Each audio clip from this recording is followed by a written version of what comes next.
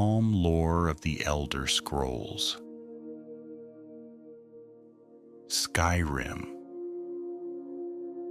a sleep story from the frozen north.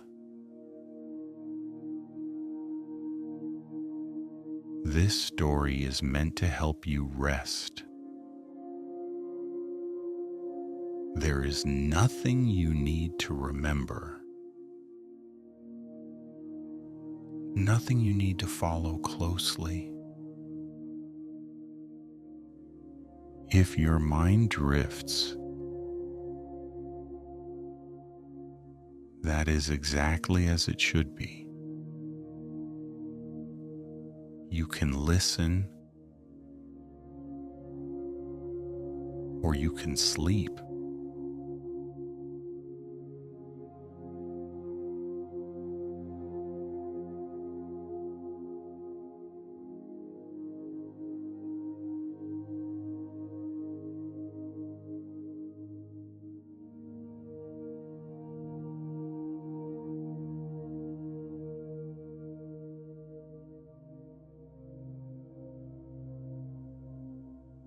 The land of snow and silence. Far to the north of the continent of Tamriel,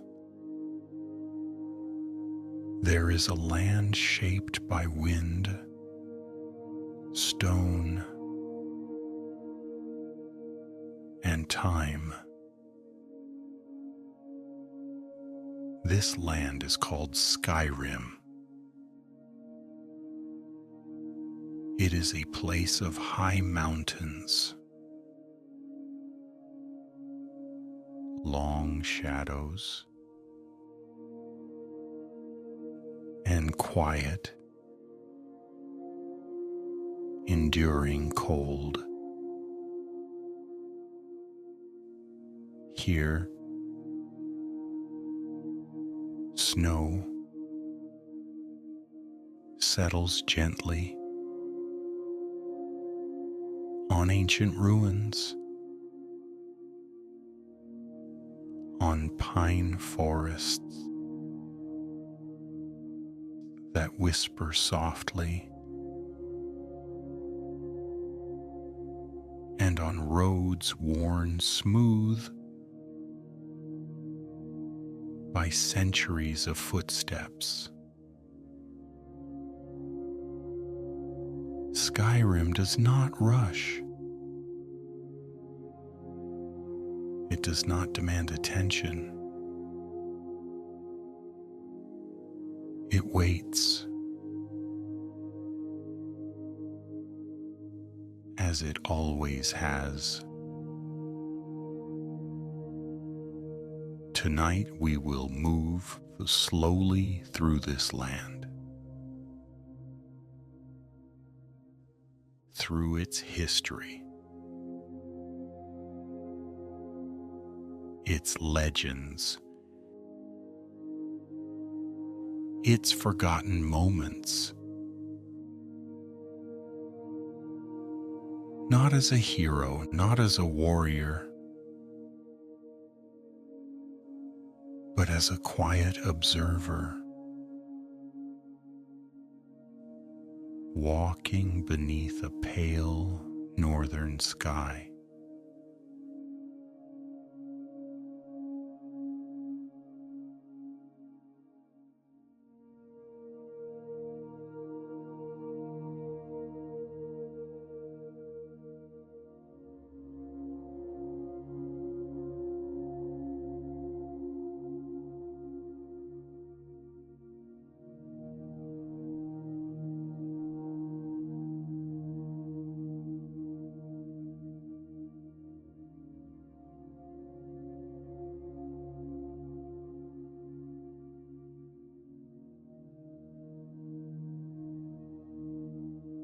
The shape of the world. Skyrim itself. Skyrim is a province defined by mountains. They rise sharply from the land, their peaks lost often in cloud and snow. Between them lie valleys, wide tundras, and rivers that move steadily toward the sea. The air is clean here, cold but clear. At night, the stars feel close, almost within reach. Villages rest beside roads and rivers, their lights warm against the dark. Stone walls and wooden beams built to last through long winters. Nothing in Skyrim is temporary. Everything is built with endurance in mind.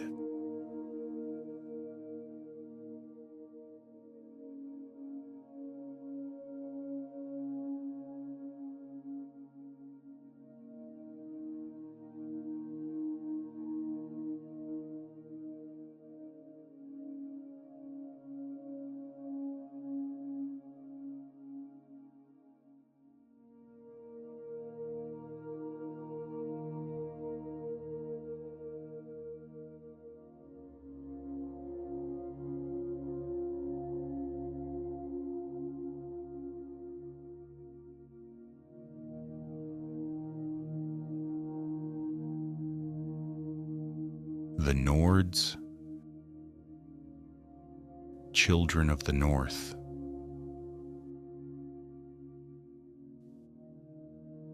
The people of Skyrim are called Nords. They are tall, broad, and shaped by the land they live in. Their ancestors crossed frozen seas long ago, leaving behind a distant homeland and carving out a new life among the mountains. Nords value strength, but also honesty. They respect courage, but also quiet resolve. Many believe that a person's worth is shown not in words,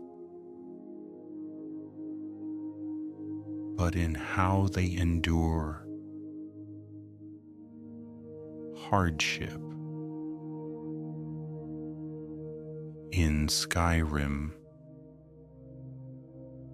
survival itself is a kind of wisdom.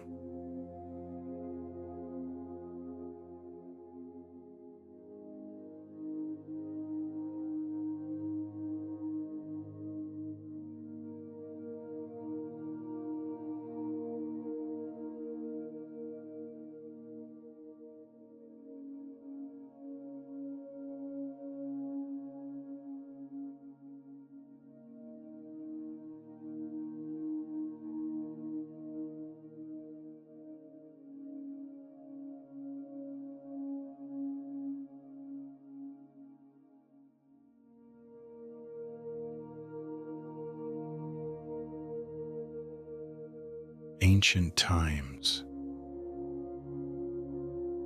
before memory.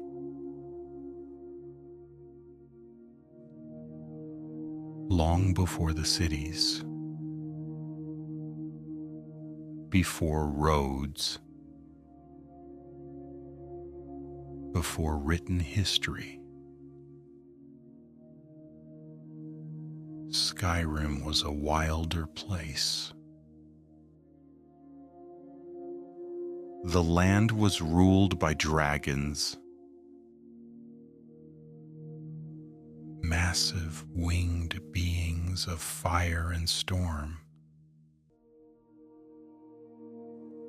older than kingdoms, older than language itself. They did not simply live in the world. They shaped it. Their voices carried power. Their words bending reality. Mountains were their perches. The sky was their domain.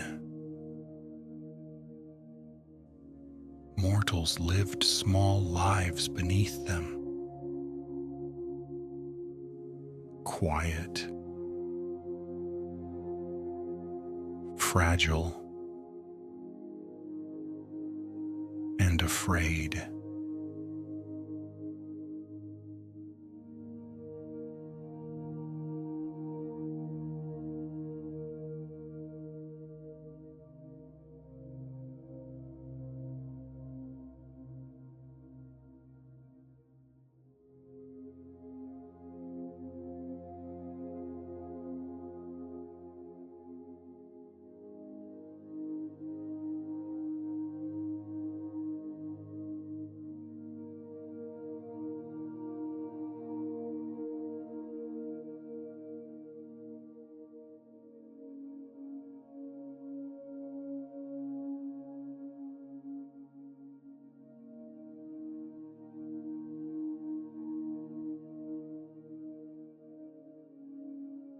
The dragon cult.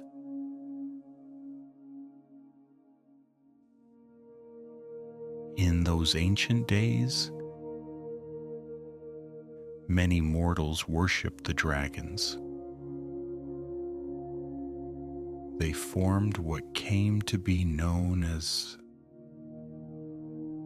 the dragon cult. Dragon priests ruled over settlements, wearing masks infused with powerful magic.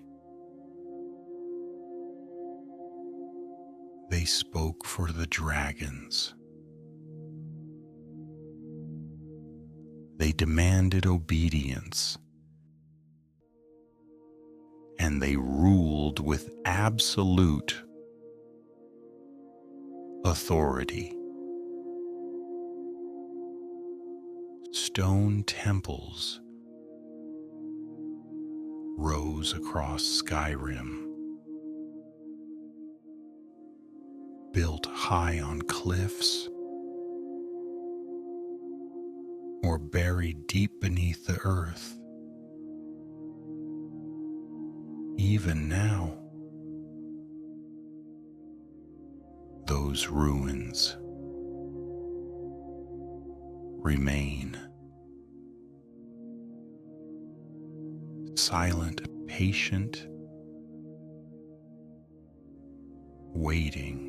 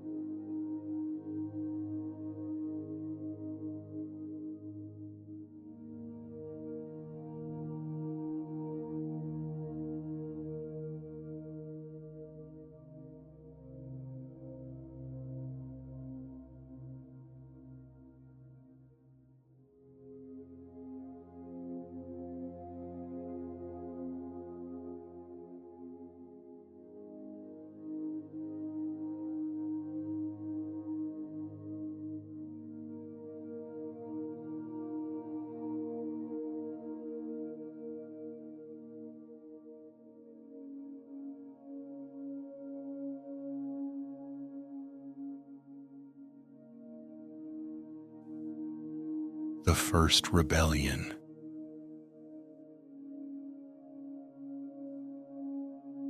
Eventually, quiet defiance began to grow. Mortals learned that dragons were not gods, that they could be challenged through suffering and loss. The people discovered a way to use the dragon's own language against them. This knowledge became known as the Thuum, the way of the voice, a shout spoken with true understanding, could shake stone or tear the sky. With this powers, mortals rebelled. Dragons fell from the heavens. The dragon cult collapsed, and the world slowly changed.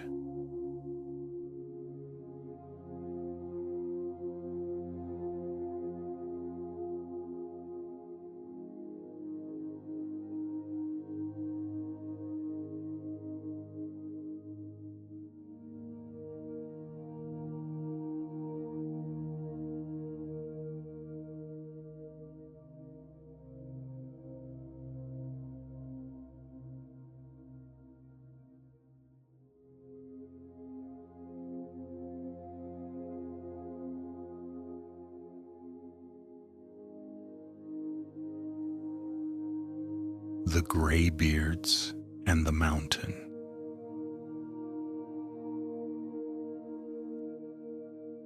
High atop the throat of the world, the tallest mountain in Skyrim, there is a monastery. It is home to the Greybeards. They are monks who have devoted their lives to silence and restraint. They speak rarely, because when they do, their voices carry great power. The Greybeards believe the Thuum should be used sparingly, only in service of balance. They wait. They listen. They endure, as they always have.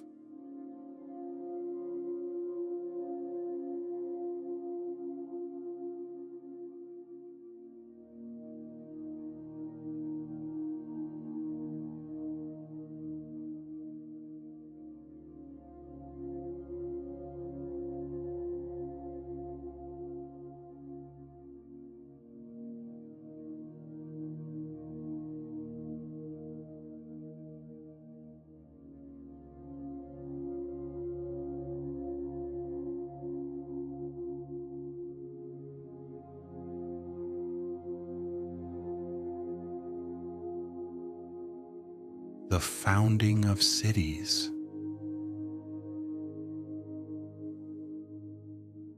As the age of dragons faded, cities began to rise.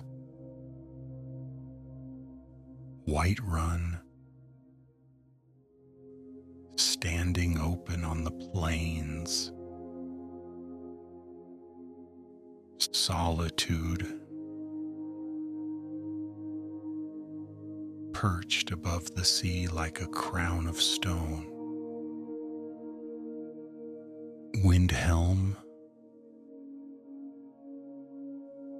ancient and cold, built of dark, weathered blocks. Each city grew with its own rhythm,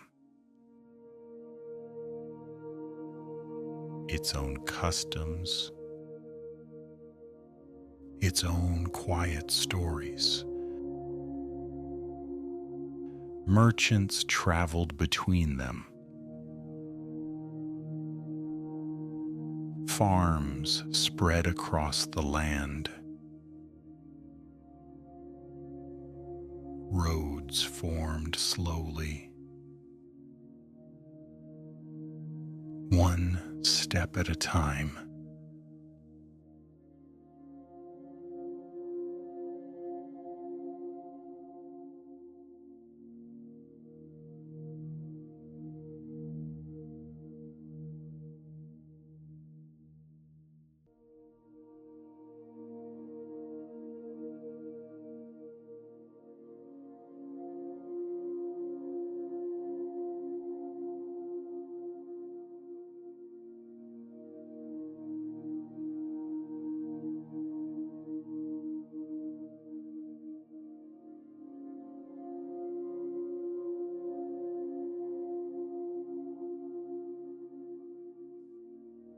The Empire arrives.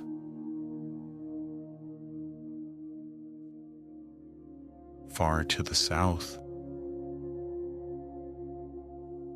a great empire rose. The Empire of Cyrodiil expanded steadily,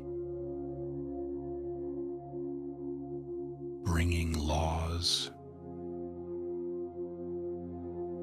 legions, and order. Eventually, Skyrim became part of this empire. Some welcomed the stability, others resented foreign rule. But life continued. It always does.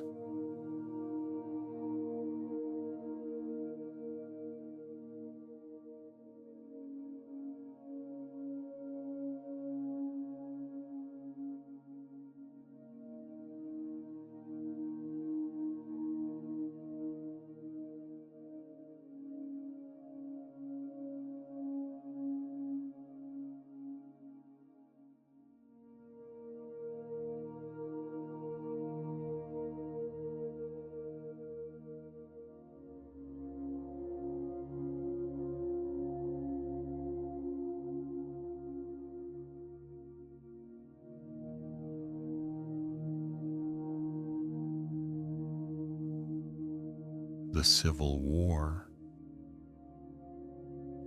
a divided land.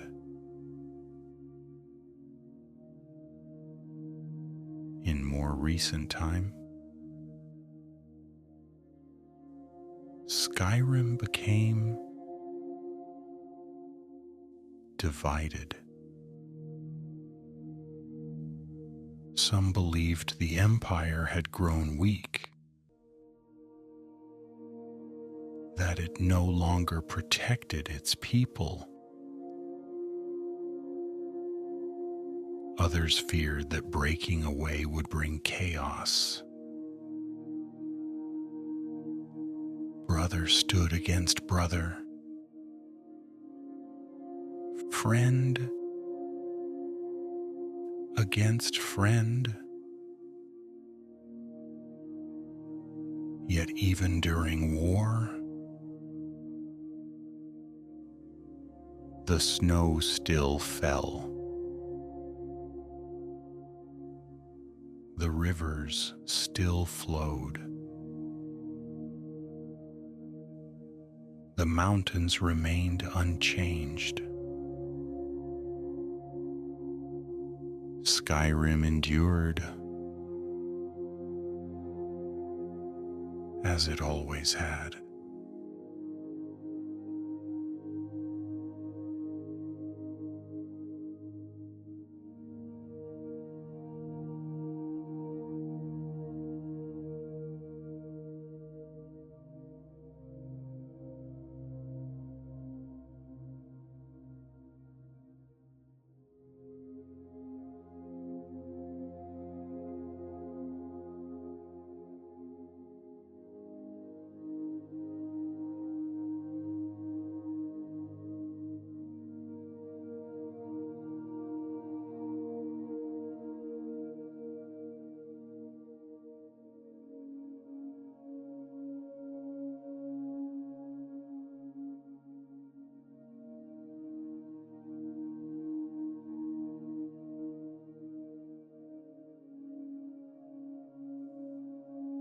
Quiet lives,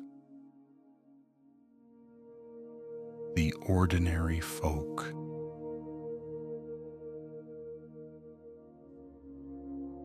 Most people in Skyrim are not warriors. They are farmers, fishermen, innkeepers, and travelers. They rise with the sun. They work until dusk. They share warm meals beside hearth fires. They speak of the weather, of small joys,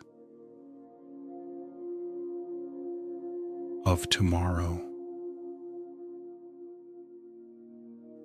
Their lives are simple, but steady, and in many ways, they are the true heart of Skyrim.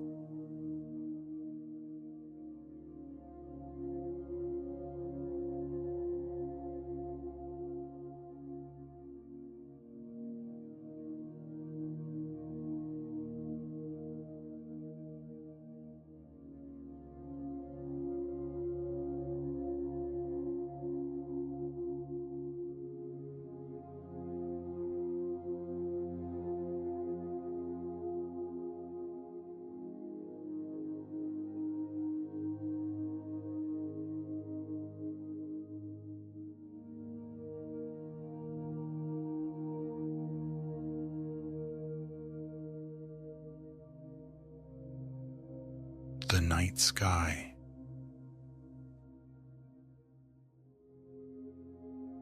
At night, Skyrim becomes still. Auroras drift silently overhead. Green and violet ribbons across the dark. Snow muffles sound. Footsteps fade quickly. Even the wind seems softer, as if the land itself is resting. This is a world that understands quiet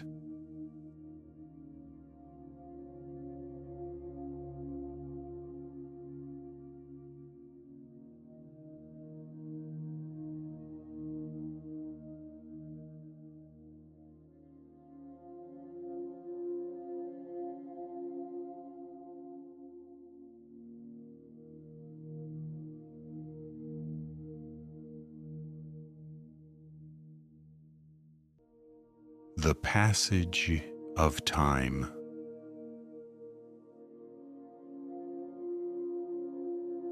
Centuries pass slowly in Skyrim. Ruins sink deeper into the earth. Stories blur. Names are forgotten. But the land remembers. Every stone, every path, every mountain holds echoes of those who came before. And those echoes do not demand attention. They simply remain.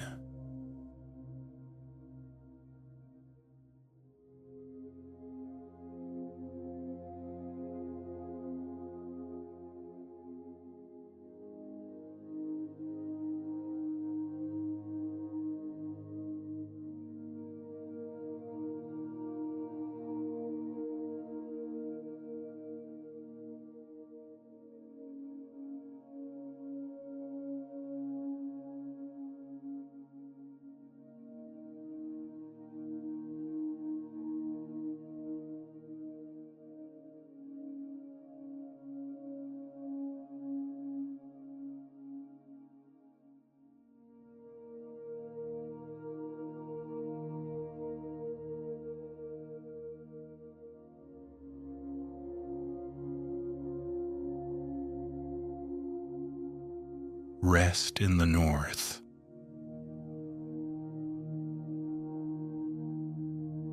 If your thoughts have wandered, that is good. If your eyes have grown heavy, that is good. Skyrim will still be here, unchanged, waiting quietly. Long after sleep comes, there is nothing more you need to do. The land rests, and now you may rest too.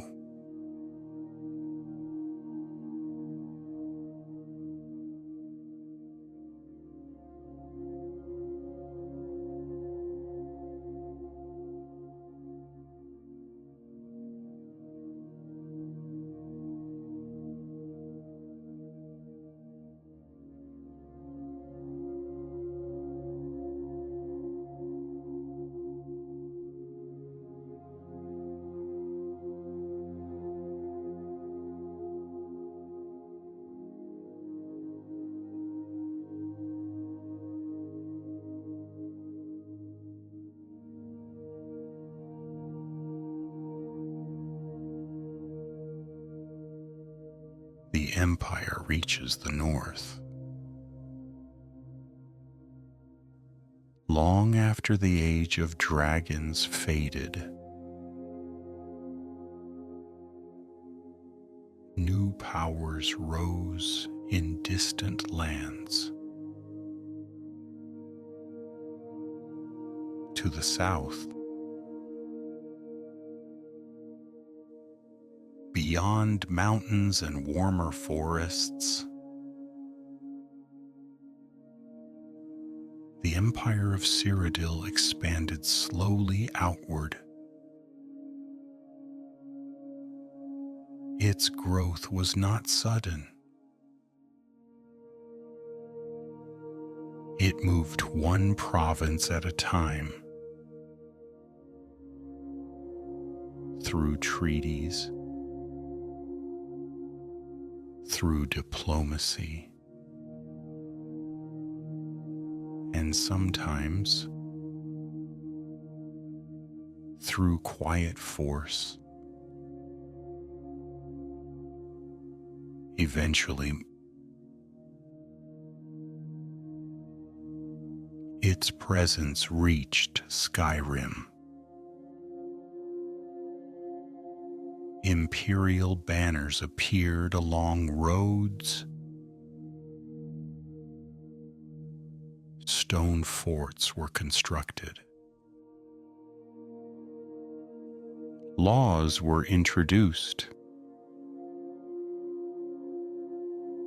written in languages not native to the North. For some Nords, this brought stability. Trade increased. Roads improved. For others, it felt like intrusion. Yet life continued. Snow still fell.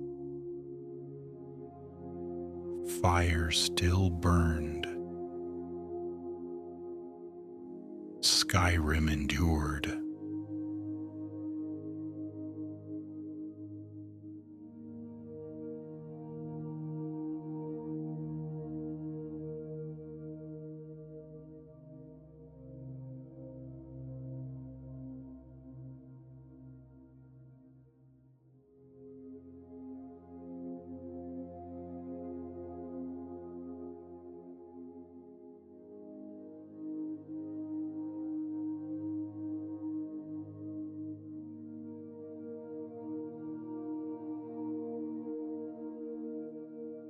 Holds and jarls,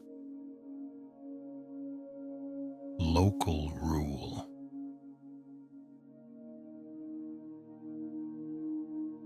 Despite imperial presence, Skyrim remained divided into holds. Each hold was ruled by a jarl, a local leader bound to tradition. Jarls sat in long halls on carved thrones, listening to disputes and offering judgment. Some ruled wisely, some ruled stubbornly. Most ruled cautiously. Power here was personal. You could look your ruler in the eye. Decisions were slow, deliberate. In Skyrim, haste was rarely trusted.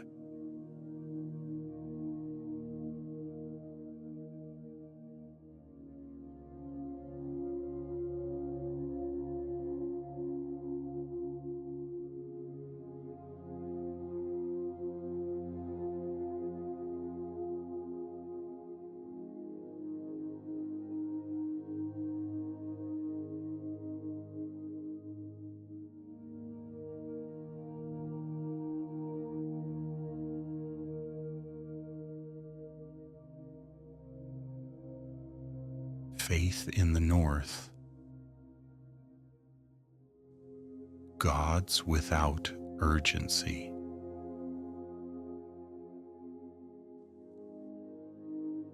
Skyrim is a land of belief, but belief here is quiet. Shrines stand beside roads. Small stone altars, weathered by snow and time. People stop briefly, offer a thought, then continue on. The gods are present, but not demanding. They are thanked, not feared. Even the dead are honored calmly.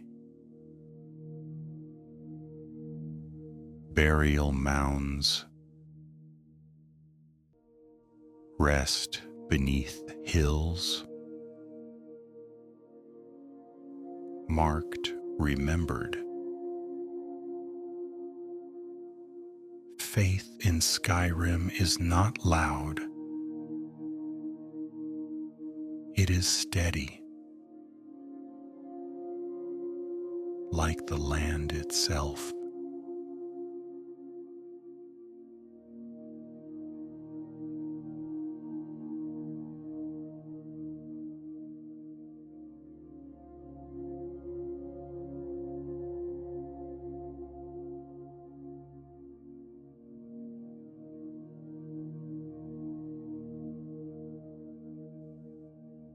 Villages, the rhythm of ordinary days. Most lives in Skyrim are small. Villages consist of a few homes, an inn, a forge. People wake early and they work until light fades. They rest when night arrives. Conversations are simple. The weather, the harvest, the road ahead. Children play near fires. Animals are tended carefully. There is comfort in repetition. Day after day, the same paths are walked. And this sameness brings peace.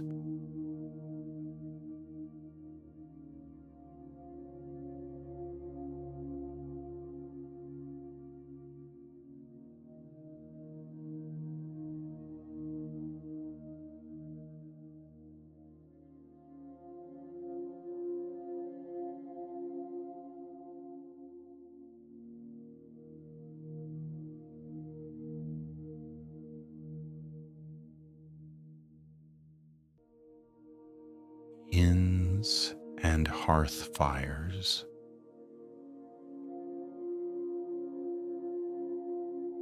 Inns are the heart of Skyrim's social life. Warm light spills into the cold night. The smell of food lingers. Travelers sit quietly. Drinks are poured slowly. Stories are shared, but never rushed. Most tales fade into murmurs, lost beneath the crackle of fire. An inn is not a place of excitement. It is a place of rest for one night or many.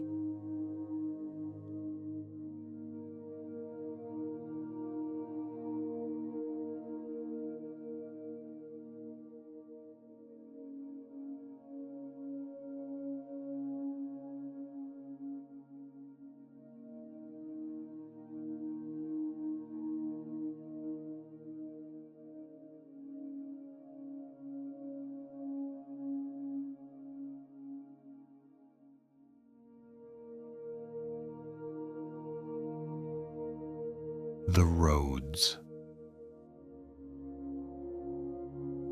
Movement without urgency.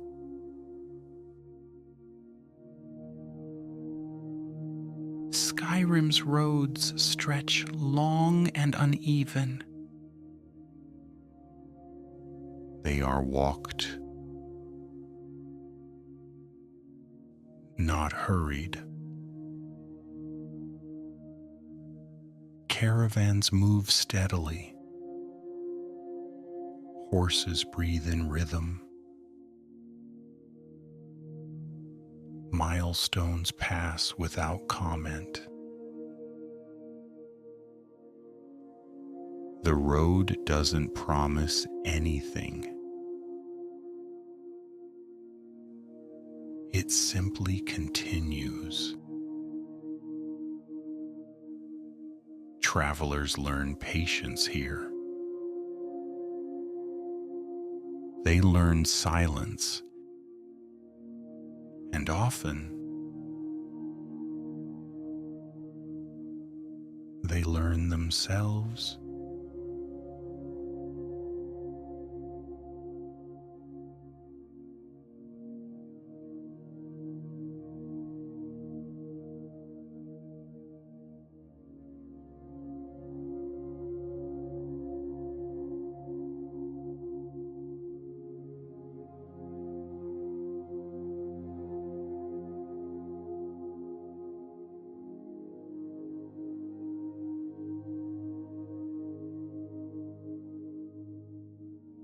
Seasons, time made visible.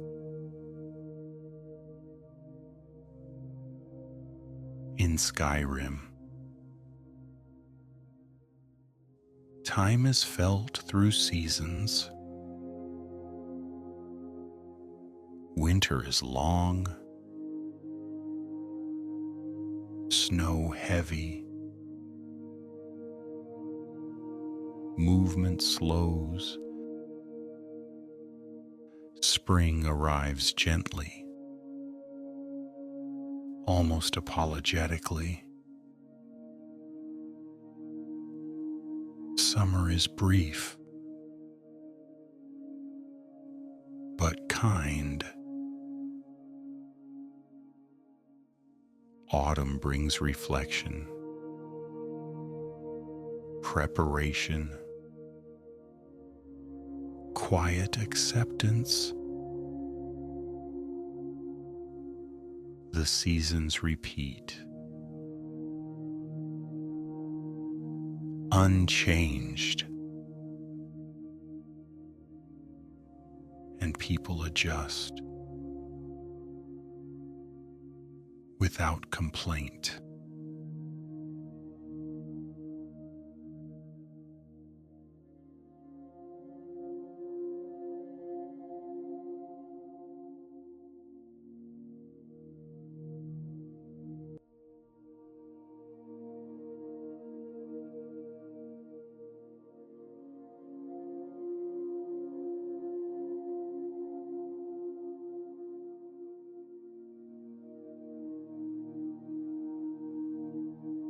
the passing of generations. People are born, they grow, they age, homes pass to new hands, names are remembered, then forgotten. But the land remains.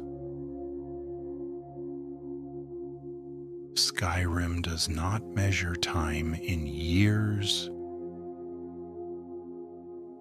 It measures it in endurance.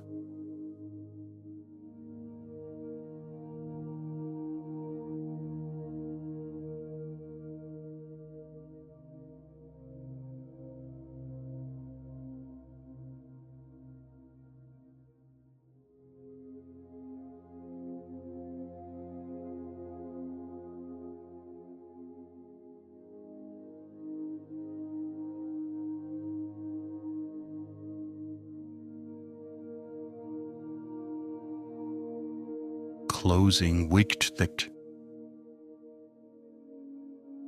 rest among the north.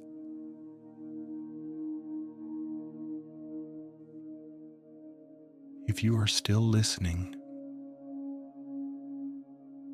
that is fine. If you are drifting,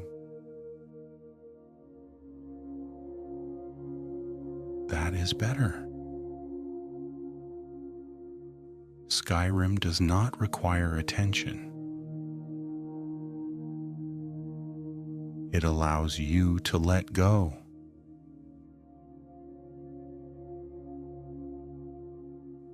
The fires dim. The roads empty.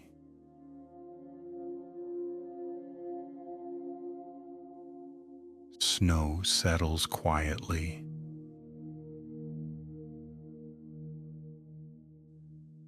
Nothing more needs to happen.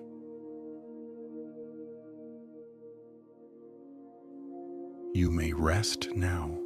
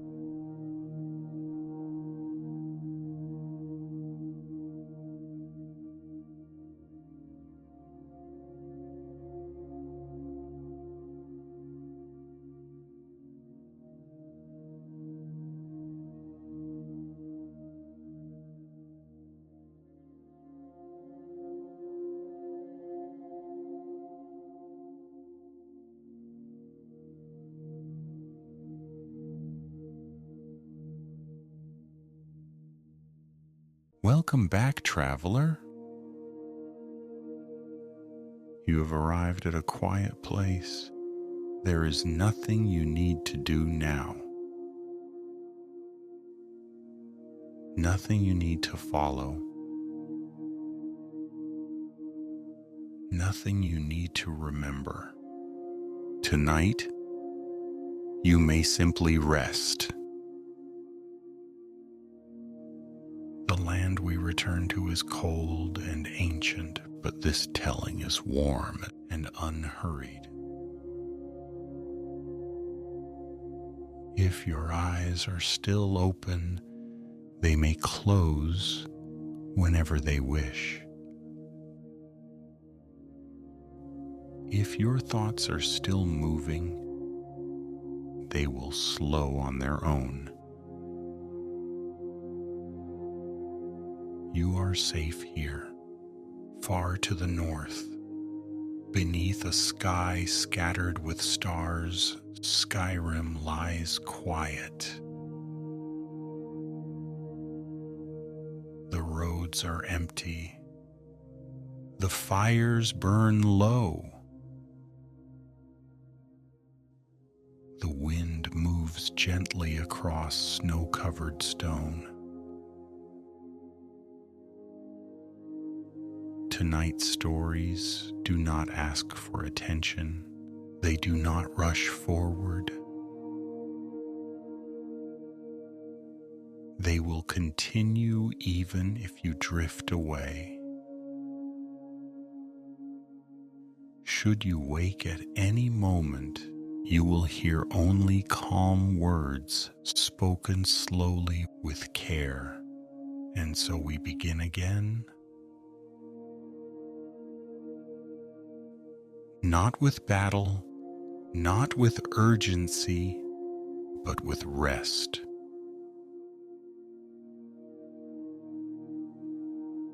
Sovngarde, the Nordic afterlife. To the ancient Nords, death was not an ending. It was a passage. They believed that when the final breath was released into the cold air, the soul did not vanish, but traveled onward. Guided by memory and honor. Beyond the veil of the mortal world, they spoke of a place called Sovngarde.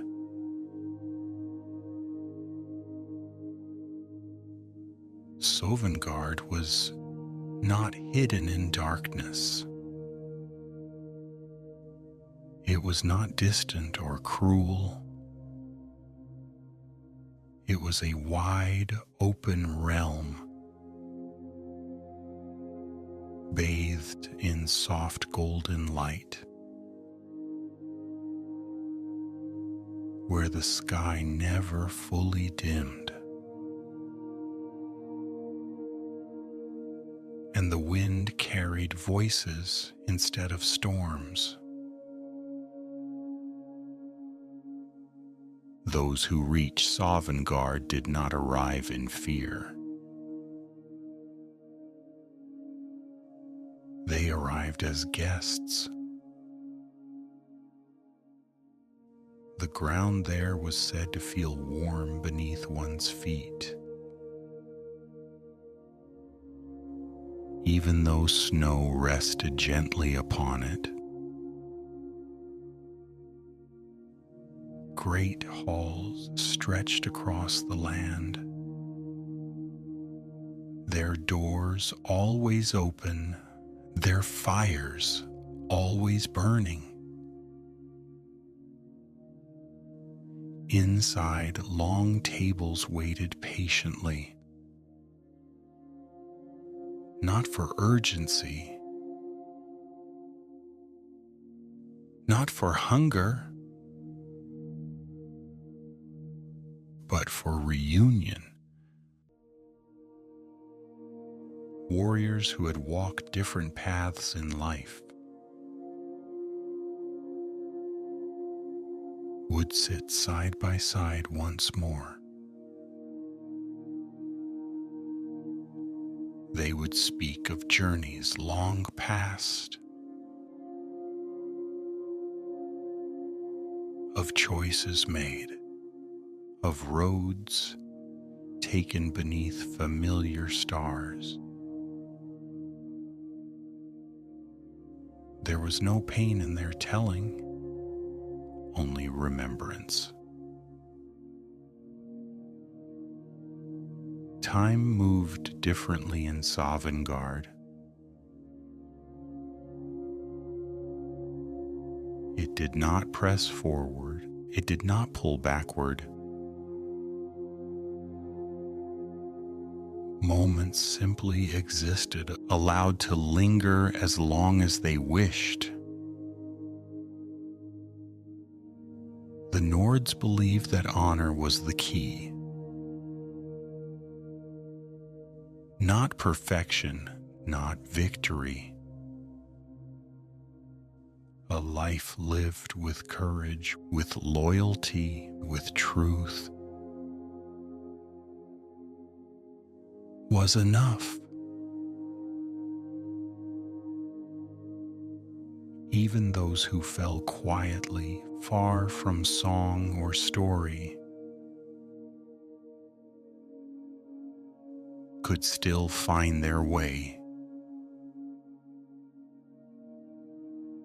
If their hearts had been steady, in Sovngarde there was no need for armor,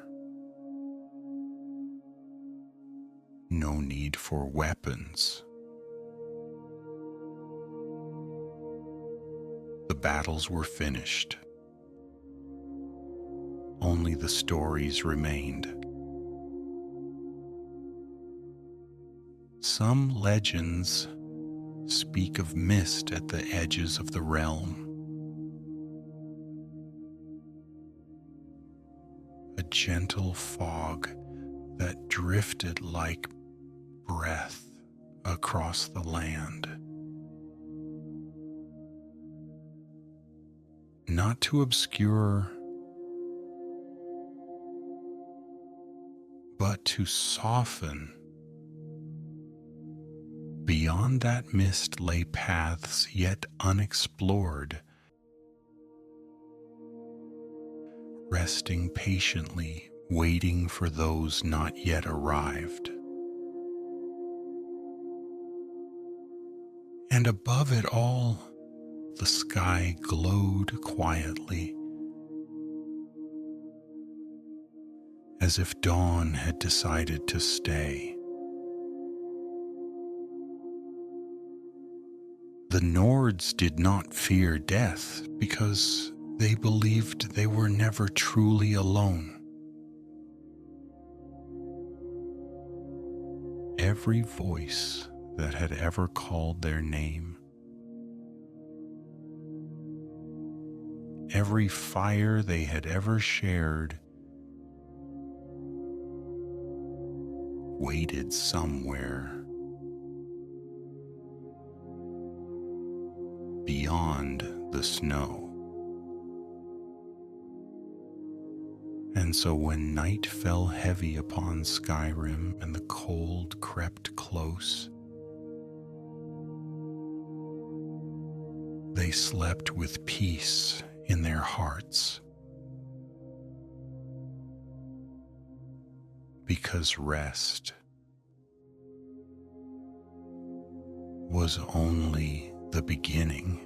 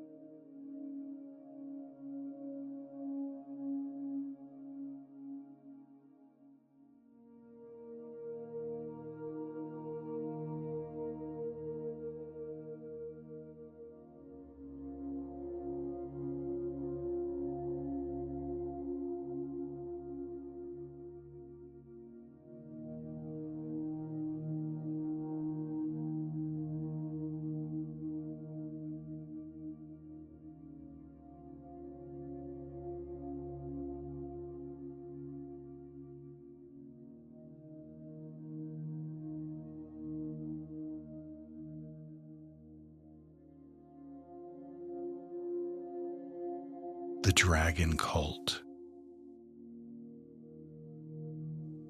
The old ways of the Nords. Long before the great cities were raised, before stone walls traced the valleys, the Nords lived beneath open skies. They were closer then to the land, to the wind, and to the great shapes that moved across the clouds. In those distant ages, dragons ruled the skies of Skyrim. They were not hunted. They were not challenged. They were revered. The Nords believed the dragons were not merely creatures, but eternal beings. Their voices woven into the fabric of the world itself. To speak was to shape. To shout was to change. And so the dragon cult was born. Not through conquest, but through awe. High upon mountains and cliffs, temples were carved directly from stone. Not hurried, not rushed. Each block was placed with patience, as though time itself were helping. Priests of the dragon cult did not shout orders. They spoke softly, slowly. They believed the dragons were always listening. Masks were worn by those who served closest. Heavy, cold. Not to hide the face,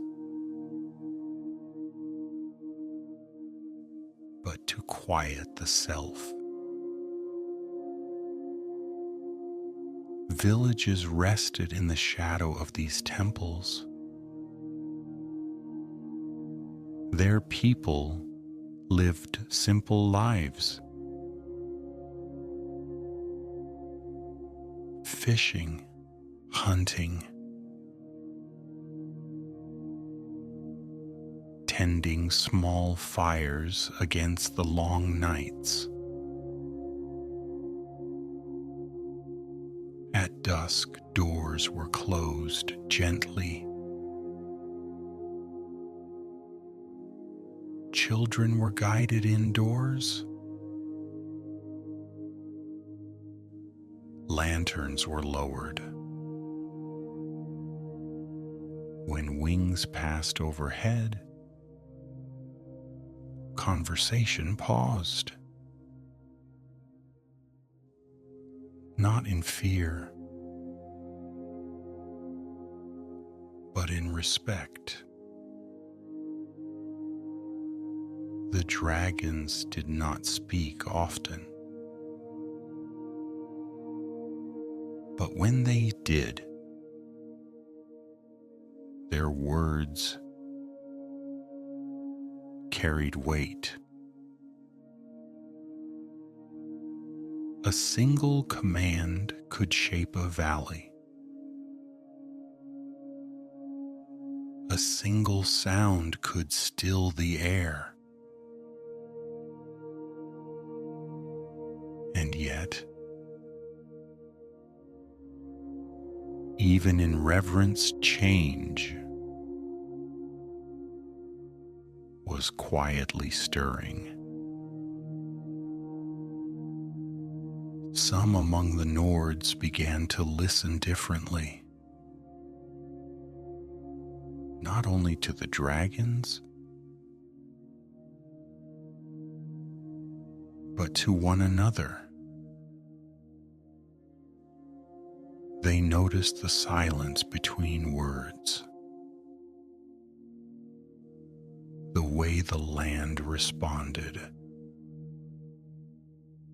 the way breath carried meaning. The world itself was speaking. The dragon cult did not fall in a single moment. It did not shatter, it faded. Slowly, as all things eventually do. Temples were abandoned. Fires went cold. Snow reclaimed the steppes. Stone doors closed not in anger but in rest. And the dragons, they withdrew into legend. Yet even now their presence lingers in the carved stone, in the winding staircases, in the way the mountains seem to watch. The Nords remember, not with bitterness, but with quiet acceptance. For they believe that nothing truly leaves, it only sleeps.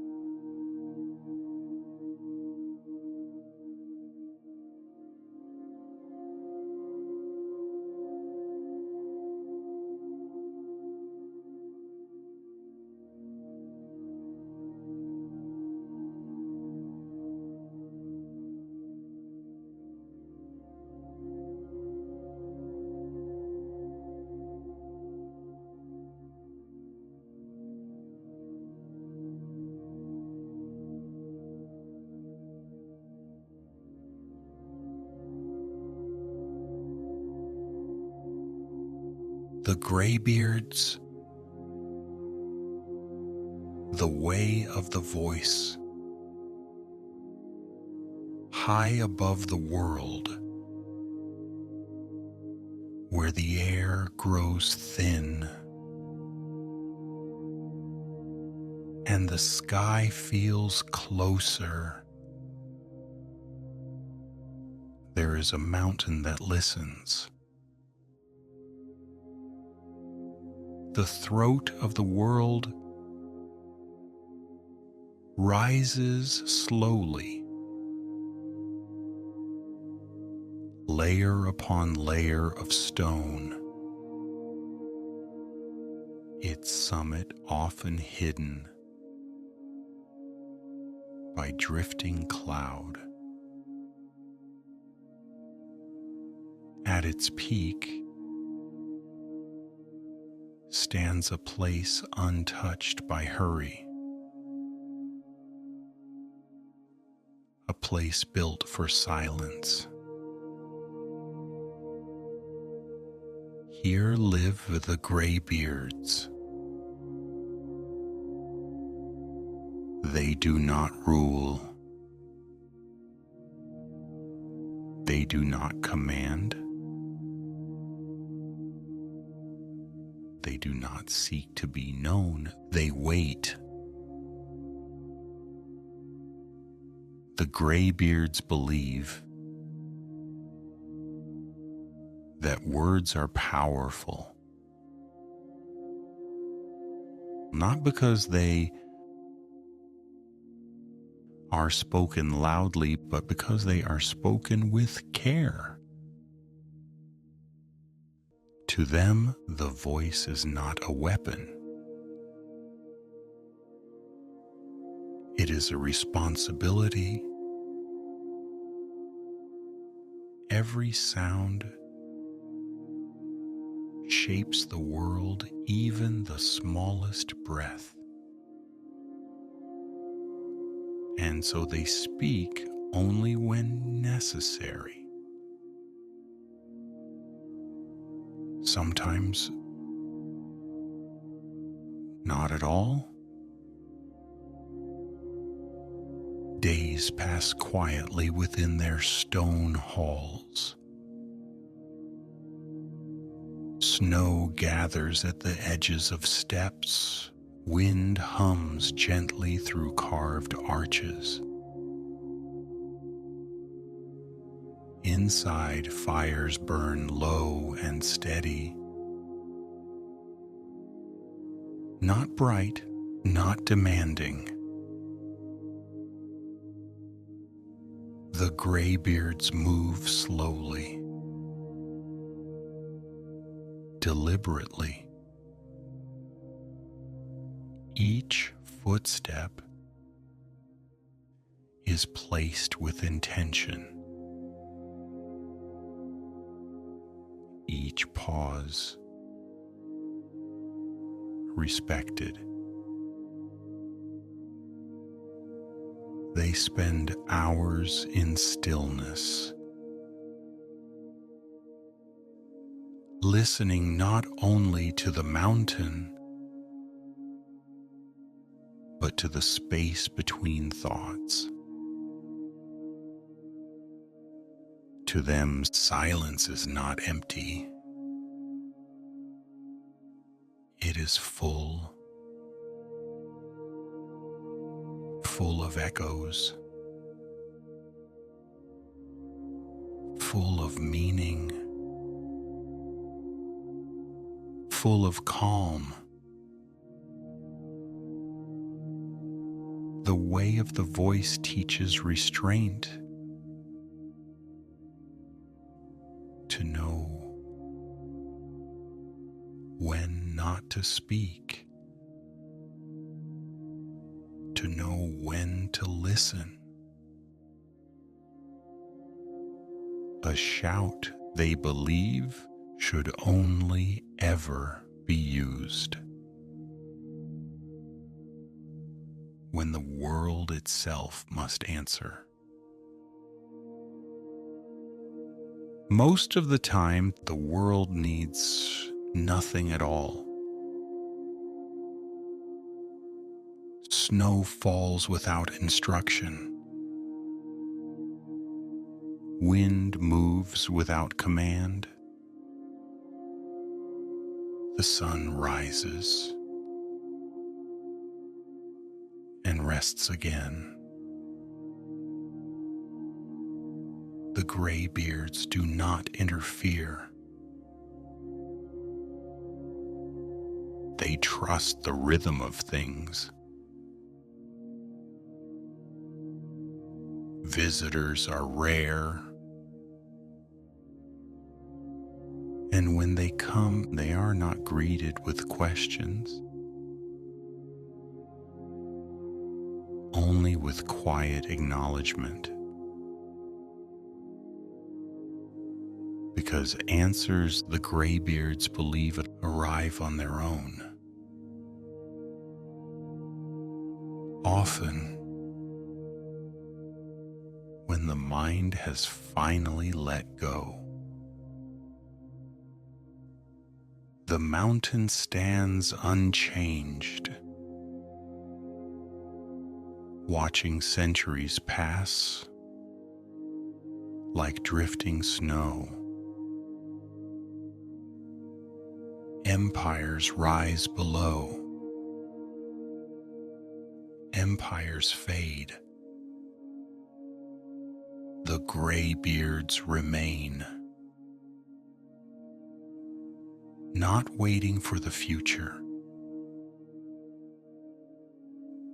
not clinging to the past, simply present, breathing with the mountain, listening with the world, and inviting all who hear their story to do the same.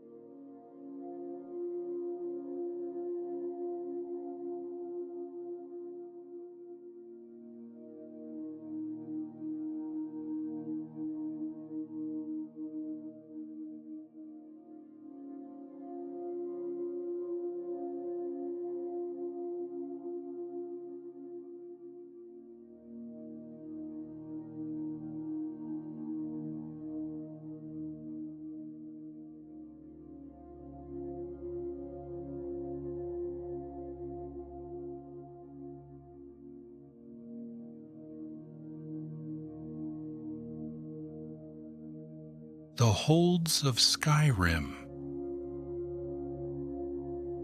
A quiet journey. Skyrim is a land of mountains and legends, but it is also a land of small moments. Lantern light in quiet streets. Warm breath and cold air. Footsteps returning home. Tonight we travel slowly. Not as adventurers, but as gentle observers. We begin in Whiterun. Here the plains stretch wide and open, rolling softly beneath the stars.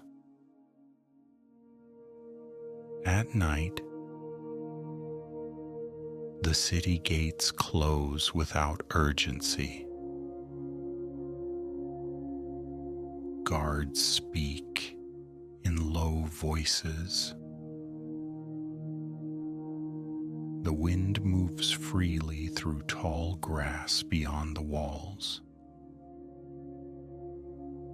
Inside the city, fires glow behind shuttered windows. The air smells faintly of wood smoke and grain. The great hall rests. Its banners hang still. Even the stone seems to breathe more slowly. From Whiterun, the road bends gently toward the forests of Falkreath. Here, trees stand close together, their branches heavy with snow.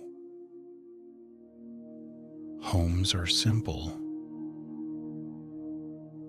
Roofs are low. Fires burn early. The forest holds sound carefully. Wind softens. Footsteps fade quickly. Falkreath sleeps beneath tall pines, protected by earth and shadow. Farther north, stone walls rise around Markarth. Built into the mountain itself, the city glows warmly against cold rock. Water flows endlessly through carved channels, its sound steady and calming. Stone bridges arch quietly overhead. Torches flicker without haste. Even the mountain seems to welcome rest here. Along the edge of the great lake lies Riften. At night, the water rests smooth and dark, reflecting faint points of light from wooden docks. The city feels close and enclosed, wrapped in timber and mist. Doors creak softly. Floorboards sigh beneath careful steps. Voices lower naturally after dusk. Beyond the lake, the marshes breathe quietly. To the east, Windhelm stands against the cold. Stone streets hold the day's warmth a little longer.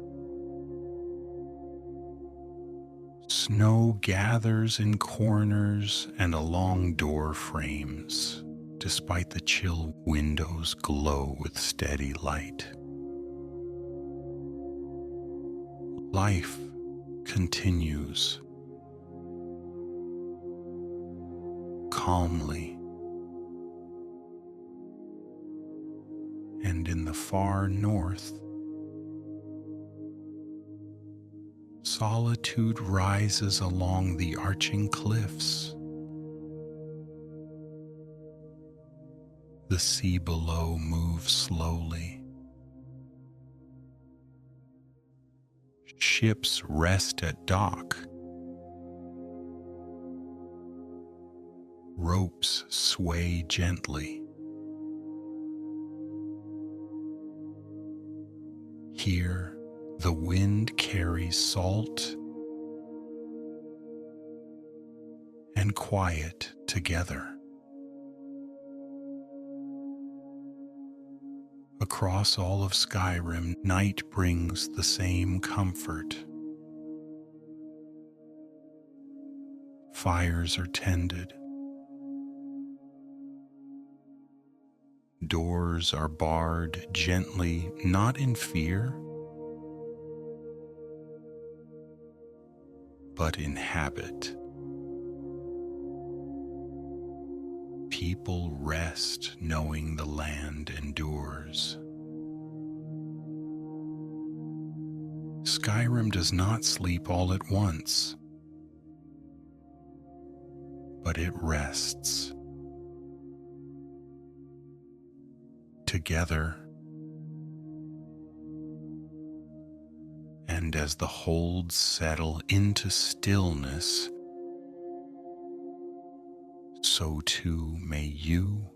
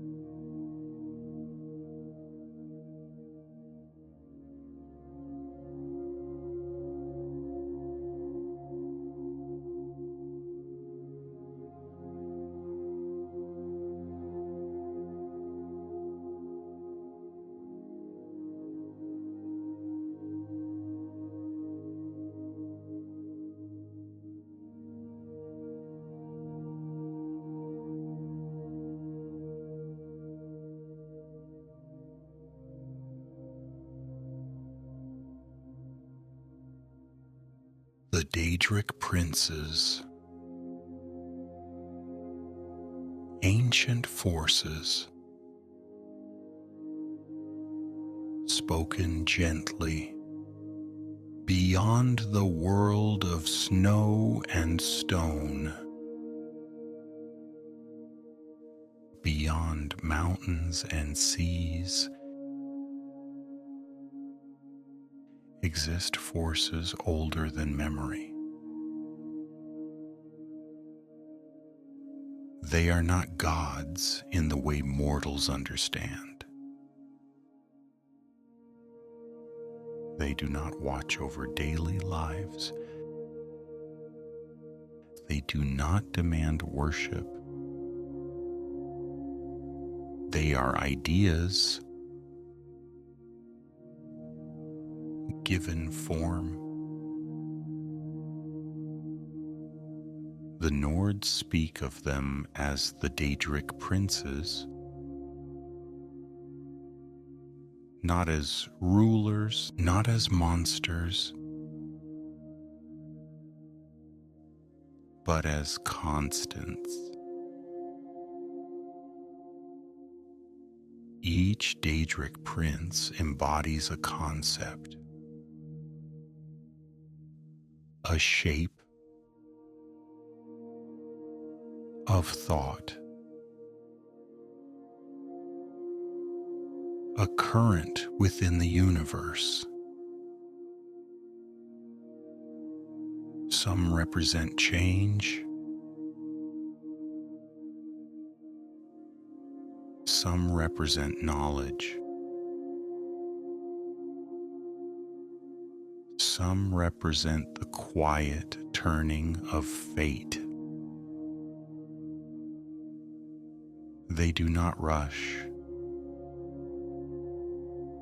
They do not pursue. They wait. To mortals, their realms are distant. separate from time, separate from consequence. These realms are not places to fear. They are reflections of forces that already exist everywhere. Dreams, curiosity, ambition, stillness. The Daedric princes do not walk the land of Skyrim. They do not tread upon snow or stone. They are felt rather than seen. A sudden idea arriving without warning. A moment of change unfolding naturally. A dream that lingers after waking.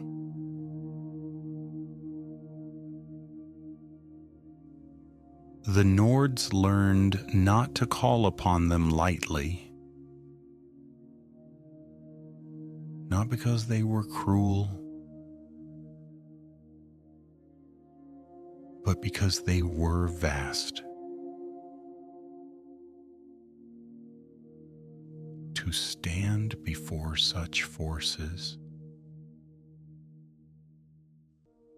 was like standing before the sea, not dangerous by intent, simply immense. And so most chose distance, respectful awareness, quiet acknowledgement.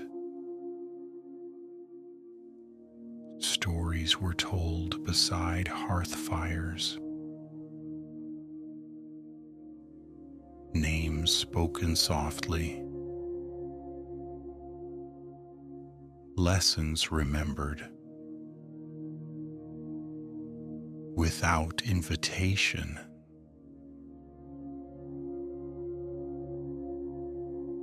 The Daedric princes did not demand belief. They existed regardless. Like the wind, like the passage of time, like sleep itself. Whether known or unknown, they continued. And as centuries passed, their stories became gentler. Not warnings, but reminders that the world is shaped by more than hands, more than steel, more than voice. It is shaped by thought, by change, by rest. Even now, as you lie, listening, or sleeping,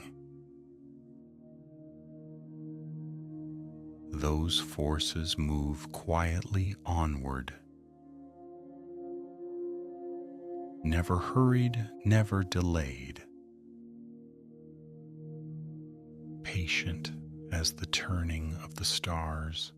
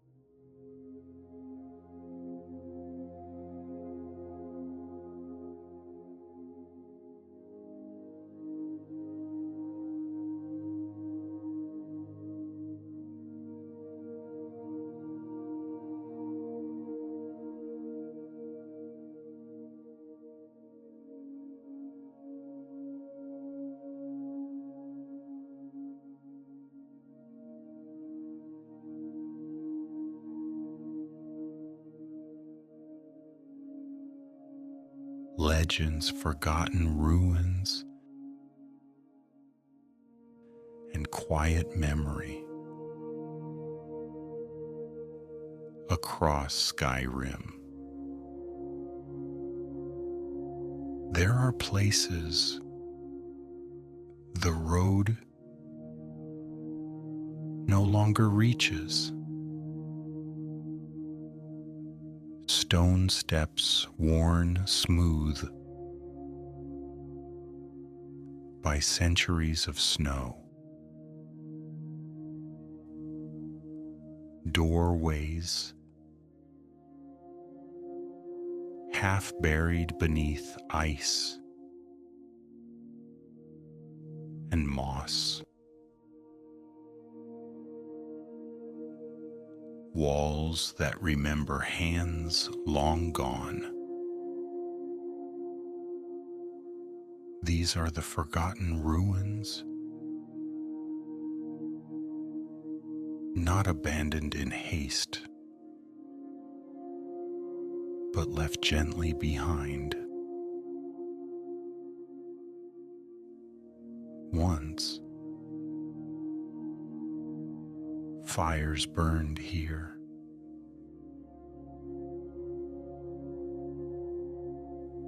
Voices echoed softly along stone halls. Footsteps traced familiar paths. Now only the wind remains. Snow drifts slowly through broken ceilings. Light filters in without intention. Time moves freely. The Nords believed such places were not empty. They were resting. Memories do not vanish, they settle. Legends linger in these ruins, not as warnings, but as whispers. Stories without endings. Journeys without urgency. Some speak of ancient cities beneath the earth, their halls carved patiently from stone, not built for conquest, but for shelter. Others tell of towers standing alone in snowfields, watching the horizon without purpose.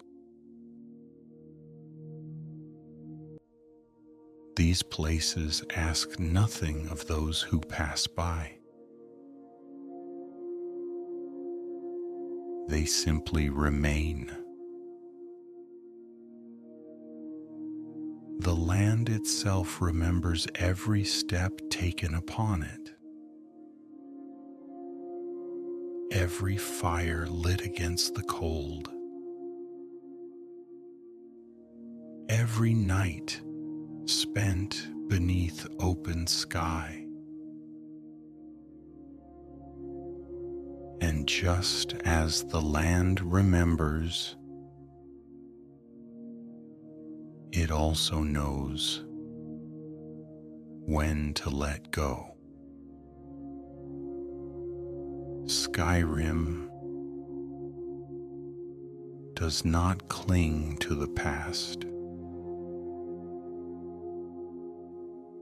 It carries it gently, like snow settling on stone, layer by layer, without weight. Even the oldest legends grow quiet with time, not lost, only softened. And as the stories fade, rest remains.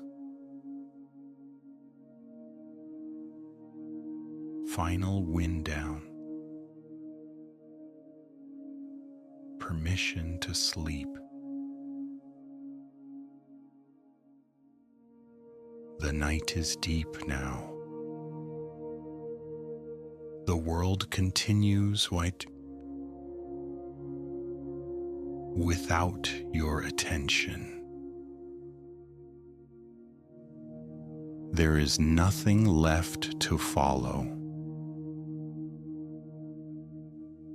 Nothing left to remember. The roads of Skyrim stretch quietly into the dark, unchanged by your rest. The mountains stand. The fires burn low. The wind moves gently across snow. You may let the stories go now. They will remain here, waiting, unchanged. Your only task is rest. Breathing slows. Thoughts drift. Sleep comes naturally, as it always has. There is no ending to fear. Only quiet continuation. Good night, traveler.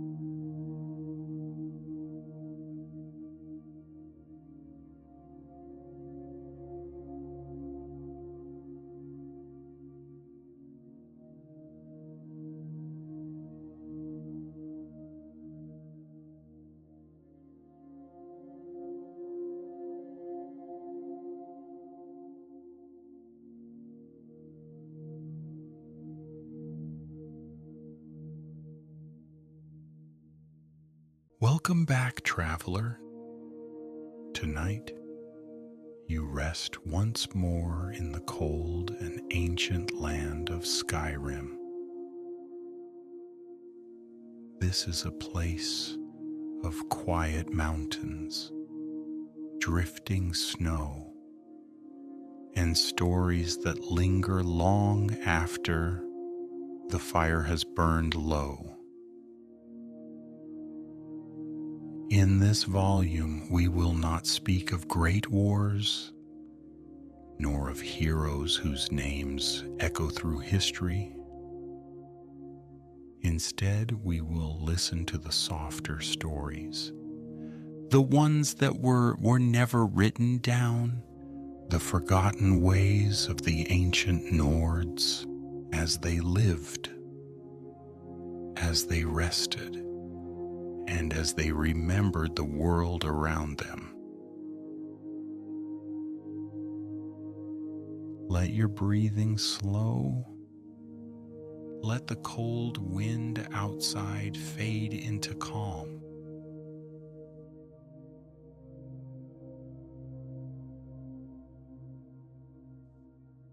Before the great tombs,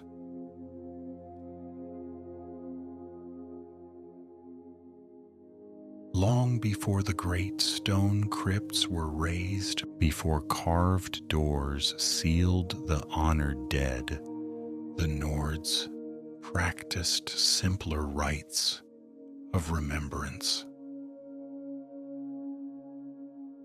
In the earliest days, the dead were not hidden away beneath mountains. They were kept close. Ash was scattered near hearth fires. Stone markers were placed beside rivers.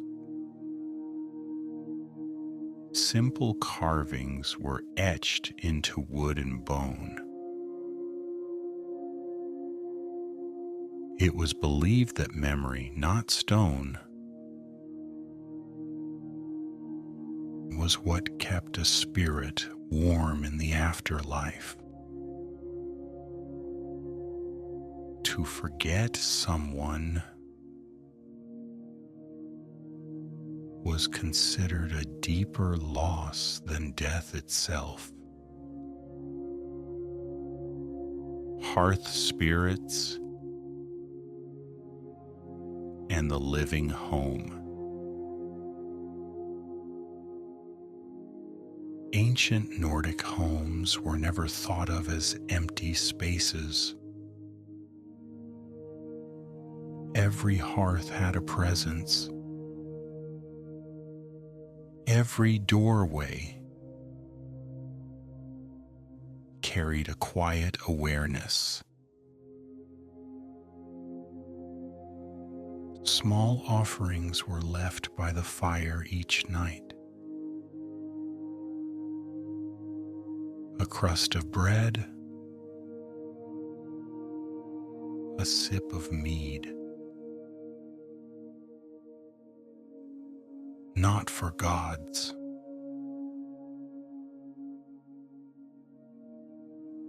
but for the unseen watchers of the home.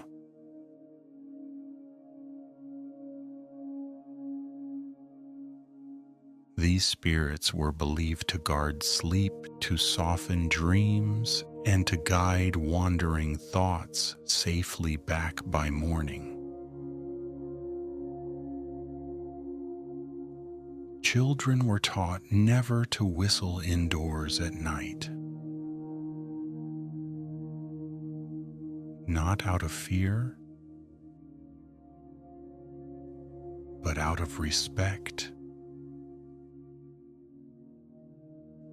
The home was alive, and it listened. Seasonal rites, now forgotten.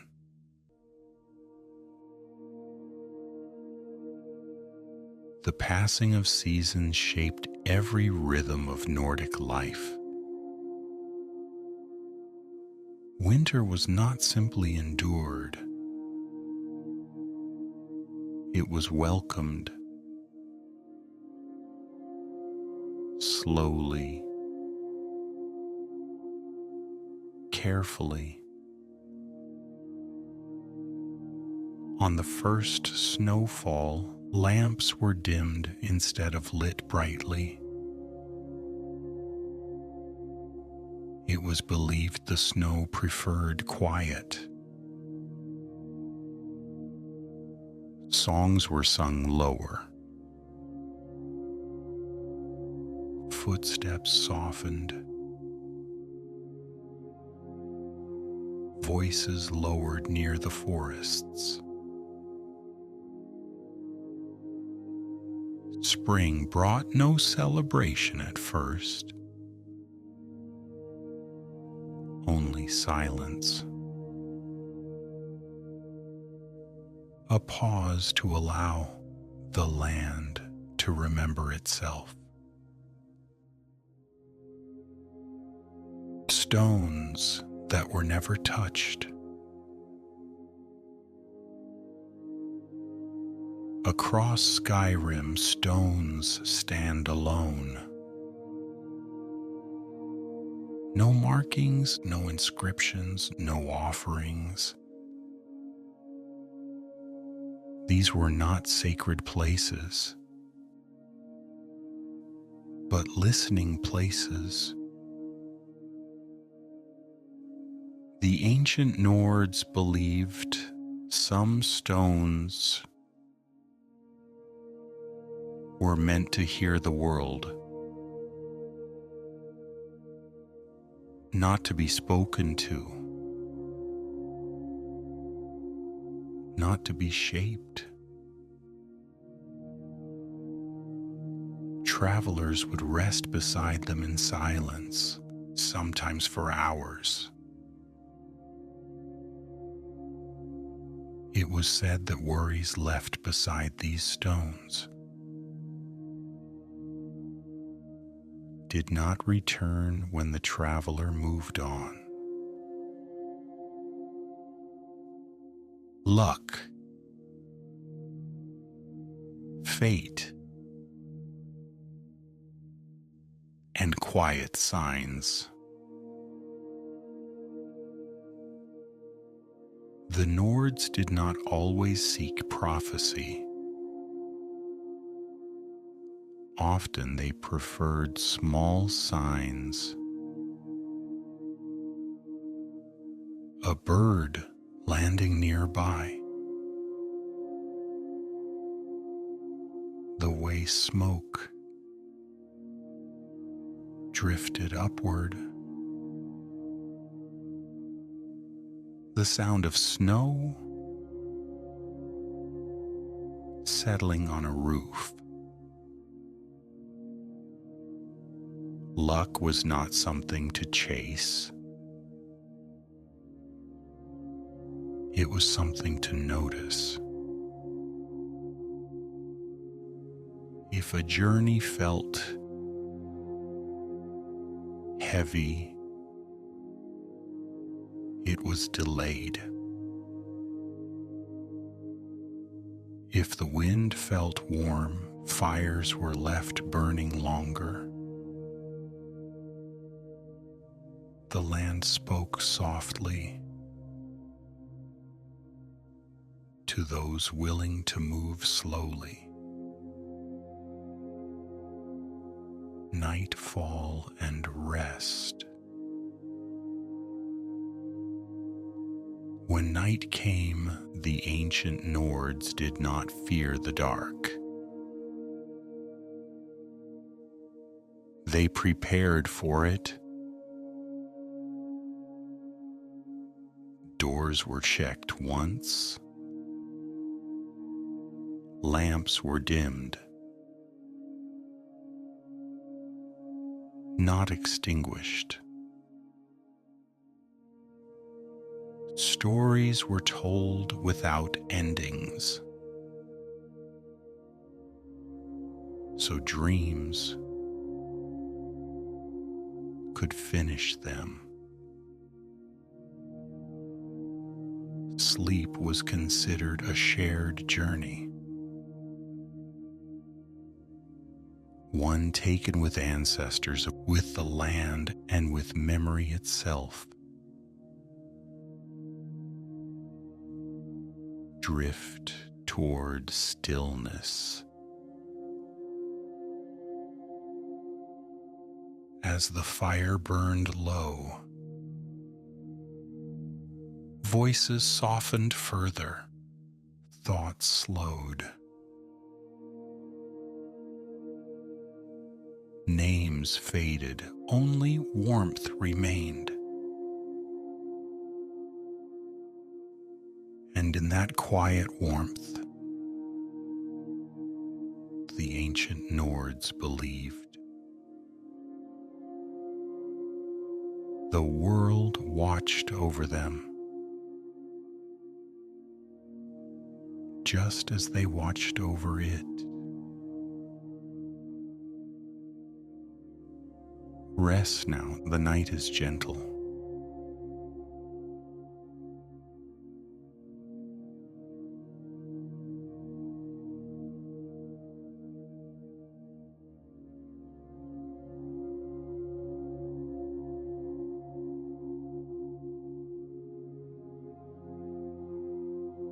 The quiet majority. History remembers heroes. But Skyrim was built by those whose names were never carved in stone. Farmers, hunters, travelers, and those who lived entire lives without ever lifting a blade in battle. These people did not seek glory, they sought warmth, food, and another peaceful morning. Most days passed without song or celebration. And that was considered a blessing. A morning in the pale.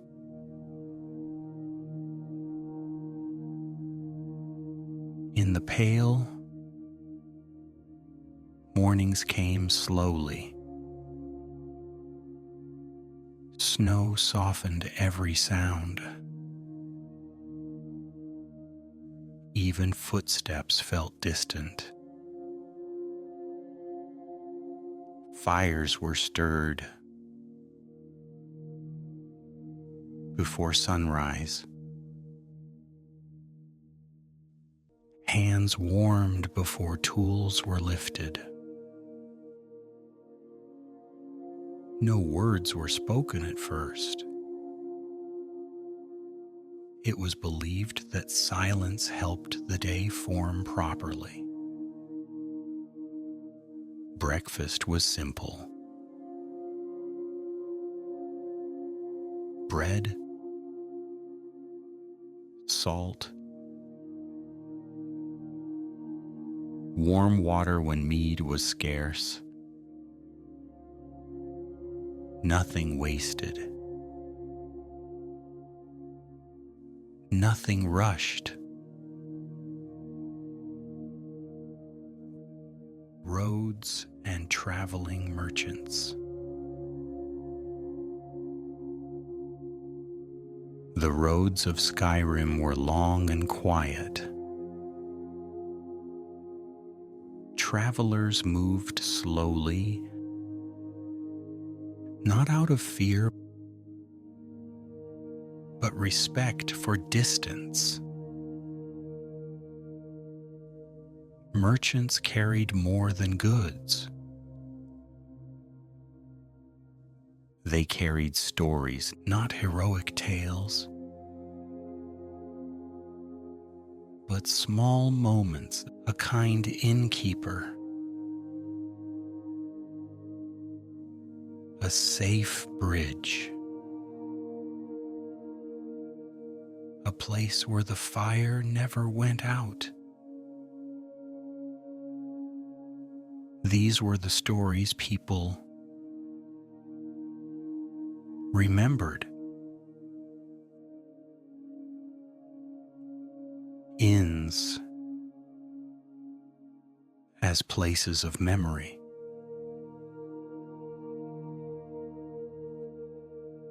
Inns were not built only for rest. They were places where time slowed. Benches faced the fire. Beds were placed far from doors. Stories were told softly, often without names, so no one felt compelled to remember too much. Sleep came easier in shared spaces. No one slept alone. 46 to 50. Night watches and lantern light. When darkness settled, lanterns were lit low and warm. Never bright enough to chase the night away, only enough to guide gentle steps. Night watches were calm duties. No alarms, no urgency, just quiet listening. The wind,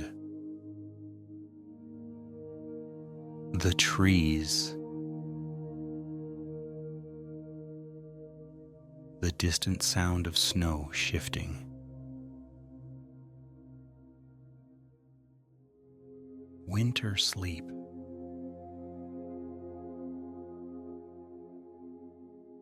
Winter changed how people slept. Homes grew smaller, rooms closer. Furs layered thickly.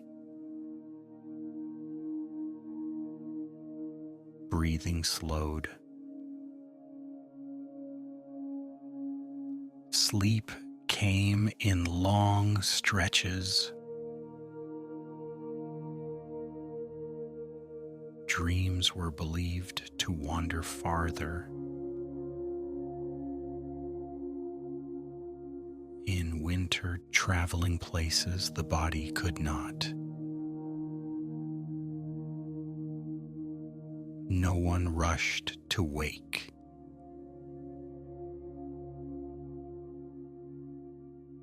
Evenings without story.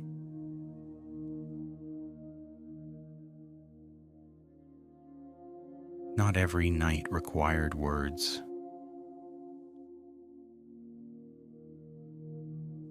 Some evenings passed without conversation. Just firelight,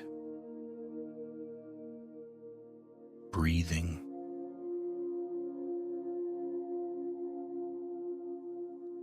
the soft shift of resting bodies. These nights were considered important. They allowed the mind to empty. so the next day could arrive gently.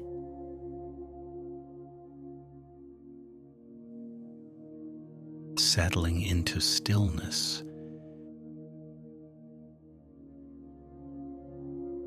As the hour grew late, movement slowed even further. Lanterns dimmed. Fires softened. Nothing demanded attention. Life continued quietly. Between the legends, unnoticed and content.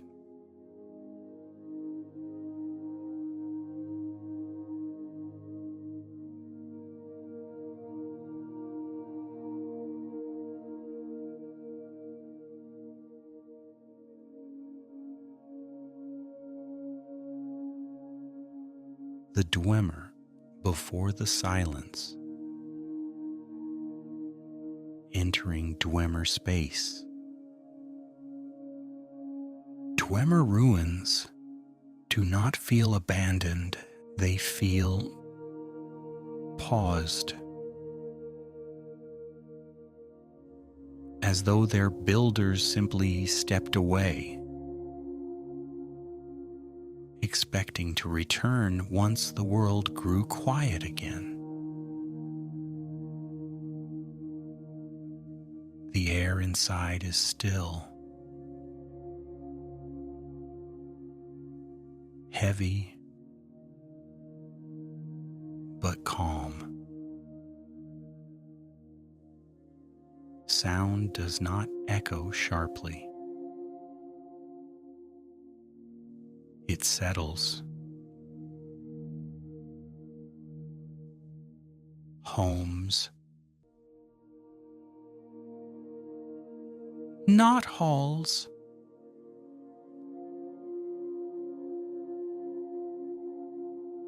Despite their vast chambers, the Dwemer built for comfort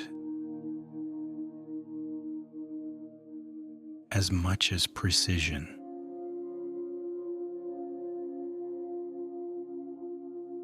Living spaces were carefully proportioned, neither too large nor too small. Walls curved gently, guiding sound rather than trapping it. Light was never harsh. It was diffused, softened through metal and stone. Even their machines hummed quietly. Dwemer timekeeping.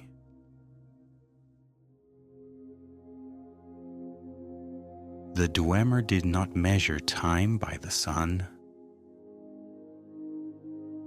They measured it by motion, rotations, cycles, patterns, repeating without urgency. Clocks did not announce the hour. They observed it. Time was something to witness, not something to chase. Sleep and rest among the Dwemer. Though often thought tireless, the Dwemer valued rest deeply.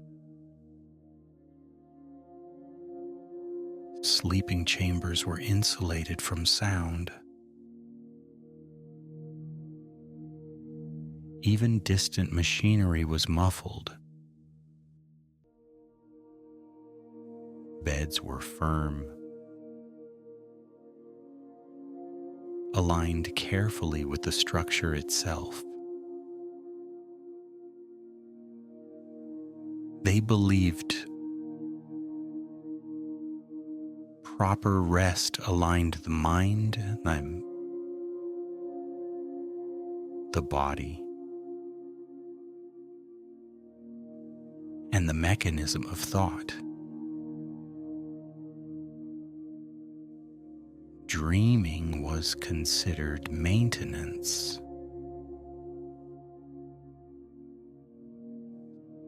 Thought made physical.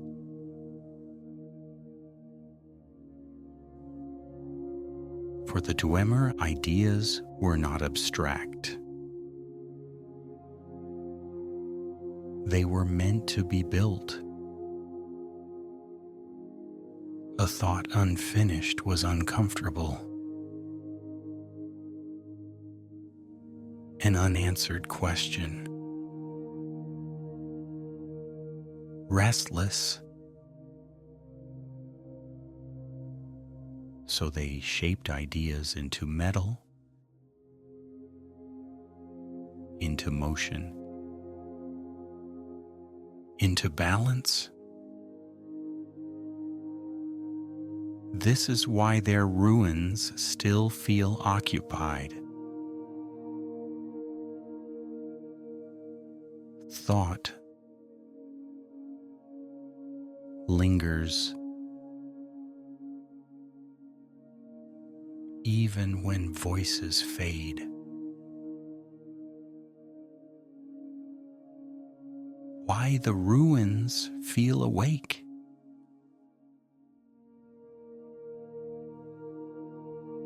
Some say the Dwemer left machines behind,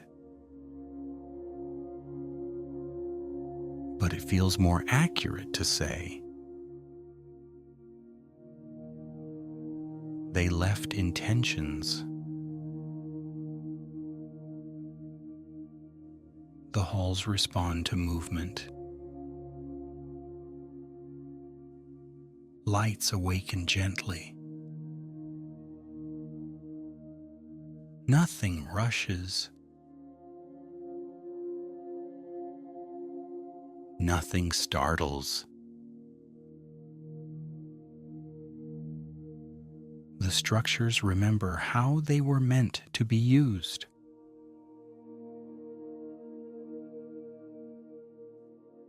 Dwemer silence.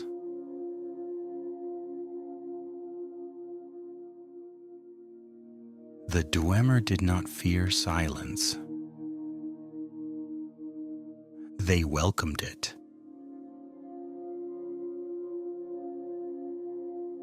Silence allowed observation, understanding, stillness. In silence, the mind repaired itself. Perhaps that is why their spaces remain calm. Even now, leaving gently.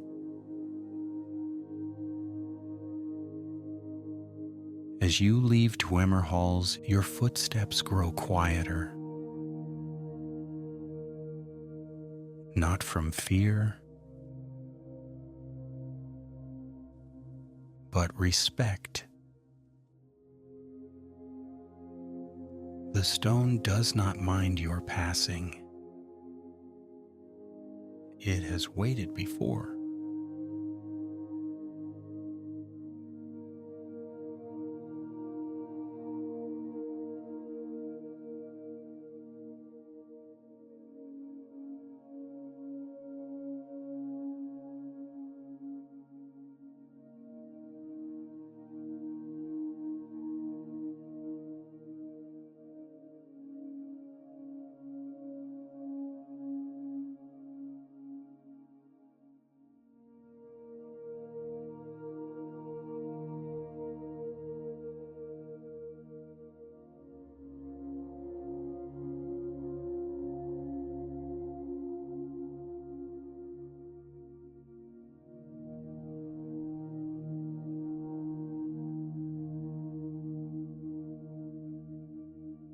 the sacred without names.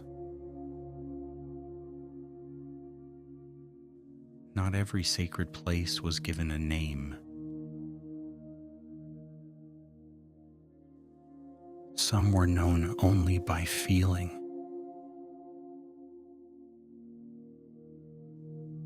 A clearing where the wind always softened.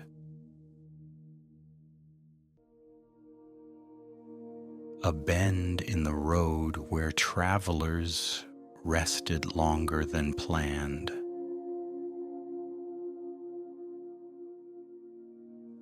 These places were never marked on maps.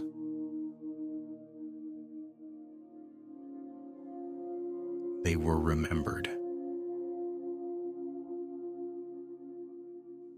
by those who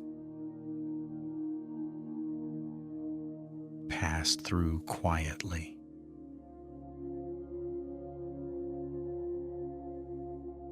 Shrines off the roads.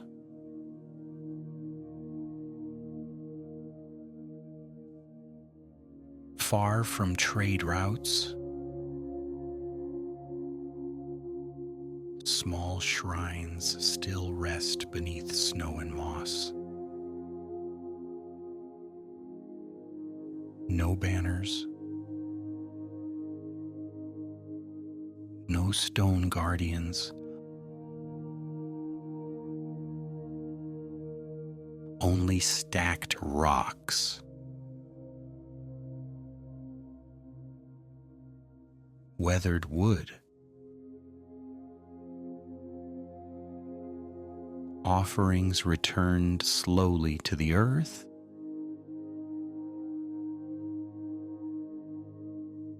These shrines were not meant to be visited often.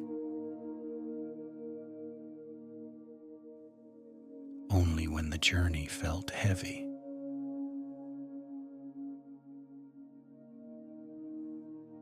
Stones that listen at night.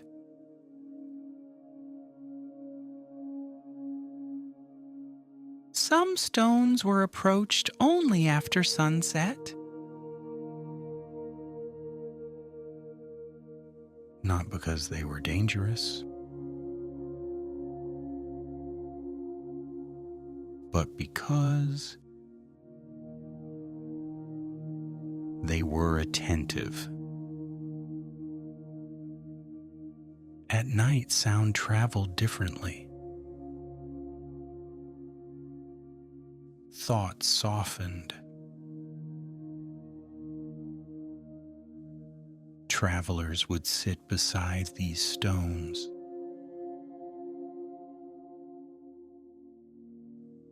And speak nothing at all. It was believed the stones listened best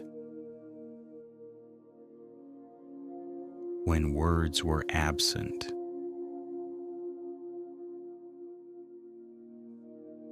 Broken altars and reclaimed ground.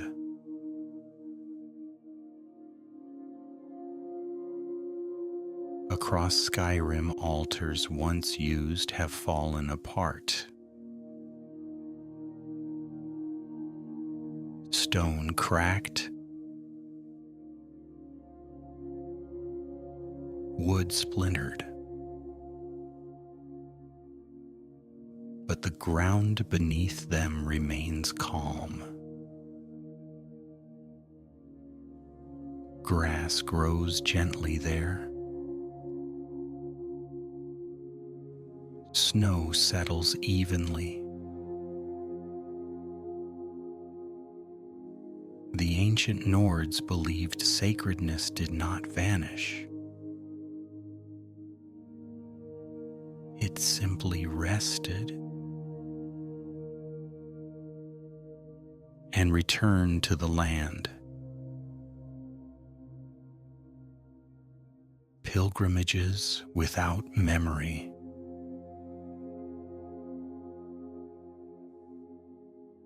Some journeys were taken without ever knowing their purpose. a person would wake and feel the need to walk. No destination spoken aloud, only movement, only breath.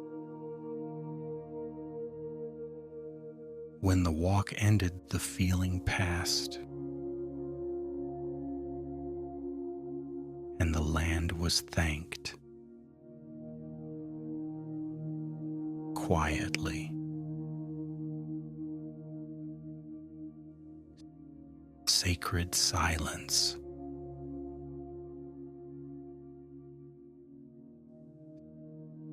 Silence itself was once considered sacred. Not empty silence, but full silence. The kind that holds sound without needing it. These moments were not rushed. They were allowed to last as long as they wished. Places that do not ask. Some places ask nothing of you. No prayer, no offering,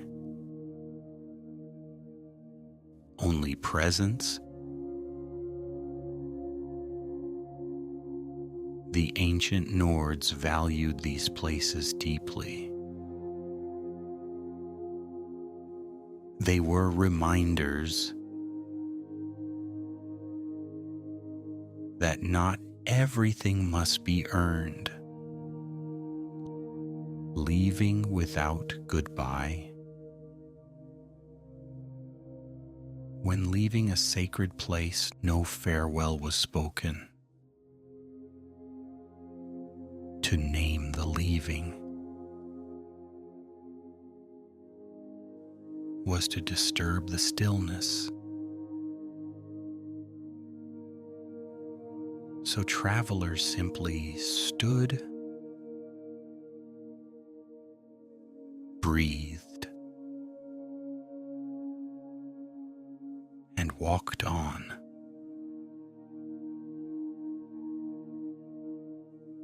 The place remained.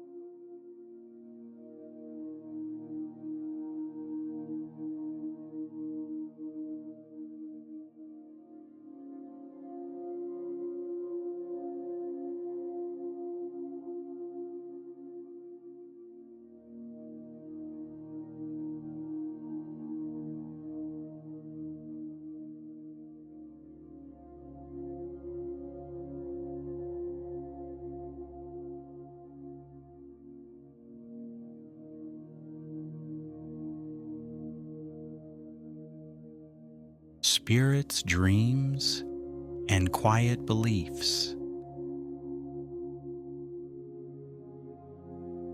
world that watches back.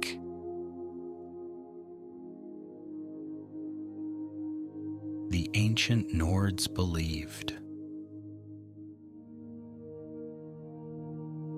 the world was not silent. It simply chose when to speak. Snow remembered footsteps. Stone remembered touch. Wind remembered names.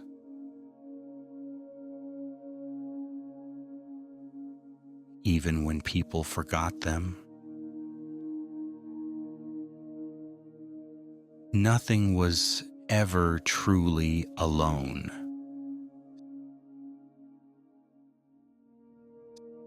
Spirits without faces.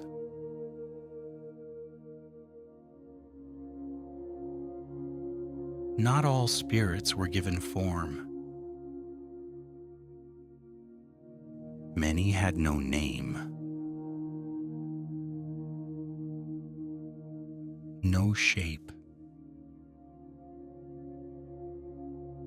No story attached to them.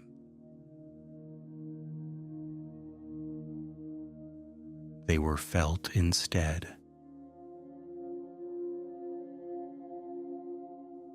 A warmth near the fire. A calm settling over a room.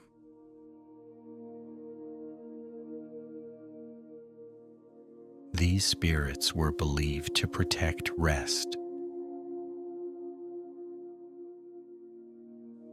Not places.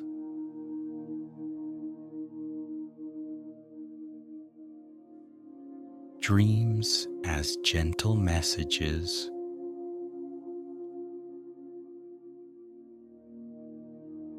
Dreams were not commands. They were suggestions.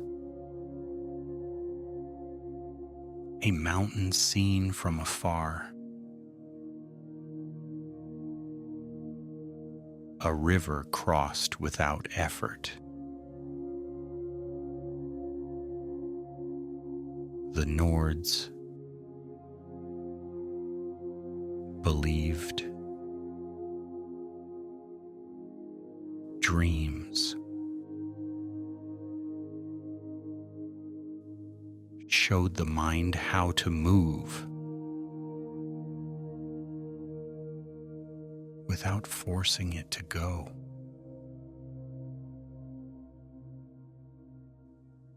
Dreams were never chased.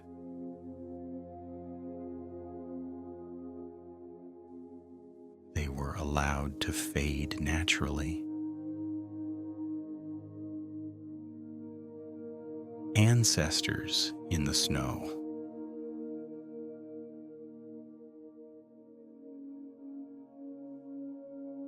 Ancestors were not thought to linger indoors.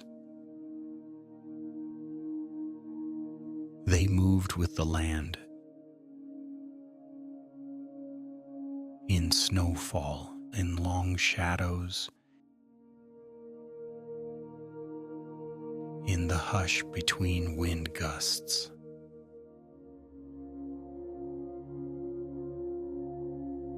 When snow fell softly, it was said the ancestors were resting nearby. No words were spoken then.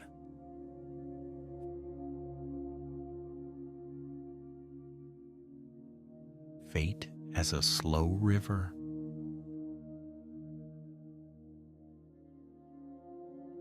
Fate was not a single path.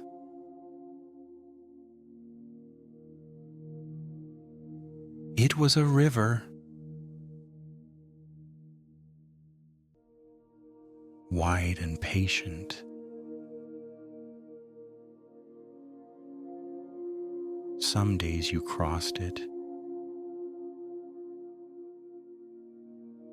Some days you rested beside it. Both were acceptable.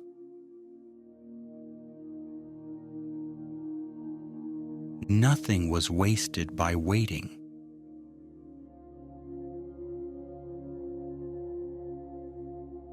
The land that remembers you.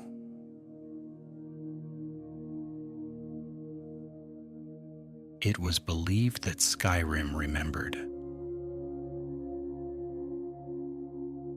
Those who walked gently, not by name, but by feeling.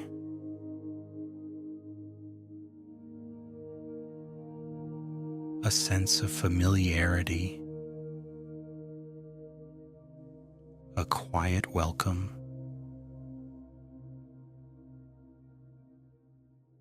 The land did not ask for greatness, only respect.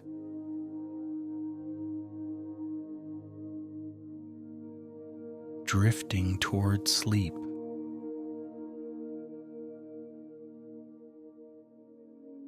As thoughts slow, beliefs soften.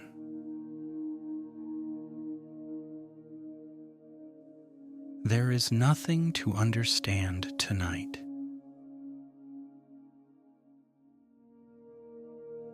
Only rest.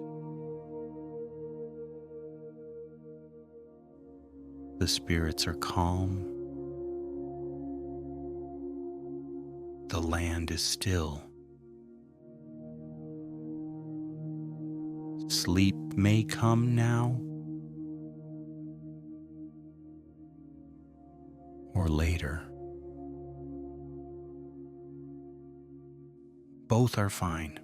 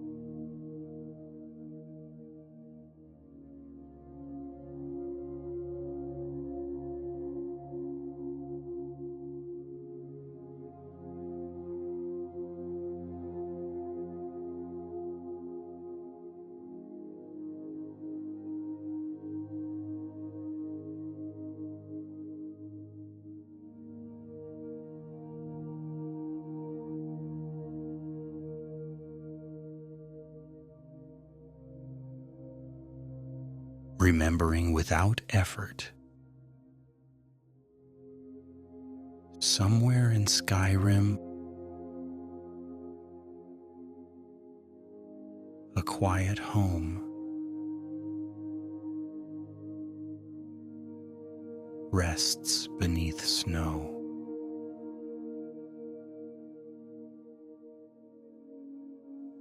A fire crackles softly.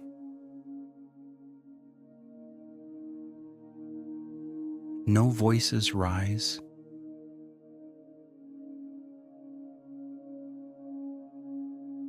No footsteps hurry.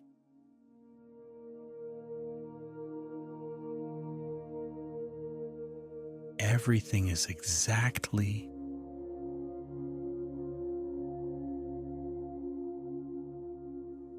where it needs to be.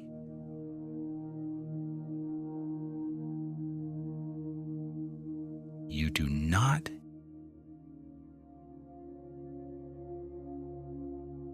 need to picture it clearly.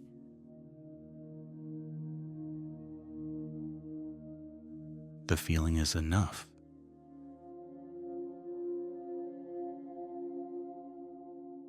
The same stories softer.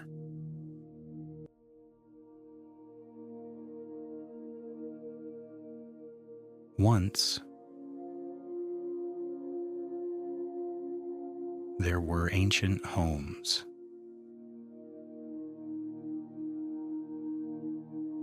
Warm hearths.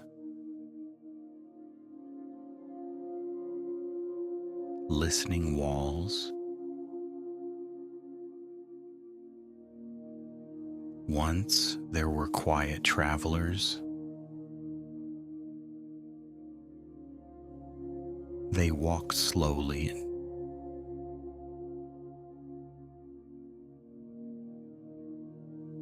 and rested often. Once there were places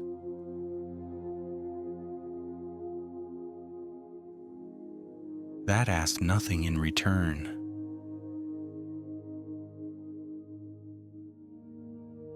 Those places still exist.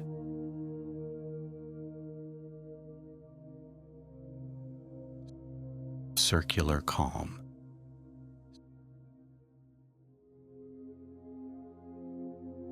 Snow falls.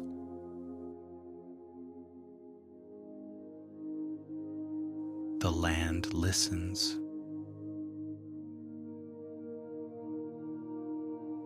The fire glows softly.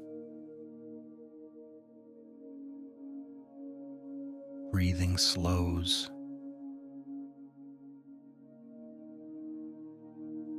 Thoughts loosen their grip.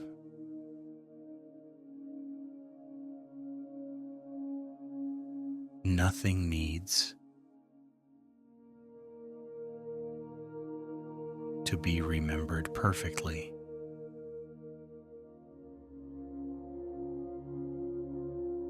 Nothing needs to be finished.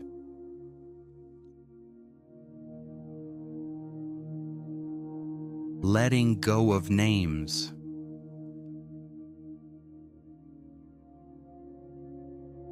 Names are not important now. Neither are places. Only warmth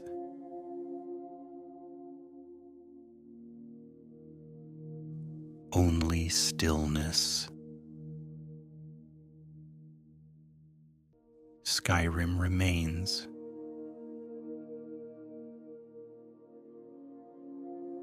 Whether it is named or not. The land does not fade.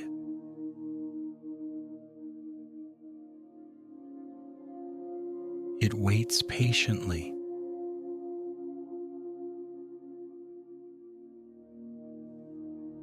Deep drift.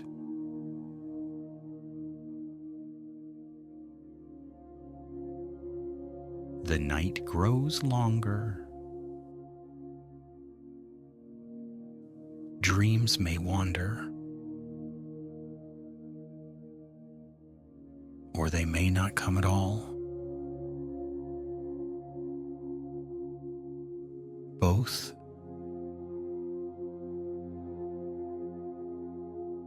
are peaceful.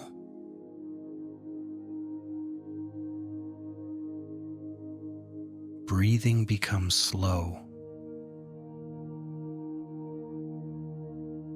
and steady.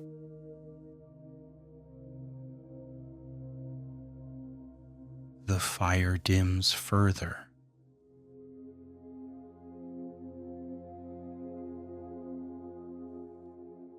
$200:00 end.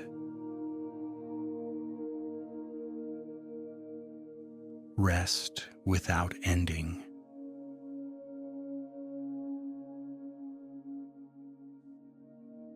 There is no ending to this story, only rest, only quiet, only warmth, lingering. Stay as long as you wish. The night will hold you.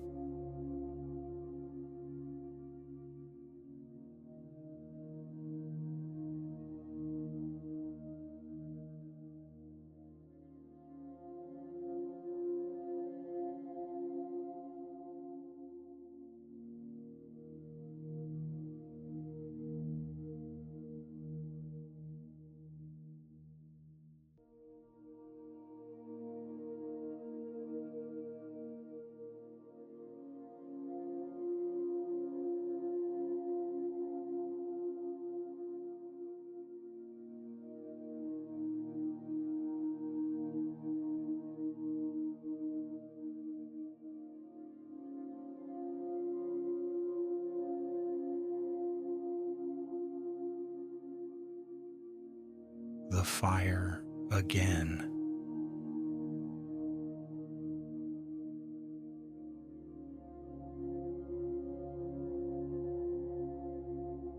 The fire is still here.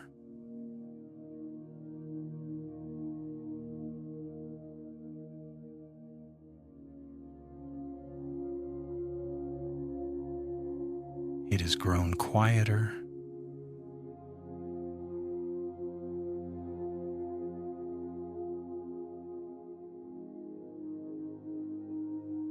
But not colder.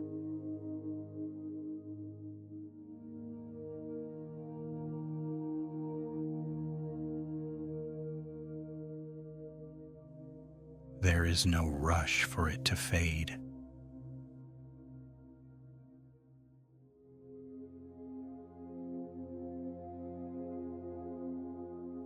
Warmth lingers.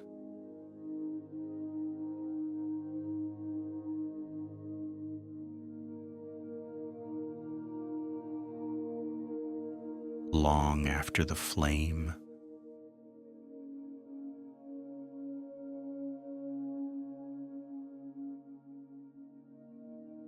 grows small.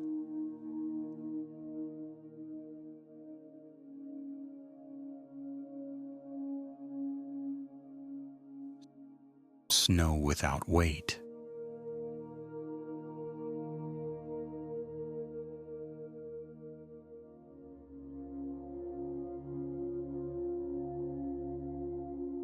Snow continues to fall.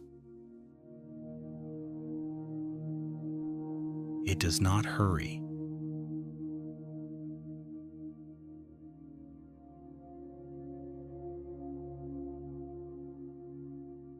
Each flake settles.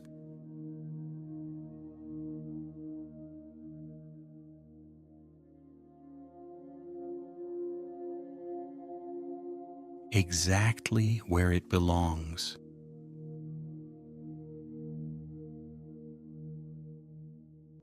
Nothing presses down.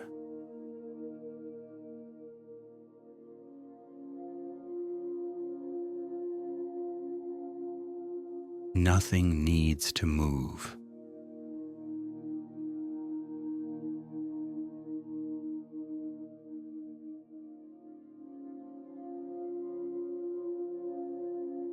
Breathing with the land.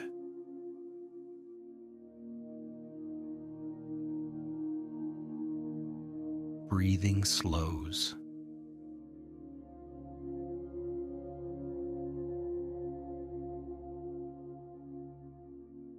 Not because it must,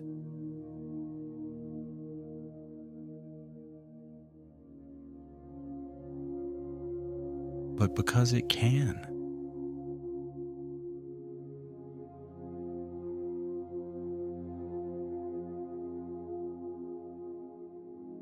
The land breathes too.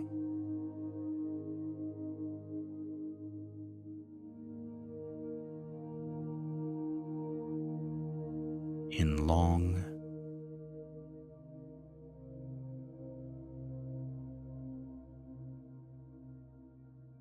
quiet rhythms.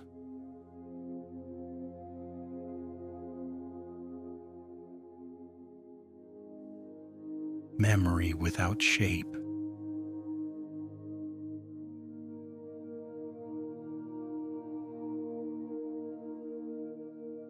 There are memories here, but they have no edges.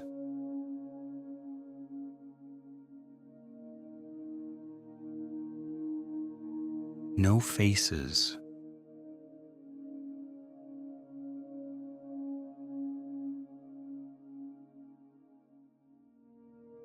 No timelines.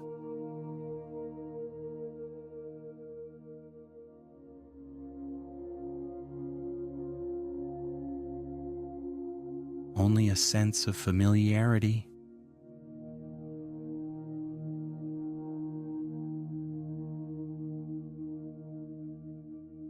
A calm recognition.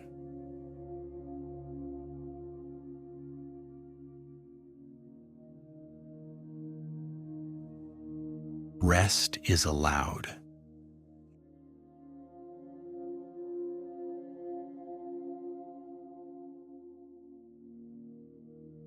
Nothing is expected of you now.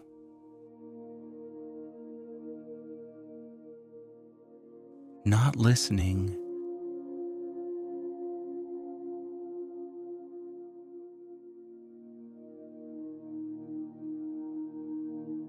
Not remembering.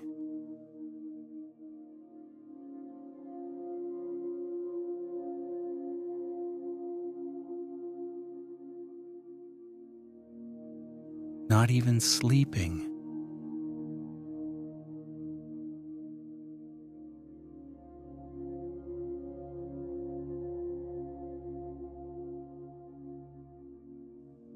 Simply being.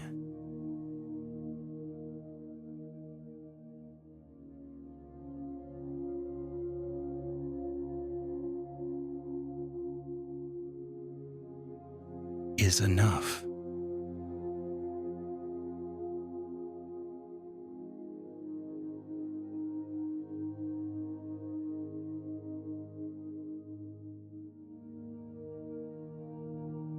The world remains.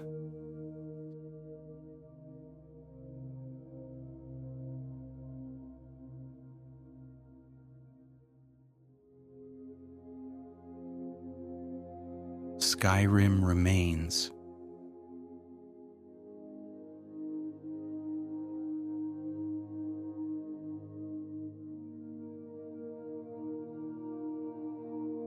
With or without attention.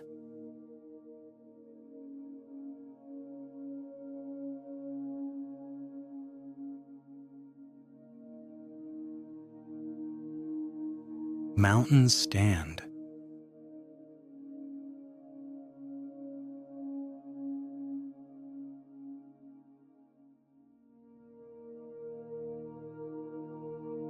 Snow falls.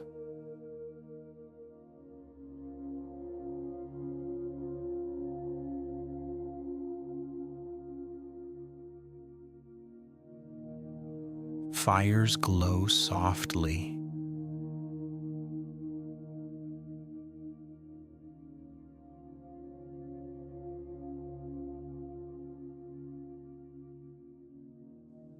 Behind quiet walls.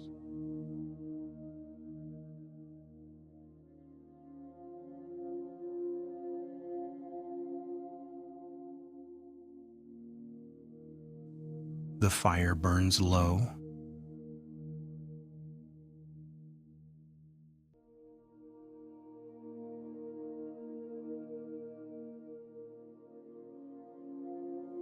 Snow falls softly.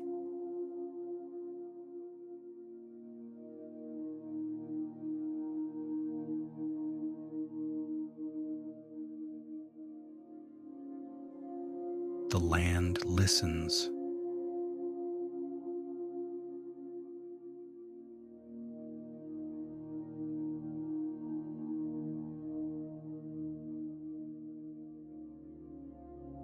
Breathing slows.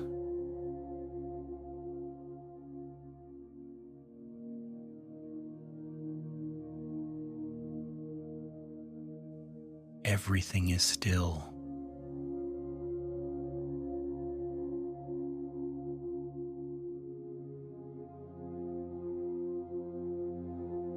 There is no final moment.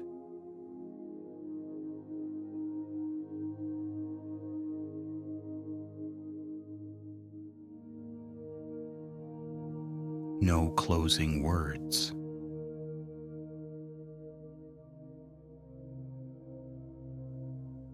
Only rest.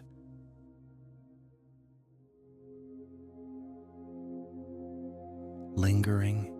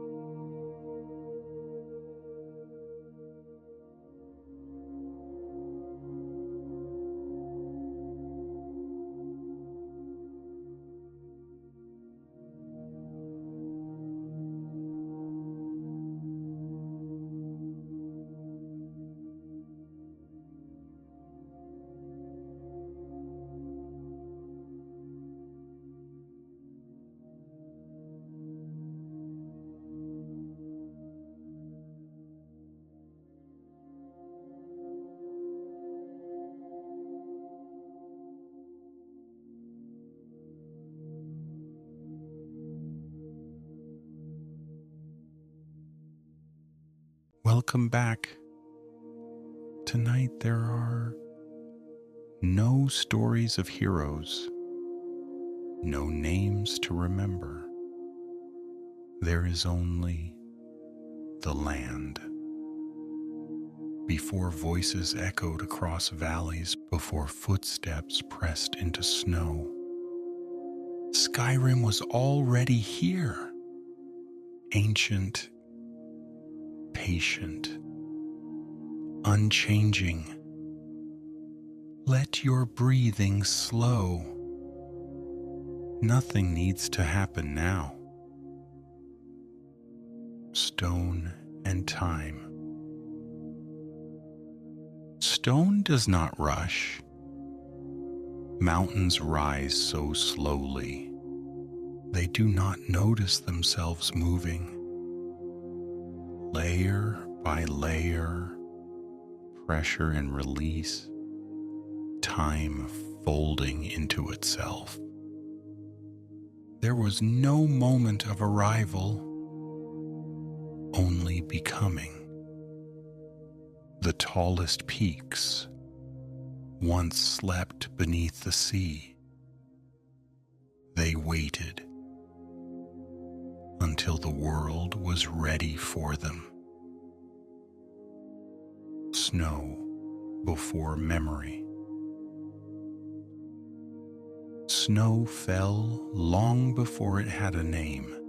It covered stone gently again and again. Winter was not an event. It was a state of being. Snow shaped the land slowly, softening sharp edges, filling quiet places. Nothing resisted it. The land learned to rest beneath it. Rivers choosing their paths. Rivers were never told where to go. They wandered. They tested the ground, pressed gently, then pressed again. Stone gave way, not in surrender, but in understanding. Over time, paths became certain, but never hurried. Forests without borders. Forests did not grow evenly. They did not plan. Trees rose where they could, leaned where they must, rested where the ground allowed. Roots spoke quietly beneath the soil. No one listened. And still, they grew. Silence as the first sound. Before voices, there was silence, not empty silence, but full silence. Wind moving without witness, snow settling without notice. The land was never lonely. It had itself. The land waiting.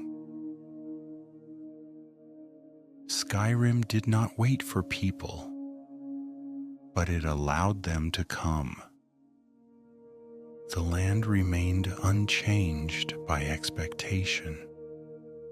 It asked nothing and offered everything quietly, resting in what was before memory, before story, before name. There was land, and it was enough. Rest here for a while. Nothing will disturb this place.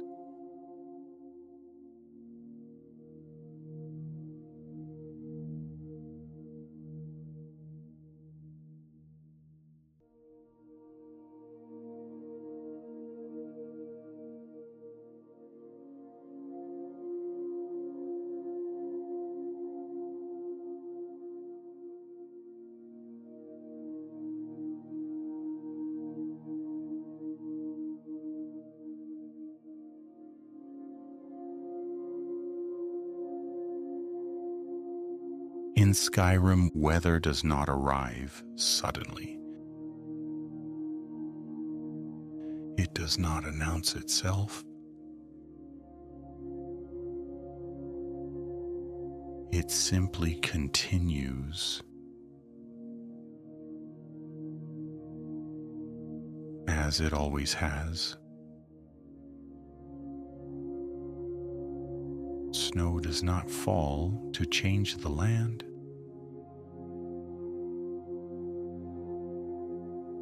It falls to become part of it.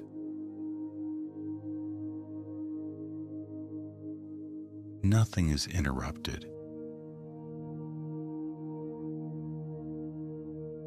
Snow as rest.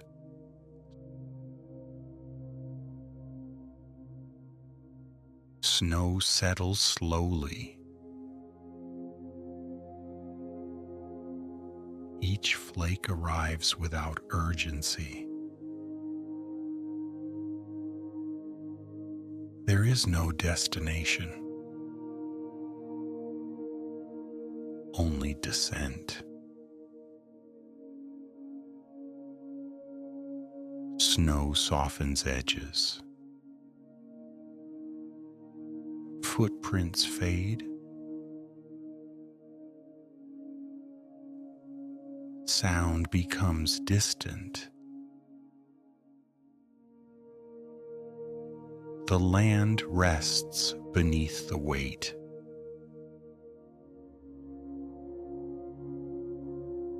And welcomes it.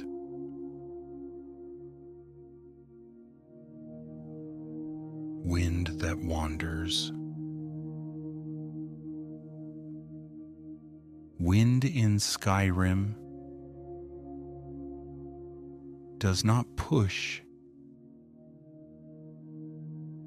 It wanders. It moves through mountain passes, slows in valleys, rests among trees. Sometimes it hums quietly.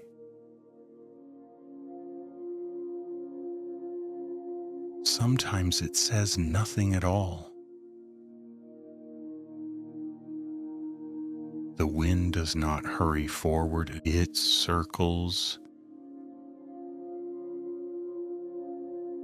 and returns. Fog and forgetting.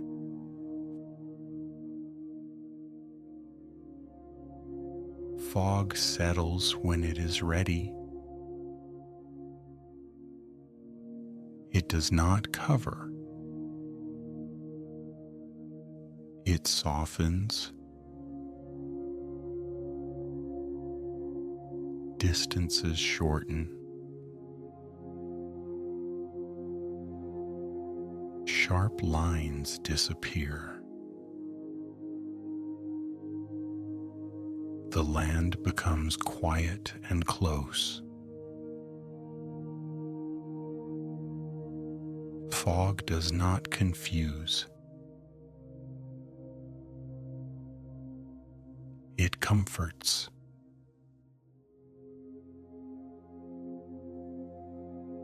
Clear skies and stillness.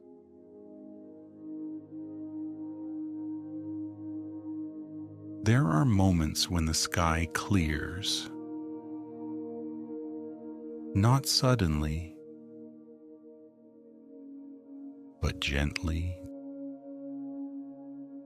Clouds drift apart. Stars remain distant and calm. They do not demand attention. They simply remain exactly where they are. Storms without fear. Even storms in Skyrim are patient. Snow thickens. Wind deepens.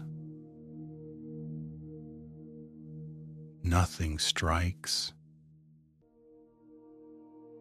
Nothing chases. The land understands what is happening. It has felt this before, and it will feel it again. Weather as memory.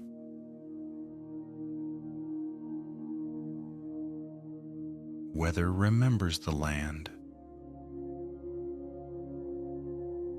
Where snow settles deepest, where wind returns most often, where fog lingers longest. These are not accidents. They are habits. The land repeats what feels right. Breathing with the sky.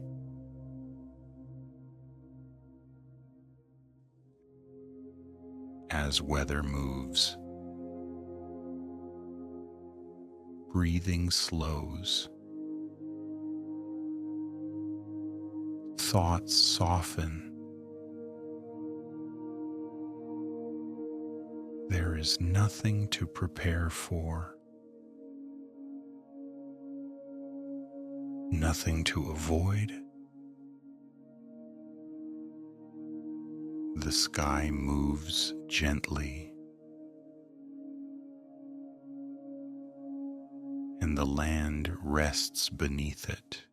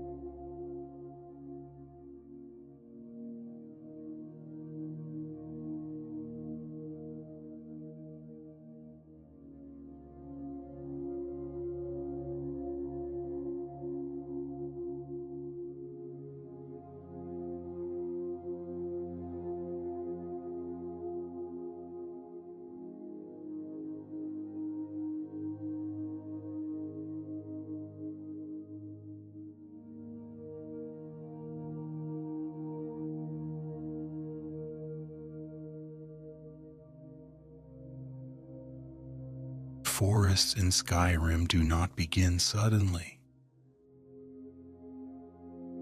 They gather. Trees appear one by one, spacing themselves naturally. No line is drawn. The forest simply becomes more present.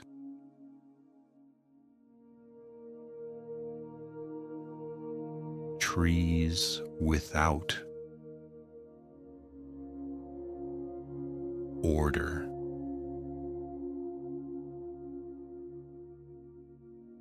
No two trees grow the same way. Some lean,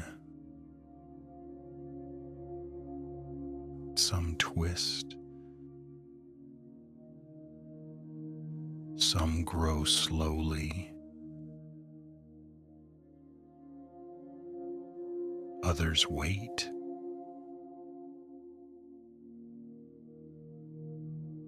Then rise all at once. Branches overlap gently. Nothing competes. Everything finds space. The forest floor.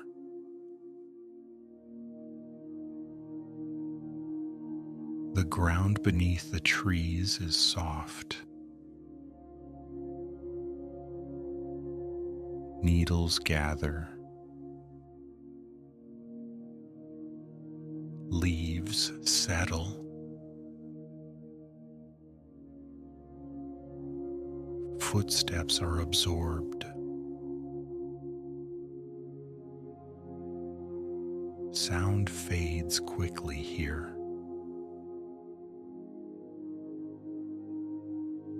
Moss grows patiently on stone. Nothing rushes upward. Everything rests downward.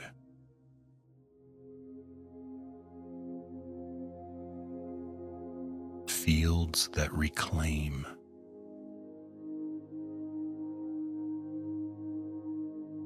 Beyond the trees, fields open quietly. Grass moves with the wind. Old ground softens.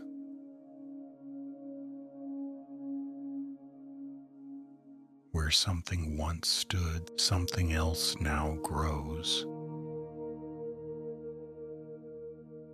No effort is required.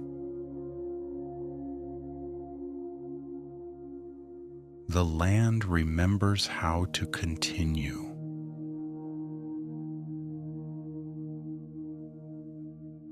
Trails that fade.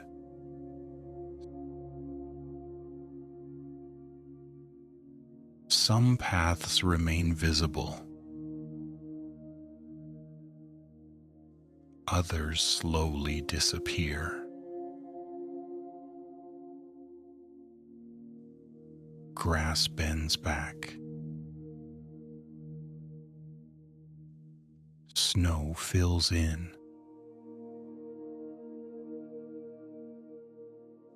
The land does not erase footsteps. It gently absorbs them.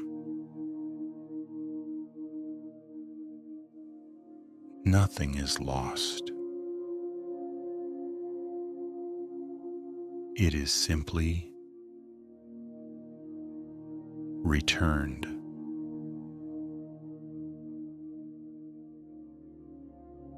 Open wilderness.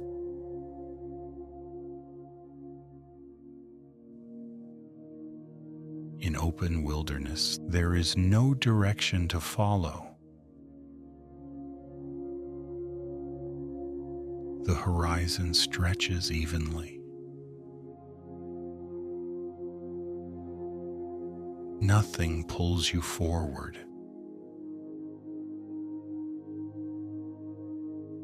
Nothing asks you to stop. Movement becomes optional. Stillness feels natural.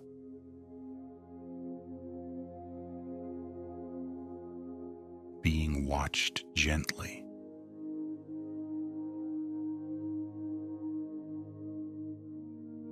The wilderness is aware, not watching closely, just noticing. The land does not judge presence. It accepts it. You are not separate from it. You are passing through.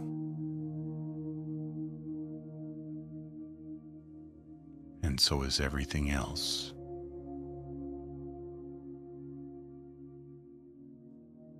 Resting without arrival.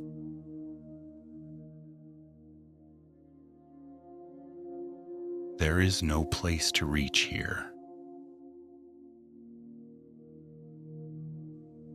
No clearing that matters more than another. The forest continues.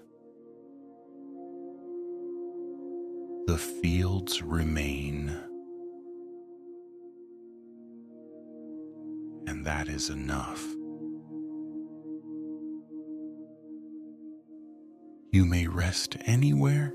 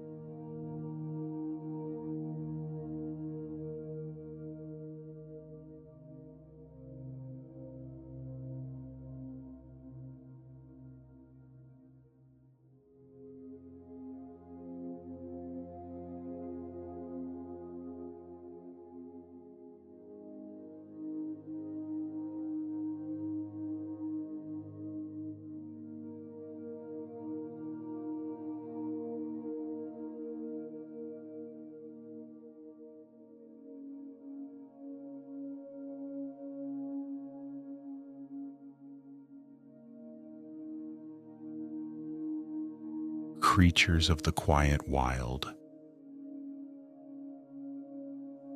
The land is not empty.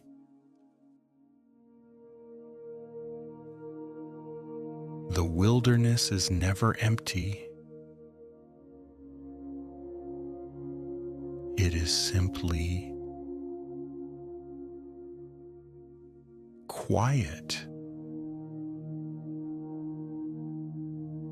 Life moves carefully here, often unseen, often unheard, but always present.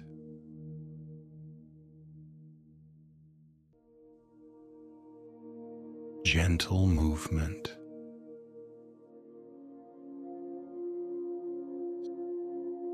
Some creatures move without sound.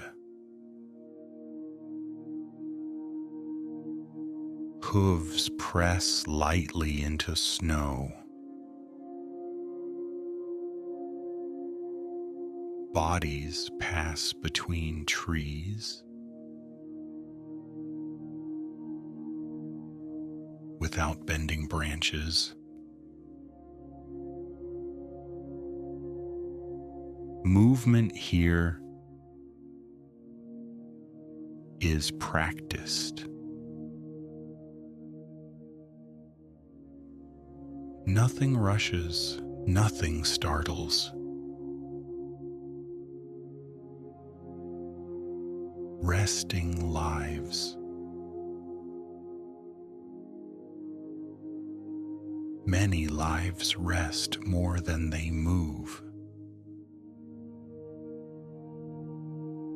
They pause beneath trees. They wait beside rocks, warmed by sun. Rest is not weakness here.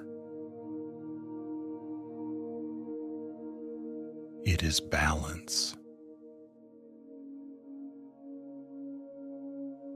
The land encourages stillness.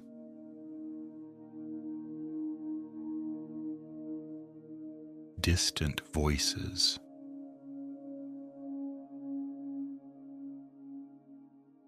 Sometimes sound travels far.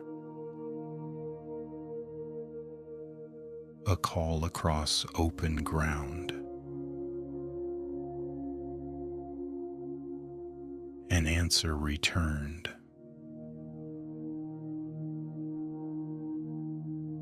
Not urgently. Just enough to be known.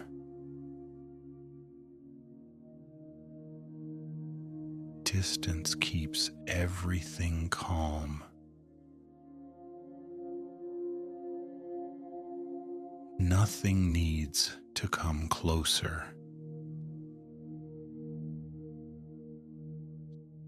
Small lives beneath notice.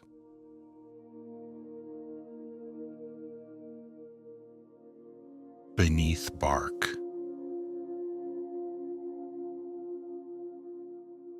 Beneath stone. Small lives continue quietly. They move in places rarely seen.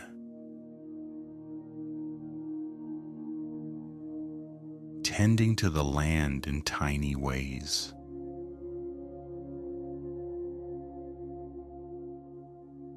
Breaking down what is old.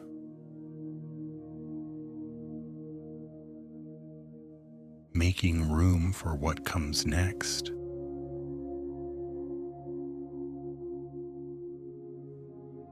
Familiar paths.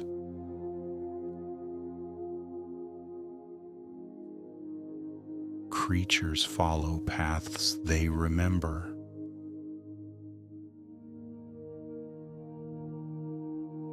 Not roads.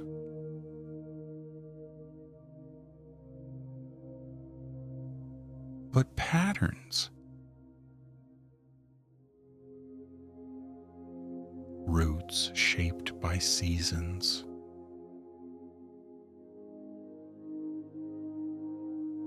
By snowfall.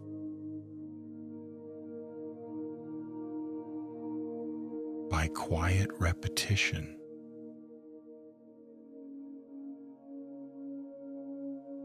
Nothing needs to be marked.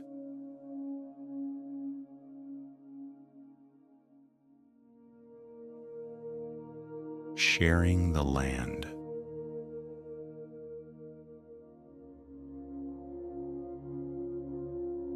The wild does not belong to one life alone. It is shared carefully.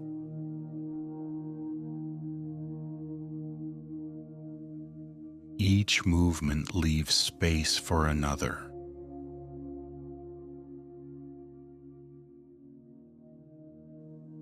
Each rest allows the land to breathe.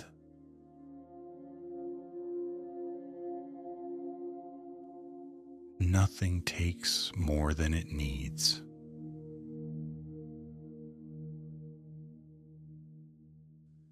Nothing holds longer than required.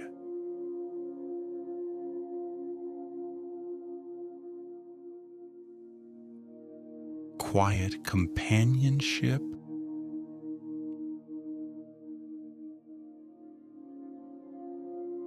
even when unseen life nearby brings comfort.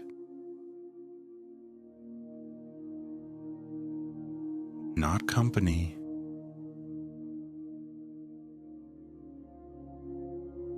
just presence. The understanding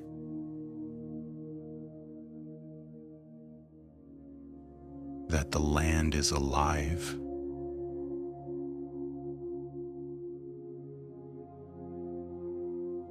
And content.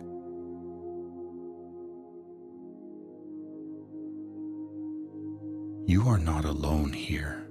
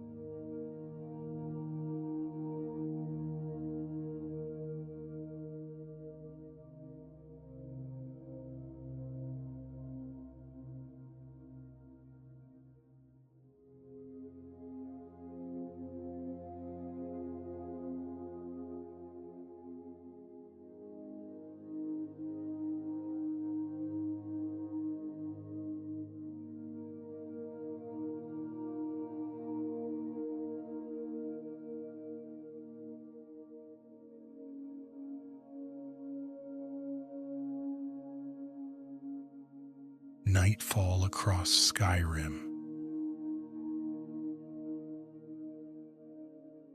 The light begins to change.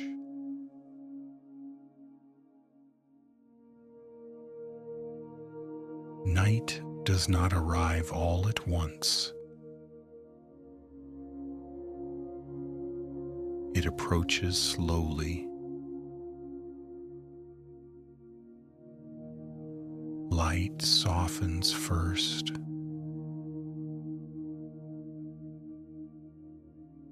Colors fade gently. Without disappearing,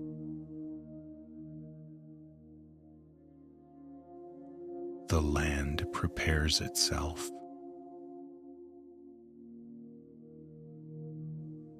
Nothing is surprised by the dark.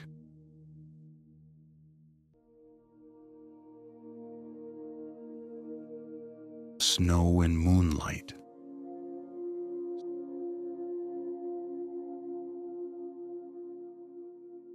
Snow reflects what little light remains.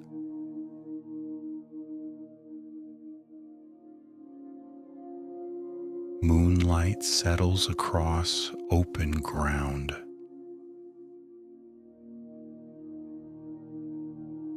The world becomes quieter.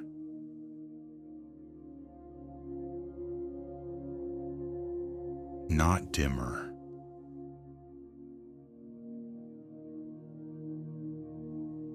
Edges blur.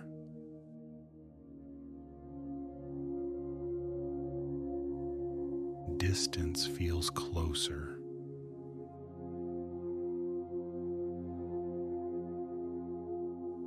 The land is wrapped gently.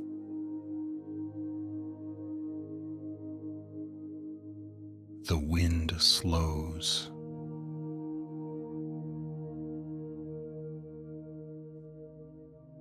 As night deepens,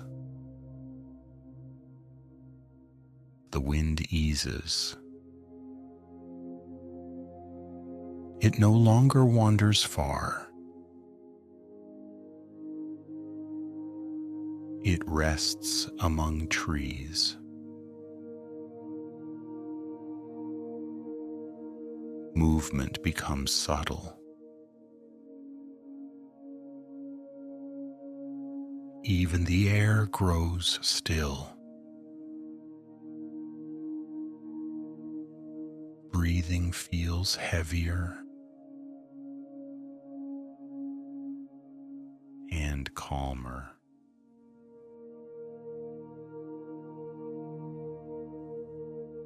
The world settles.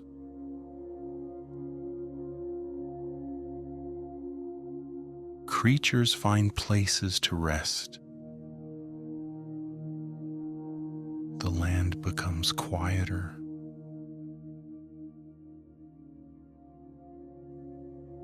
Not empty.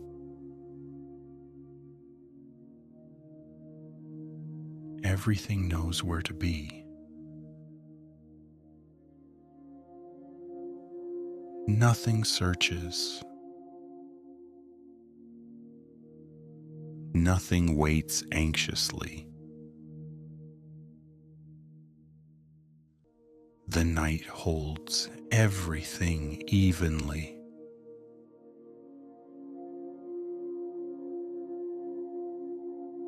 Darkness without fear.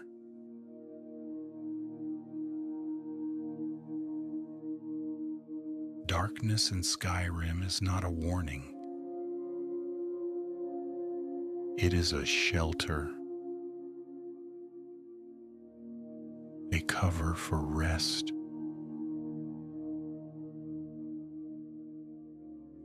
a signal to slow. Nothing hidden needs attention.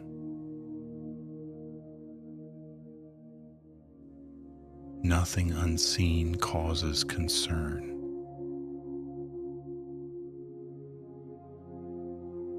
The dark is calm.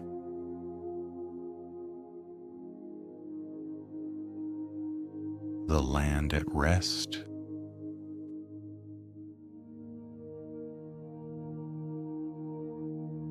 Frozen lakes remain still.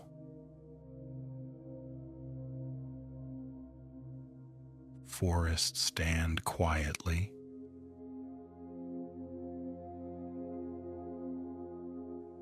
Mountains hold the sky without effort.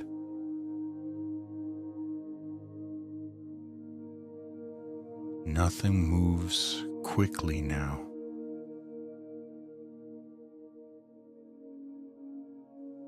Time stretches softly. The land rests fully, completely.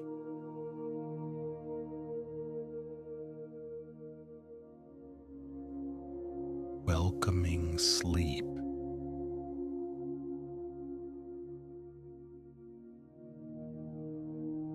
As night deepens, thoughts grow lighter.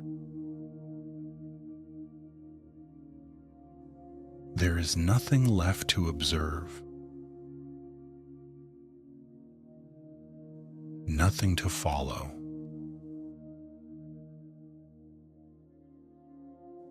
The land is safe. The night is steady. Sleep may arrive now or later. Both are welcome.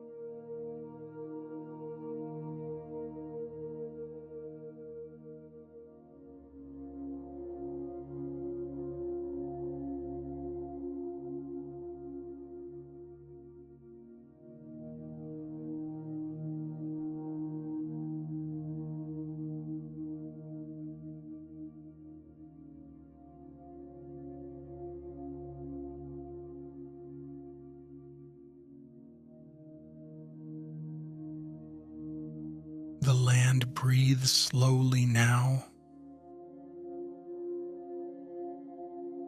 not deeply, not shallow, just evenly.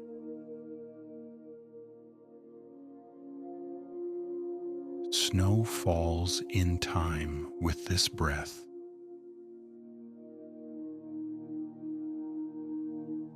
Nothing listens closely. Everything listens gently.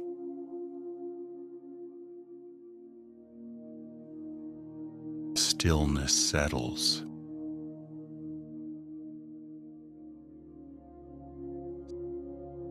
Stillness spreads across the ground. It does not press down. It settles lightly. Mountains remain unchanged. Forests stand without effort.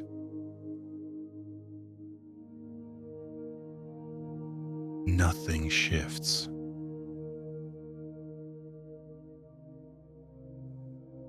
Snow continuing.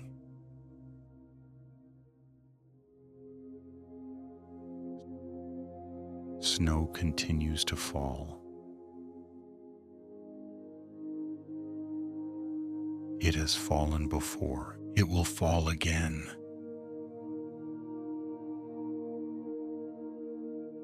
Each flake arrives quietly,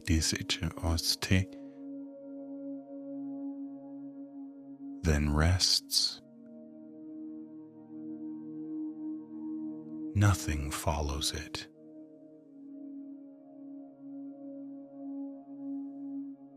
Breath slowing.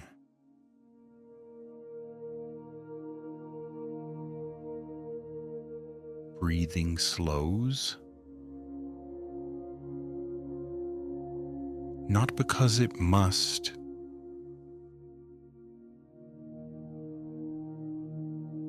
but because it can. The land breathes too. Together, without effort.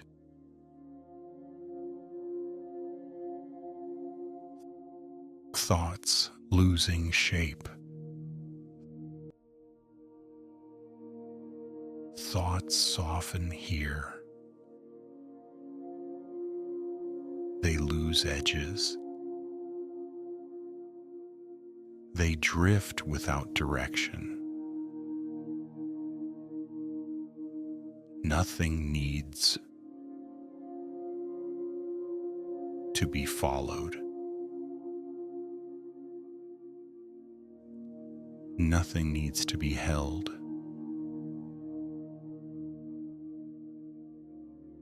Rest without instruction.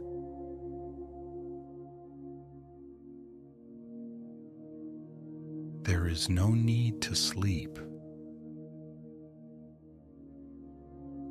There is no need to stay awake. Both are allowed. The land does not choose. It simply remains. Quiet repetition.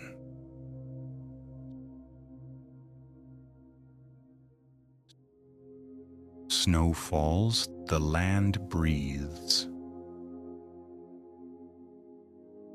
Stillness stays.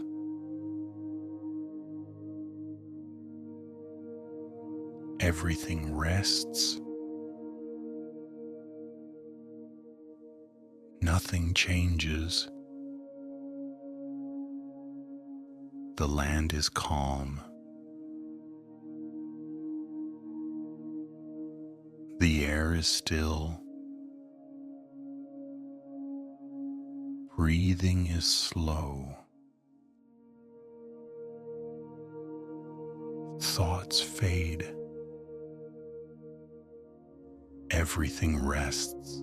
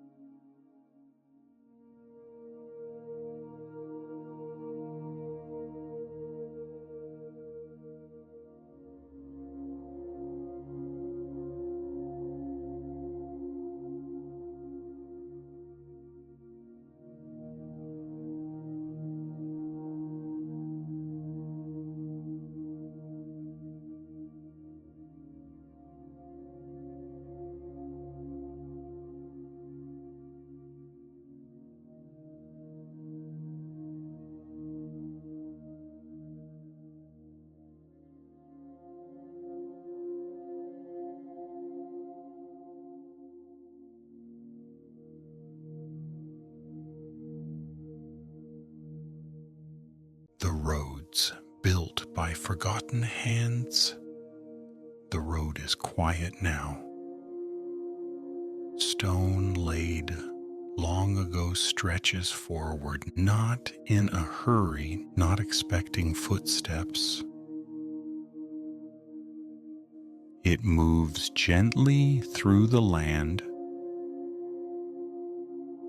following hills, curving around trees,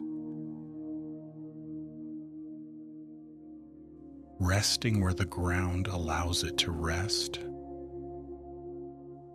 This road was not built for speed.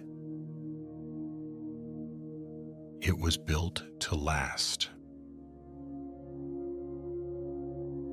Long before banners flew over the holds, before borders were argued over, before names were written into ledgers, hands shaped these stones and placed them carefully into the earth. They did not carve their names into the road. They did not leave markers to be remembered. They simply built and moved on. The stone beneath the surface is older than any village nearby. Older than the towns that now depend on it.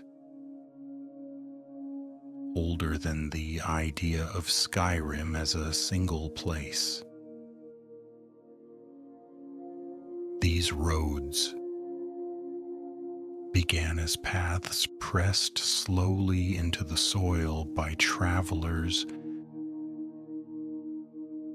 coming south from Atmora. Their journeys long, their reasons already fading into time. Each step added weight. Each season added memory. Eventually, the earth accepted the path, and the path became permanent. Some roads widen near crossroads where people once gathered. Trade routes passed here. Voices spoke in many accents, some no longer heard anywhere in the world. Furs were exchanged. Tools changed hands. News traveled more slowly than the wagons that carried it. When night fell, fires burned low beside the road, and travelers slept beneath the same stars that still hang above Skyrim now. There are places where the stones are uneven, where repairs were started but never finished. A cracked slab here, a sunken edge there. These are not flaws. They are signatures, quiet proof that time continued even when the builders did not. Lantern posts still stand beside some roads. Iron frames bent slightly inward, as if leaning toward the path they once illuminated. No flame has lived in them for generations, and yet they remain, waiting, not for light but for meaning. In winter, snow settles into the grooves, carved by wagon wheels. Track us from centuries ago, filled again and again until the shape becomes permanent. Even when the snow melts, the road remembers where it has been used. Stone always remembers pressure. The roads do not lead anywhere urgent anymore. They connect ruins to ruins, empty watchtowers to collapsed bridges. They pass farms that no longer grow crops, and campsites where fire rings sit cold and undisturbed. But the road does not mind. It was never concerned with destinations, only continuity. Somewhere beneath the stone, older paths still exist. Paths made by animals, by hunters, by people who did not know they were building history. The road absorbed them all, layer upon layer, memory upon memory.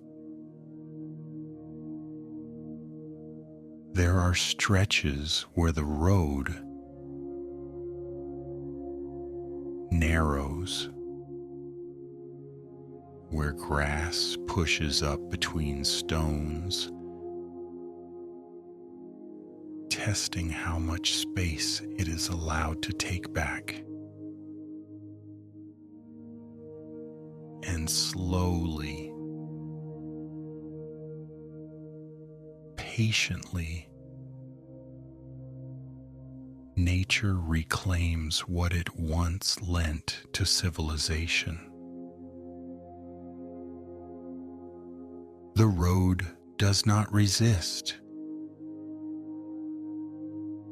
It allows this to happen. It understands time better than people do. If you were to walk this road now, there would be no urgency to your steps, no threats waiting ahead, no obligations behind you, only the sound of wind the soft scrape of stone beneath your feet, and the sense that others once walked here without needing to be remembered. The road stretches onward into the dark, not endless, but unconcerned with where it ends. It has already fulfilled its purpose.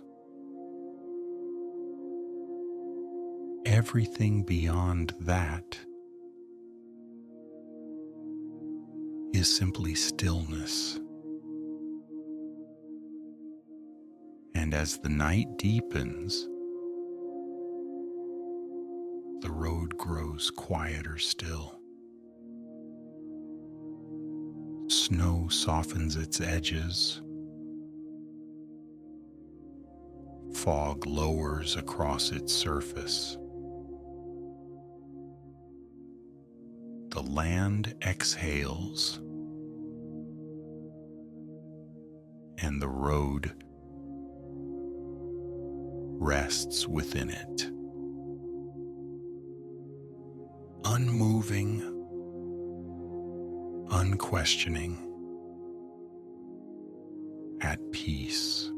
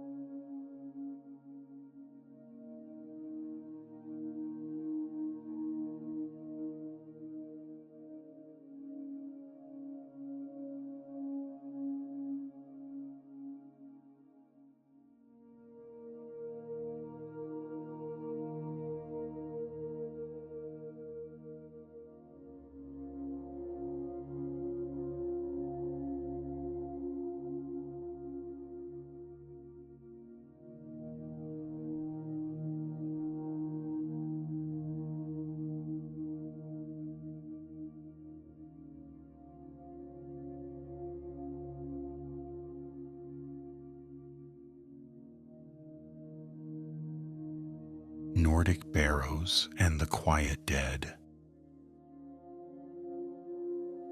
The land rises gently here, not enough to be called a hill, just enough for stone to sit above the frost line. These rises appear across Skyrim, scattered without pattern, quietly shaped, then left alone. They are burial mounds. Long before written records, before holds claimed authority over the land, the Nords buried their dead close to the earth, but never beneath it entirely. Stone chambers were built, carefully aligned, protected from weather, from animals, and from forgetting. Each barrow was sealed with intention, not to keep the dead in, but to keep memory contained. Inside, the air grows still. Dust settles and never stirs again. Time moves differently where stone encloses silence. The dead placed here were not feared. They were honored. Guardians of family lines, watchers of traditions. They were given weapons not for battle, but for remembrance. They were dressed not for glory, but for continuity. The stone walls inside the barrows tell no stories outright. They do not name the dead. They do not explain who lies where. They simply hold the shape of ritual. The repetition of carvings, the rhythm of alcoves, the patient geometry of belief. When these barrows were sealed, they were meant to remain sealed. Not forever,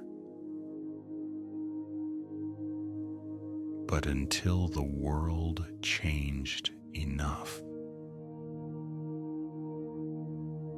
that they were no longer needed. And so they waited. Above the chambers, grass grew, snow fell. Trees rooted themselves without knowing. What lay beneath their roots? Generations passed over these stones, never realizing they were walking on the ceilings of the past. Inside, the dead did not stir for conquest. They did not rise for anger. They remained because they were asked to remain. Bound not by magic alone, but by duty, by promise, by tradition, older than language. The Draugr were never meant to wander. They were meant to stay, to stand watch in darkness, to remember what the living could not carry forward. Their stillness was a form of service. Time wore down the seals. Stone cracked. Rituals were forgotten above ground. And eventually, the living forgot why the dead were there at all. But the barrows did not forget. They continued holding their shape. They continued doing their work. Even when no one remembered to thank them. Even when no one remembered their names. The air inside a barrow is always cold. Not because it's magic, but because nothing inside ever moves fast enough to warm it. Sound dies quickly here. Thoughts slow down. Breathing becomes careful, as if the space itself asks for quiet. Some barrows remain untouched, their doors sealed, their chambers intact. The dead inside them have never been disturbed, and never will be. They are complete stories, finished cycles. Others have been opened by accident,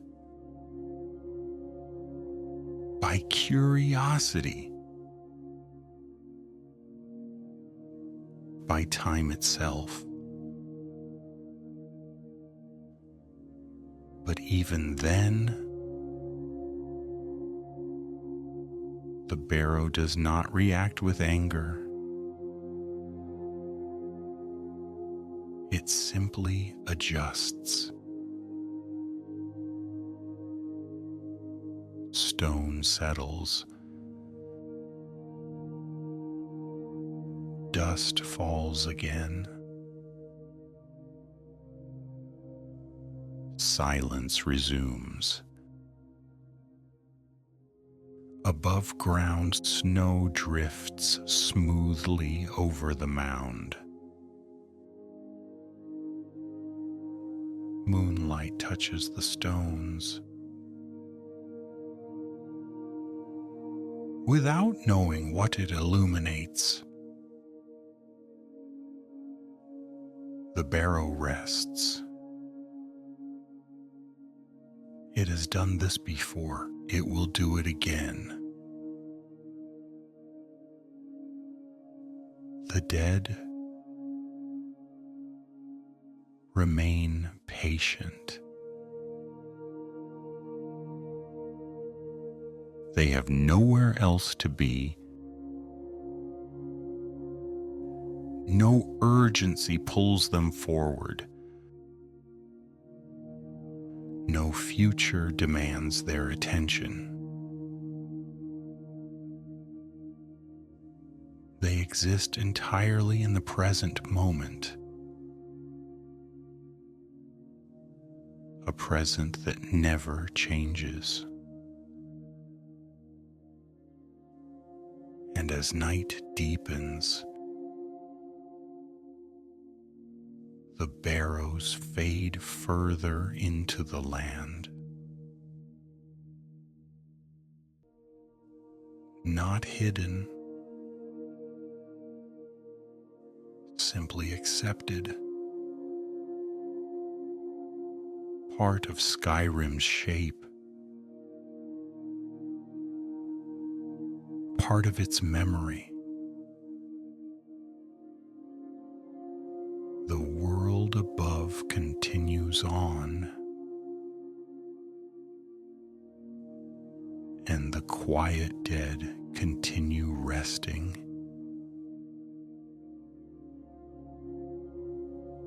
Exactly where they were placed.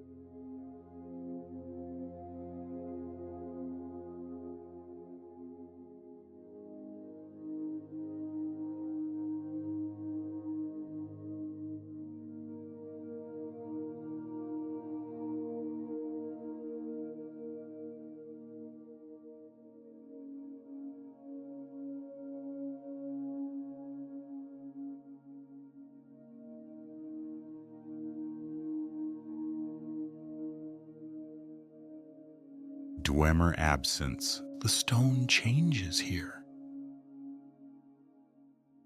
It is no longer rough,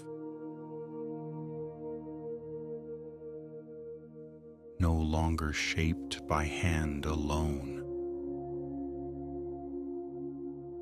The walls grow smoother, precise, uninterested in ornament. These places were not meant to inspire awe. They were meant to function. The Dwemer did not build upward.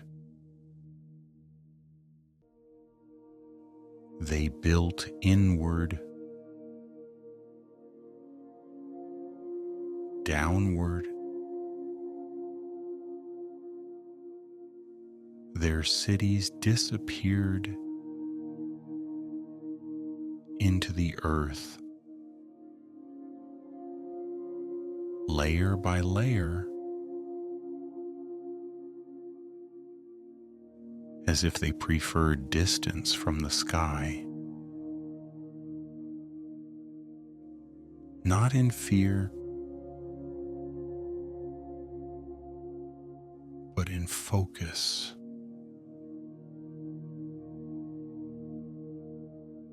No banners remain in these halls.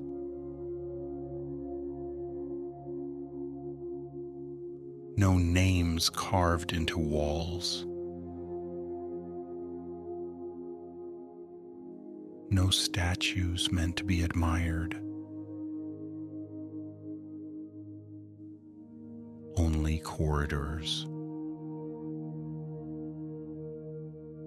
Only doors that still open. Only mechanisms that continue working. Long after their makers left, the air here hums softly, not loudly enough to notice at first.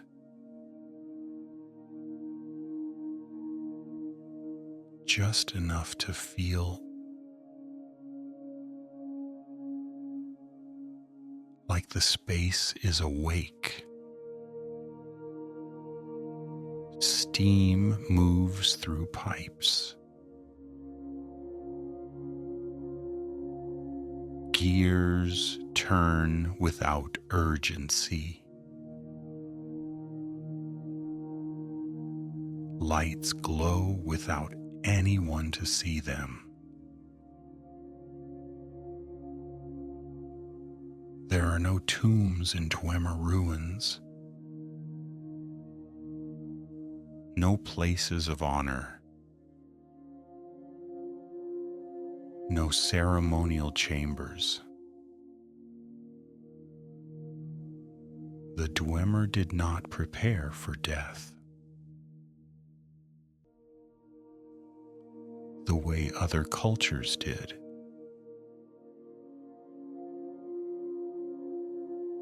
They prepared for continuation, and yet they are gone, not fallen, not defeated, simply absent. Their cities remain, but their presence does not. The machines were never turned off. They were never told to stop. So they did what they were designed to do. They continued without supervision, without purpose beyond motion itself. Time passes differently here. Not marked by seasons.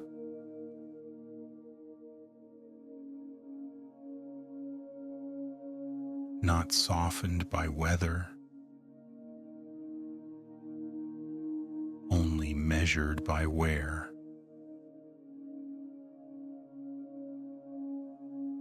And the slow polishing of metal against metal. Some halls echo endlessly. Others absorb the sound completely. Footsteps feel out of place, as if the space was not designed for them anymore, or perhaps was never designed for them at all. The Dwemer did not leave warnings. They did not leave explanations. They left systems, complete, self-contained, unconcerned with who might find them later. Even now, the ruins remain orderly. Collapsed sections fail cleanly. Broken machines rest exactly where physics allows them to rest. Nothing here is chaotic. Even decay follows rules. There are places where light pools softly, reflecting off bronze surfaces.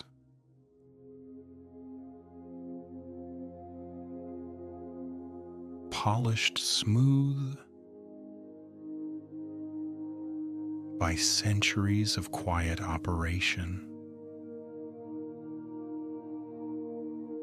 The glow is gentle, consistent, almost comforting. The absence becomes easier to accept. The longer you remain here, eventually it feels natural that no one is present, that nothing is missing, that this is exactly how the place is meant to be now.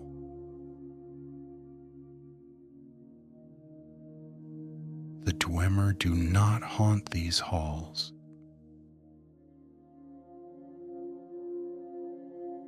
They do not linger, they do not whisper.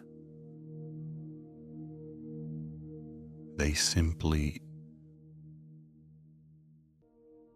are no longer required for their world to continue existing.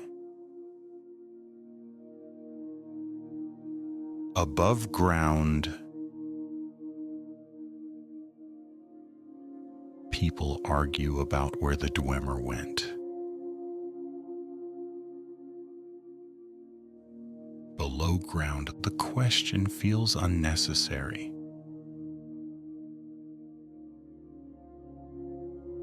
The halls do not ask. The machines do not wonder. The lights do not dim in curiosity. Everything remains. Sufficient. As you move deeper, the sounds fade further. The hum lowers. The warmth of the machinery becomes distant. Eventually, even motion feels optional. The Dwemer built places that do not demand attention. They do not care if they are understood. They are content to remain exactly as they are. And as the silence settles fully, the ruins rest once more. Still working, still waiting, not for return, but for nothing at all.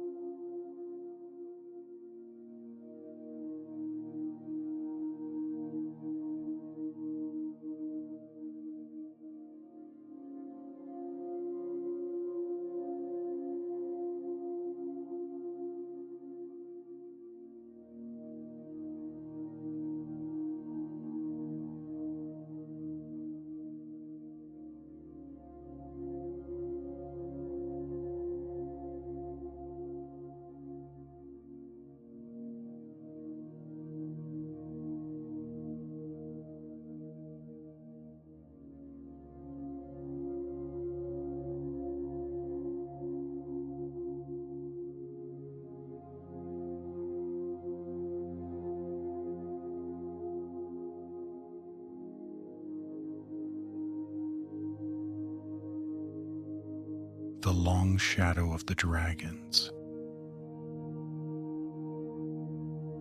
The land is uneven here, not broken,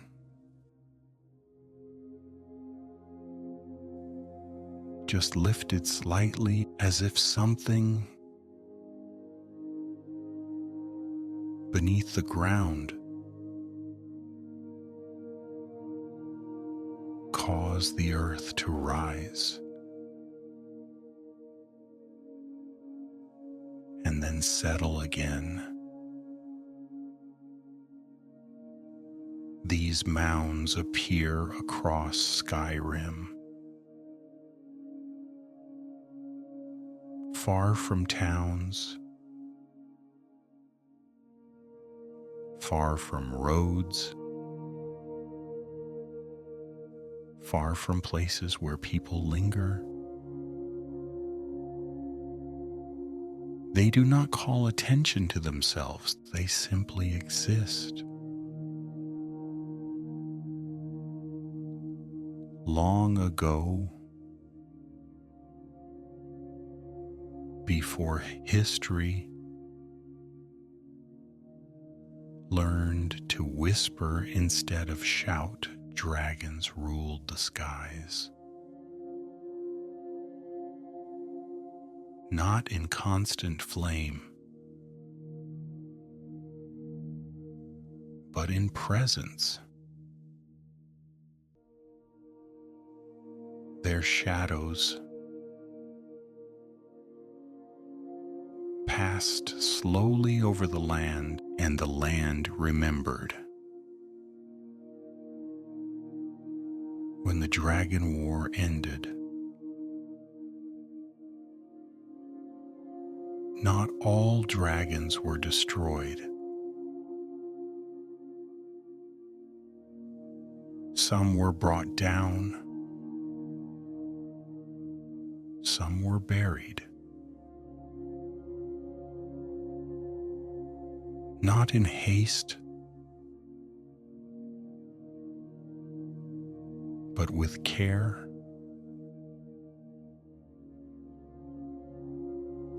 Stone was raised around them. Earth was shaped gently over their forms. They were not entombed as enemies, but set aside as forces too large to simply disappear. These burial mounds were meant to wait, not forever, not briefly, just patiently. Above them, grass grew without knowing why the soil was warm beneath it. Snow fell and melted again. Wind traced familiar paths across the land. And centuries passed without disturbance. The dragons did not dream in these mounds. They did not rage. They did not plot. They simply rested, suspended between moments. Names were spoken once, long names, heavy names, names names that shaped sound itself. But even names wear thin over time. And eventually, they faded from memory. The mounds remained, round, still, patient. They did not announce what lay beneath them. They did not need to. People walked past these places without stopping. Animals crossed them without hesitation. Children played nearby without sensing anything unusual. The land made no effort to remind anyone.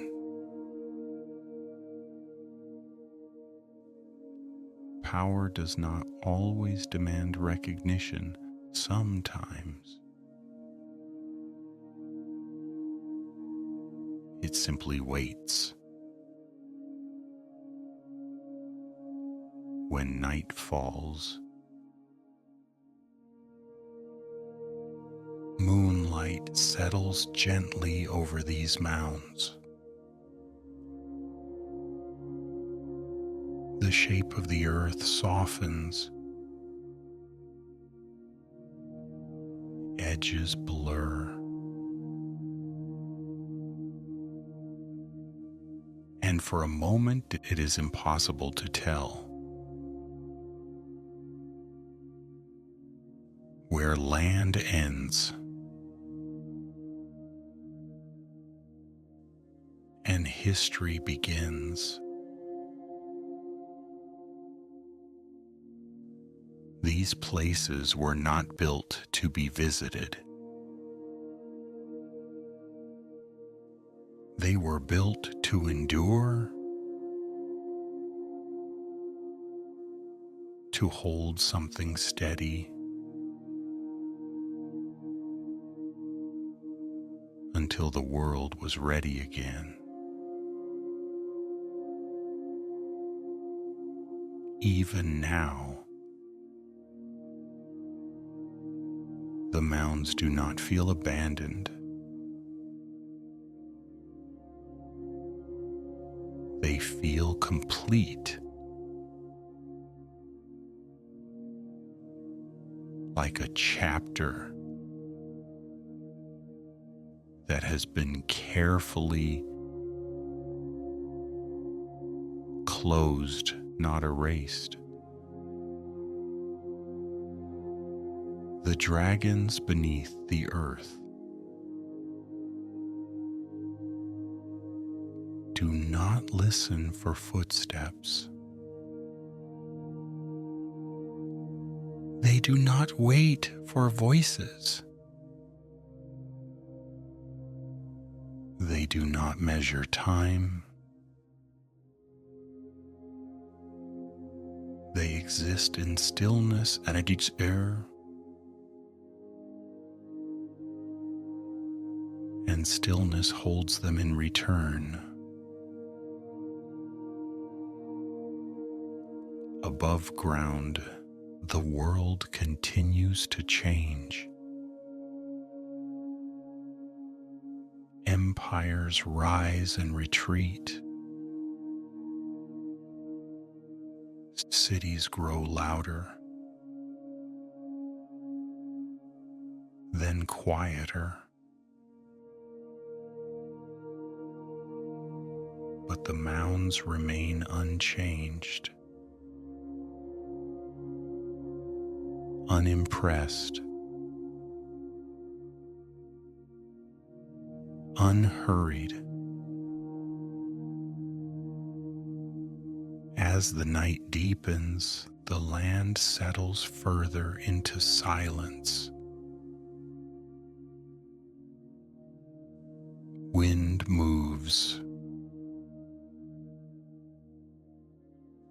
gently across stone.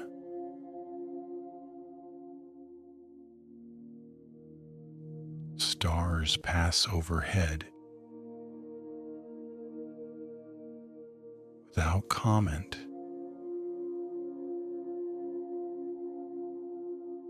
and the long shadow of the dragons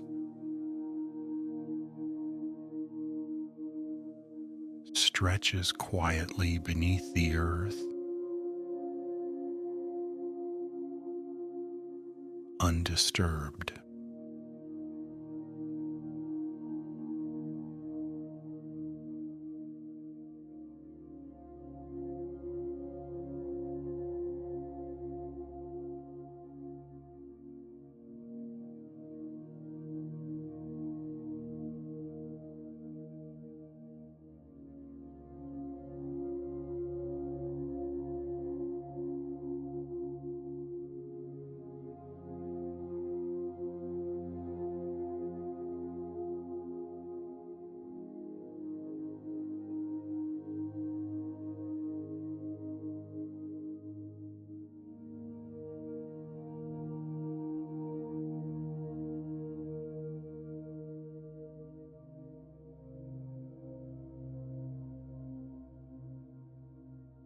The passing of empires,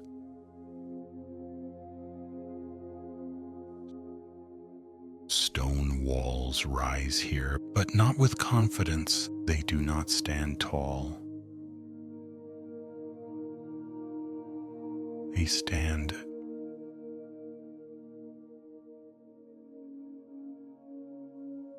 as if unsure how long they were meant to remain.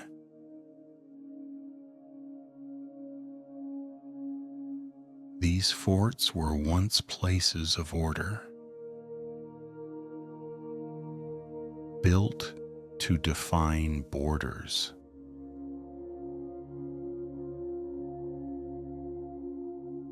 To hold lines,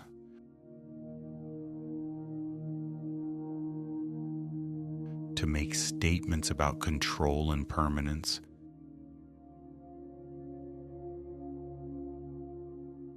But stone is honest.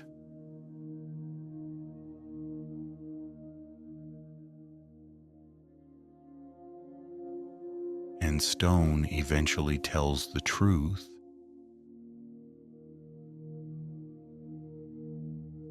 Empires pass through the land. Like weather.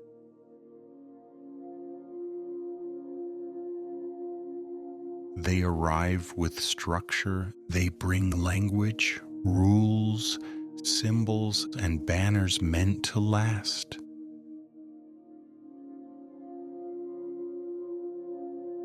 And then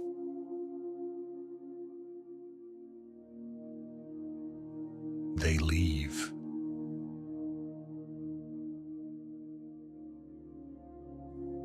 Some leave suddenly.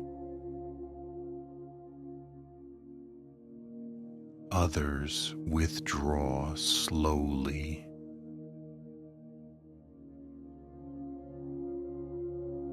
One outpost at a time.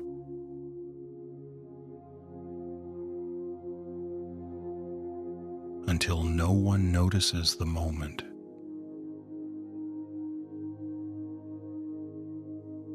They are truly gone.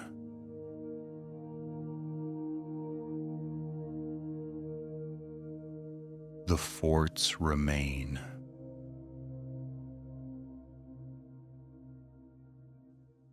Empty now.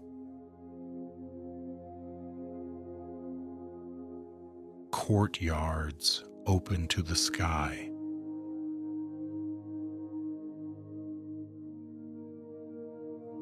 Barracks filled with wind instead of voices.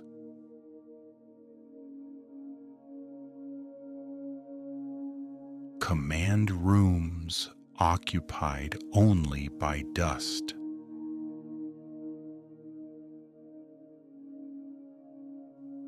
No one removed the stones when the empire faded.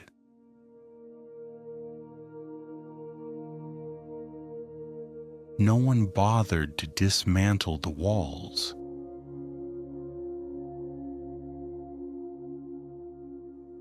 They were simply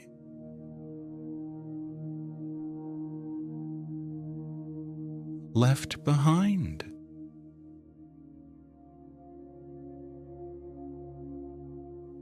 Nature does not rush to reclaim them.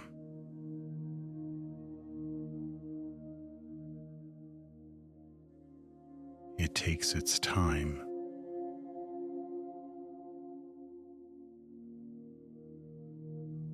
Grass grows between cracks.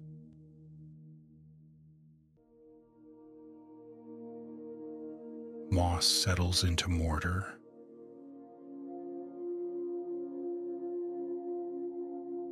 Rain smooths sharp edges.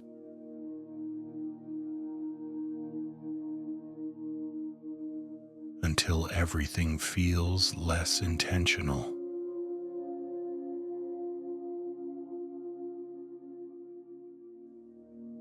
Watchtowers stand on hills, still choosing the same vantage points. They were built for centuries ago.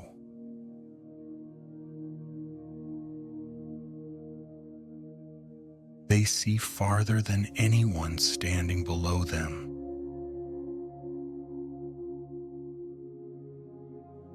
But now,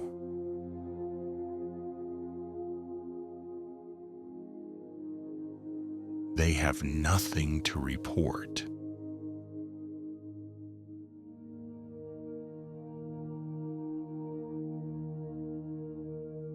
Once, signals passed from tower to tower.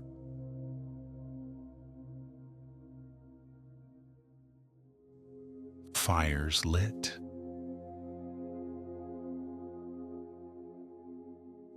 Messages traveled faster than feet could carry them.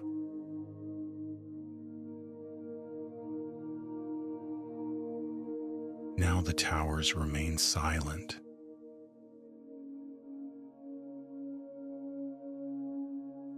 Their purpose completed. Empires always believe. They are building something permanent. But permanence belongs only to the land.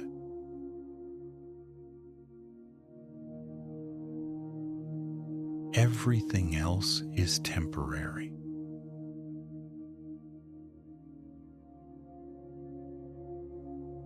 Even stone shaped by authority.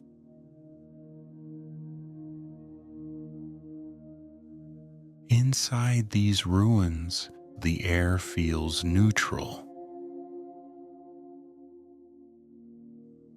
not sad,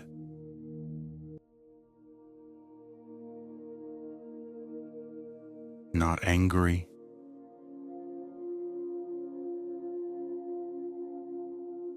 just empty. As if the space has accepted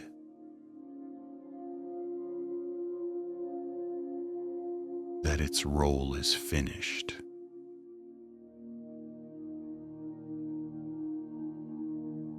Maps once drawn with confidence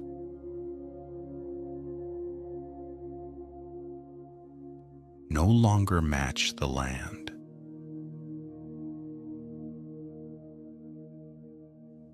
Borders blur.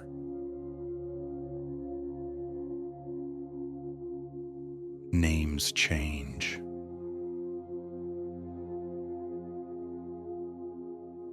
But the mountains remain unmoved.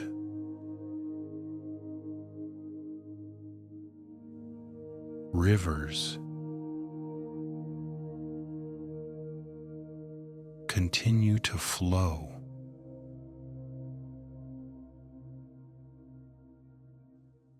without acknowledging who claims them.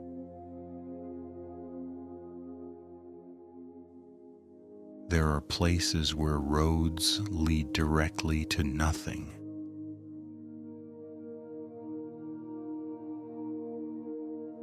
Where gates open onto silence.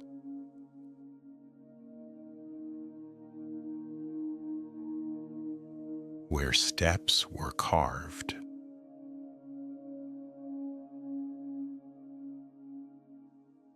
For people who never returned.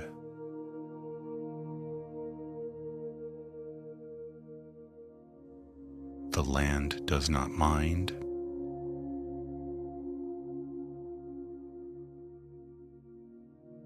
It adjusts.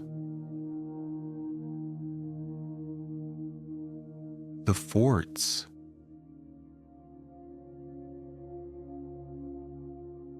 do not ask to be remembered.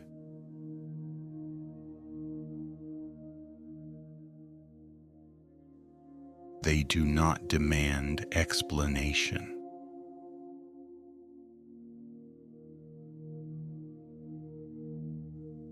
They are content to stand.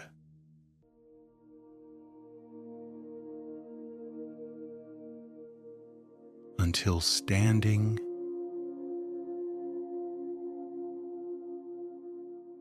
becomes resting.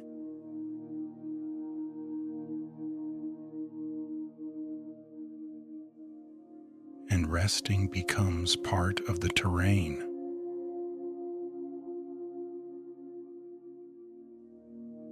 At night,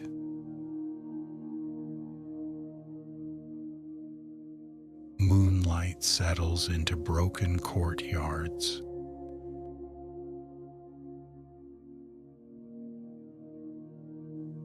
Stars appear through roofless halls.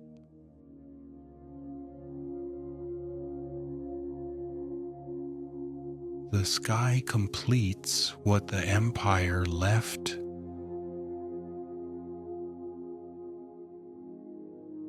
unfinished.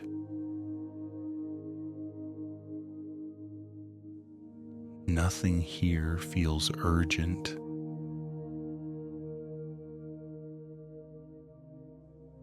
Nothing here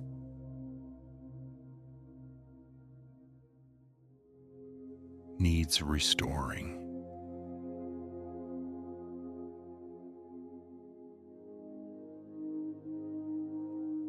The ruins are not waiting for a revival.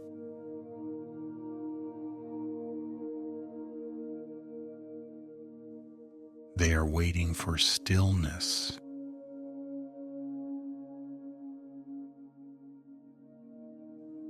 And as the night grows deeper, the idea of empire itself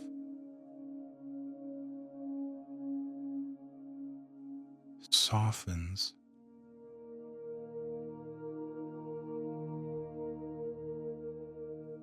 Loses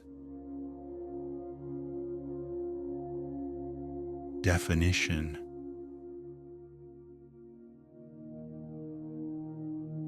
And fades into quiet structure.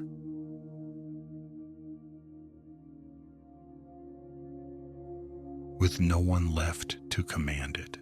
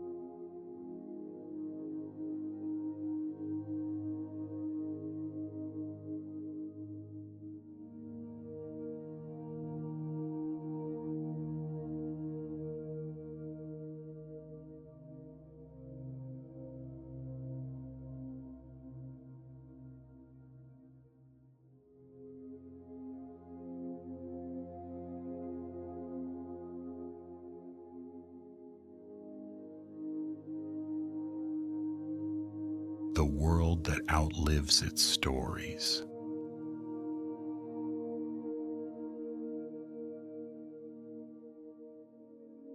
The land remains.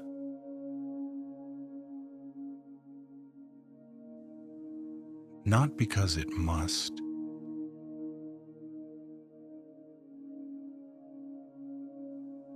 but because it always has.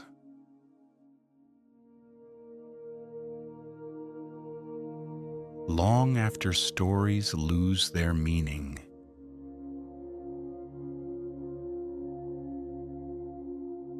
long after names fall away, the mountains continue to hold their shape.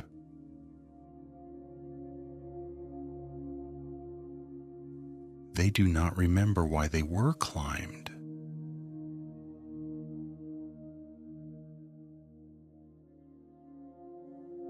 They do not care who named them.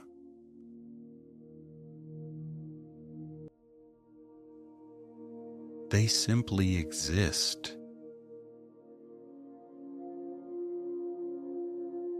Rivers move through valleys.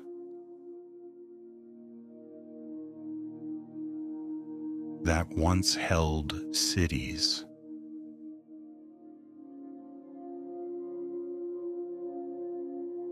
Water flows where walls used to stand.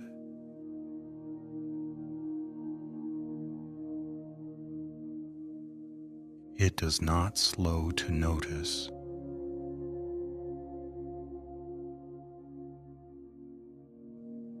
It does not change its path.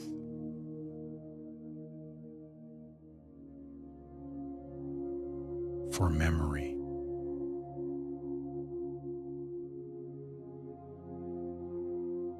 the ground breathes gently, soil settles.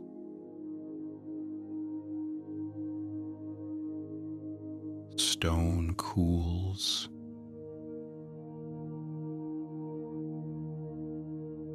The land exhales.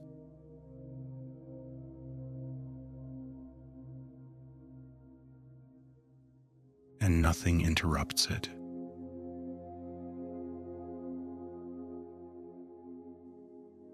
There was a time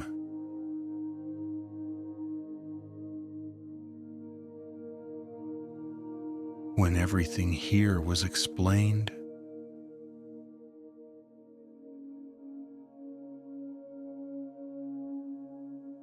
When stories filled the silence.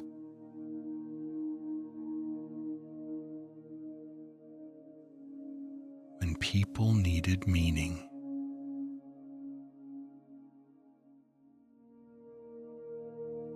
To feel at ease.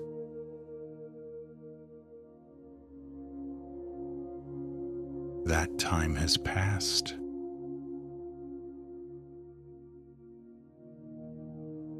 Now the world is enough.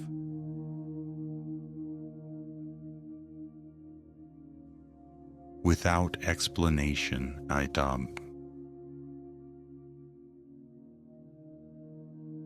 forests grow without remembering.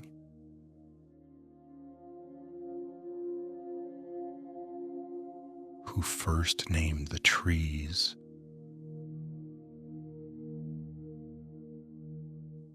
Grass moves with the wind.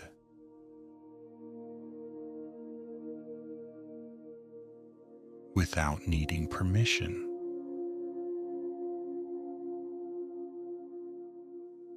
Snow falls evenly.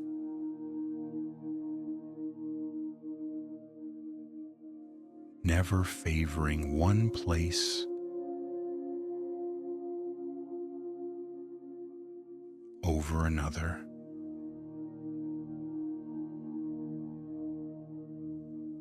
Nothing asks to be understood anymore.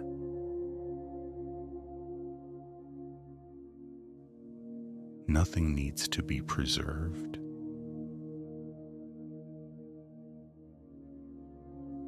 The land is not fragile, it is patient.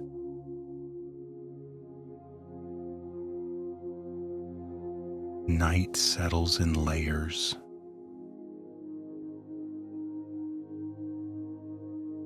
Stars appear.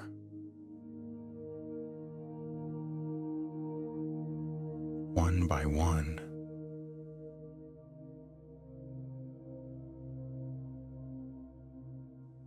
Without urgency.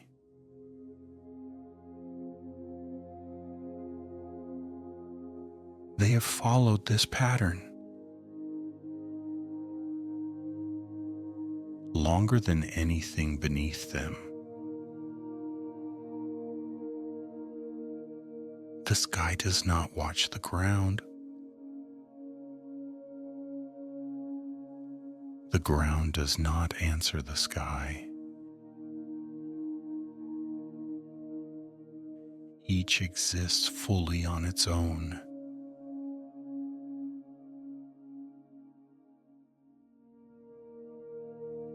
Balanced.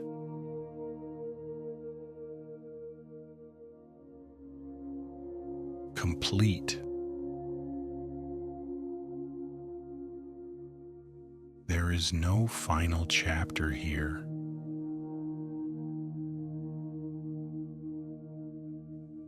No ending meant to be noticed.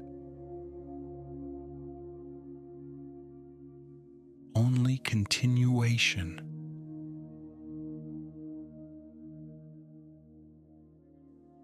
So gentle it feels like rest.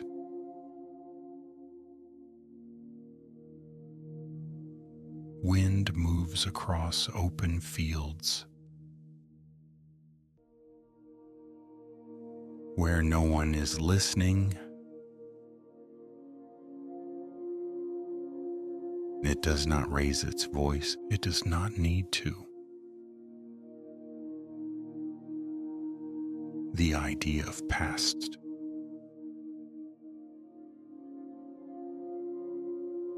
softens.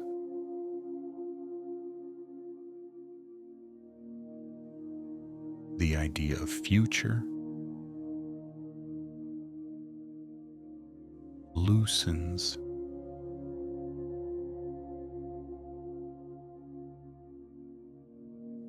Until only the present remains. Quiet. Unmoving.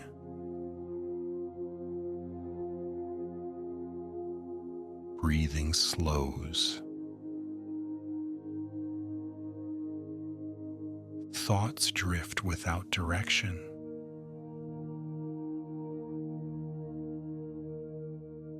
The land does not follow them.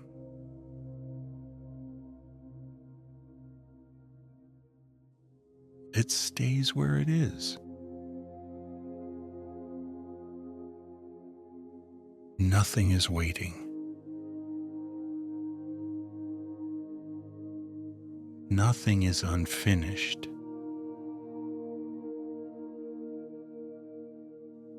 Nothing is missing.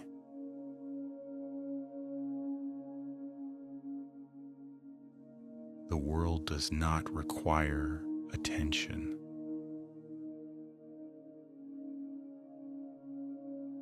It does not request memory. It does not need an audience. It continues comfortably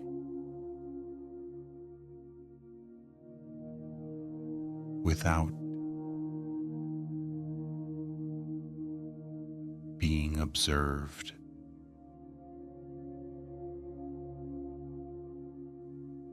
And in this stillness,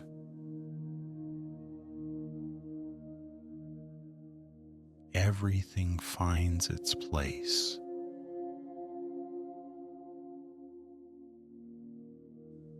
The land rests.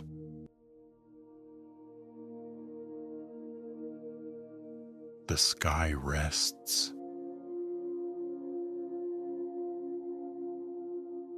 time rests.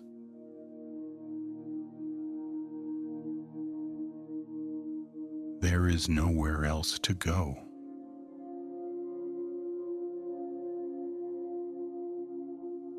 Nothing else to resolve.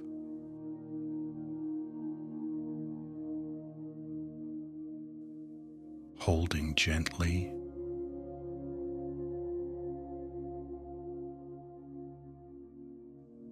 until sleep deepens on its own.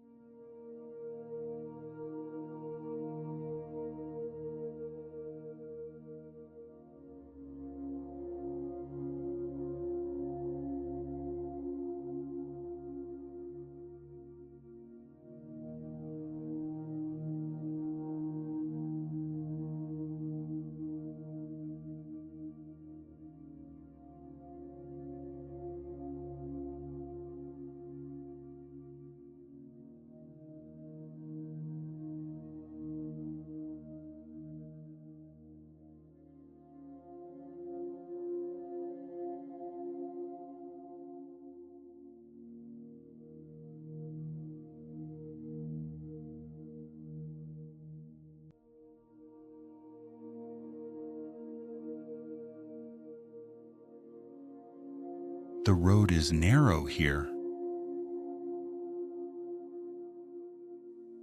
not dangerous, just quiet.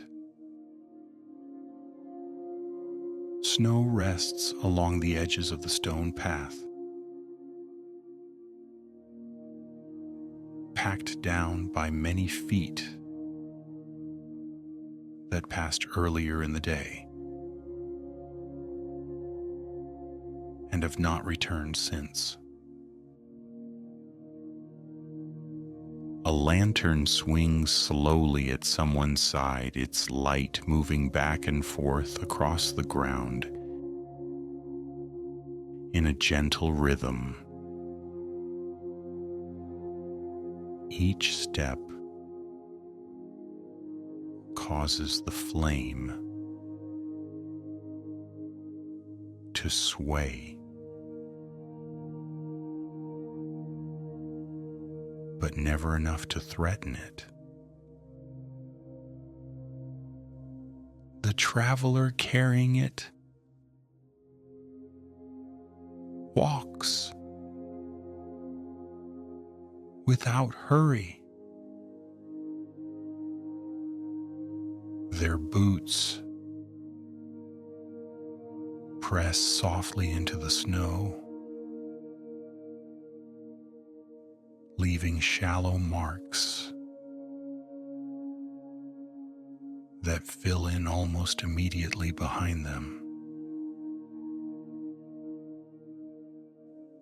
A bedroll is tied loosely to the top of their pack. It shifts with each step.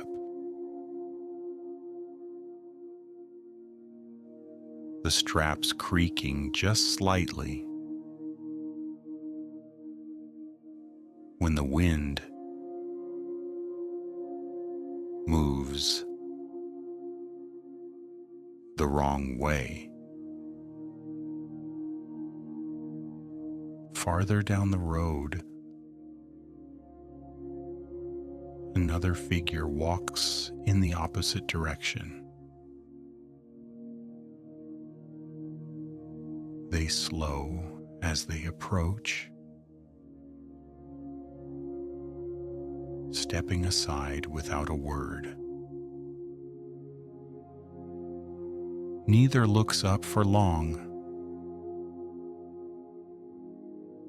A brief nod, then both continue on, the moment already finished. The road curves gently around a rise in the land. Beyond it, the sound of wind grows stronger. Not louder, just wider.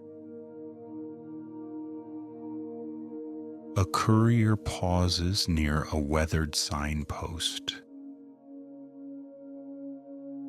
brushing snow from the carved lettering with a gloved hand. They read it slowly, as if confirming something they already know. After a moment, they adjust the strap across their chest and continue walking. Boots, finding the center of the path again without thought. Somewhere nearby, a horse shifts its weight. A farmer stands beside it, one hand resting against the animal's neck, waiting patiently as it settles. No words are spoken. None are needed. The horse exhales, warm breath rising briefly into the cold air before disappearing again. The farmer pats its side once, then resumes walking, leading it along the road at an easy pace. Above them, clouds drift slowly across the night sky. The moon appears, then fades, then appears again. Its light changing the color of the snow each time it returns. A guard stands near a bend in the road,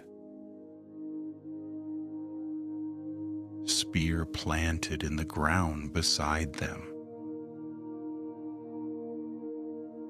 They are not watching closely, just standing, letting time pass. Snow gathers on their shoulders and helmet. They do not brush it away. Their breath moves steadily, visible for a moment, then gone. Further on, the road narrows between stone and tree. Branches overhead catch the wind, releasing small cascades of snow that fall soundlessly to the ground. A traveler stops beneath one such tree, adjusting the clasp of their cloak. They wait for the last of the snow to fall before stepping forward again. Footprints overlap here. Old ones softened by time. Some lead away from the road. Others return to it. None feel recent. The lantern light fades as the road stretches onward, leaving only the pale glow of the moon and the quiet sound of boots against snow. In the distance, the shape of an inn rests low against the land. Its windows glow softly, steady and warm, but still far away.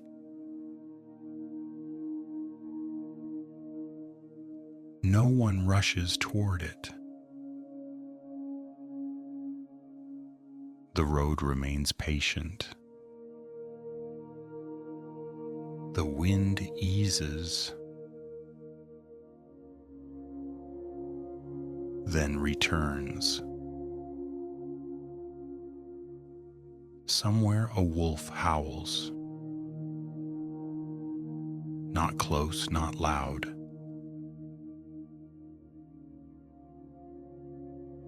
Just a reminder that the night is wide and calm and continuing on without concern. The travelers keep walking. The road keeps holding them, and nothing asks for attention.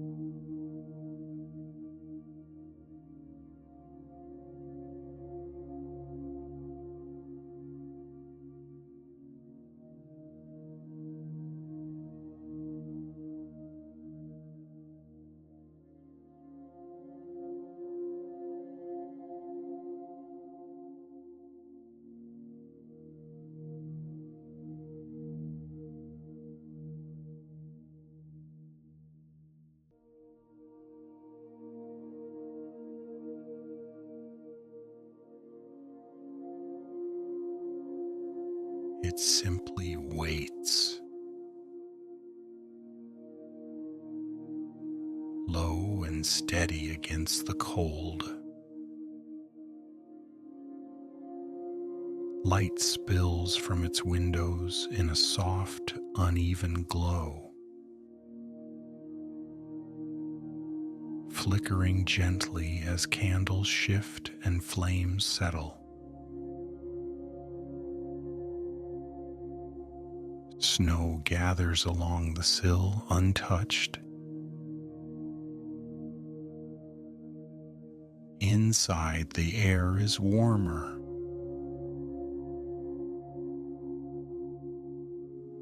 Not hot.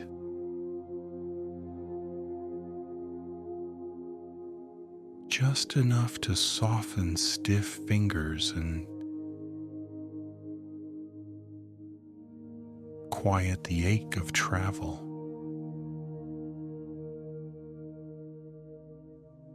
The door opens slowly, hinges murmuring instead of creaking. Cold air drifts in. then fades as the door closes again. An innkeeper stands behind the counter, polishing the same small section of wood they polished only moments ago. The cloth moves in slow circles, unhurried, familiar. They pause to set a candle straighter, watching the flame regain its balance. A guard sits near the fire, helmet placed carefully on the floor beside them.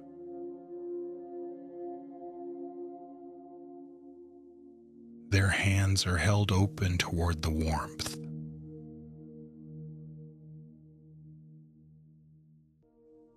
Fingers slowly uncurling as feeling returns. They breathe out once, long and steady,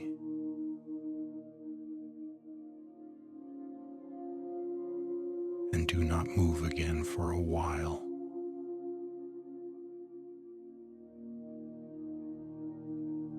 A traveler sits at a corner table, cloak still draped over their shoulders. They haven't removed it yet, as if the cold has not fully let go. A cup rests between their hands. Steam rises, disappears, rises again.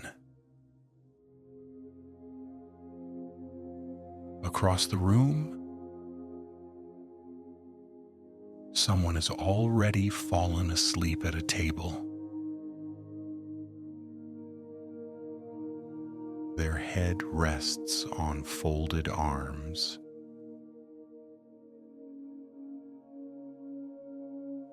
Breath slow and even.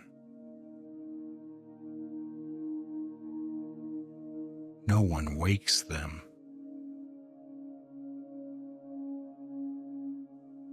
The fire settles deeper into itself.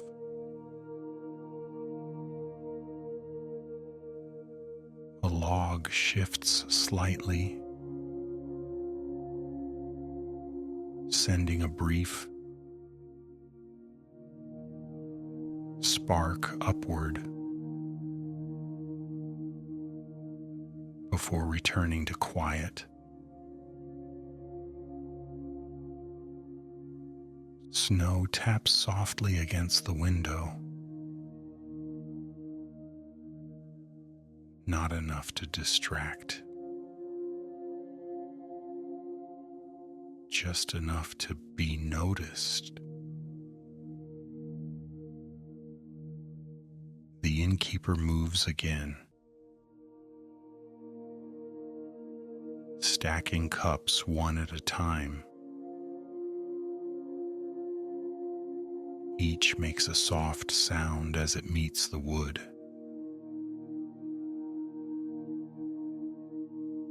Then silence returns. A stool is nudged back with care. Someone stands, stretches slowly, then moves toward the stairs. Without speaking, each step creaks once, then grows quiet as they reach the upper floor.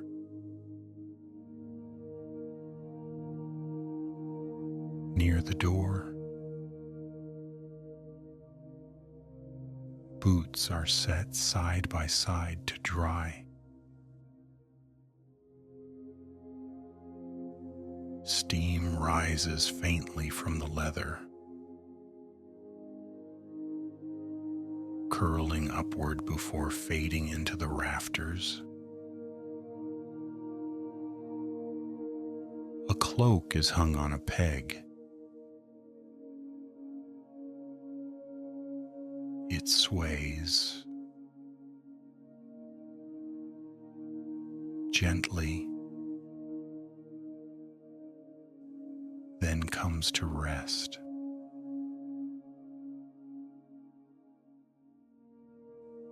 The guard reaches for their helmet, thinks better of it,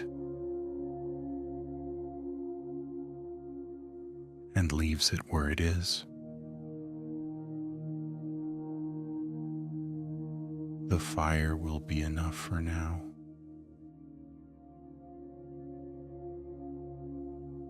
Outside, the wind passes over the roof.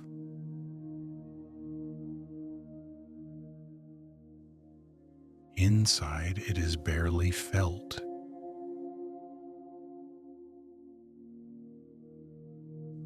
A candle burns low near the window, its flame bending slightly as air moves through the room.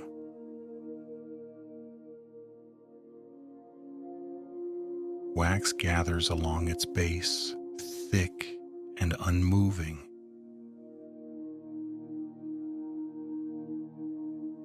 No one speaks. There is no need.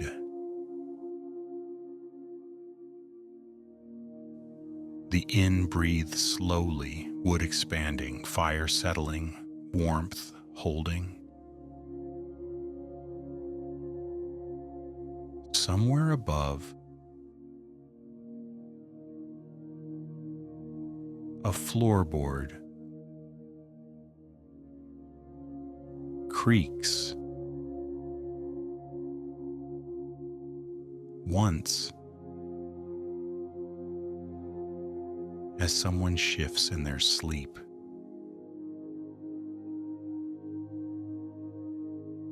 Then nothing. The traveler at the table finally loosens their cloak,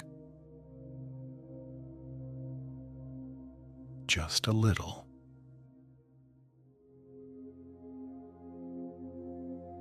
Not removing it,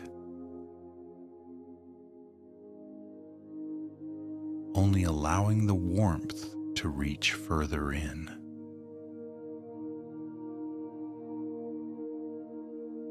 They close their eyes for a moment.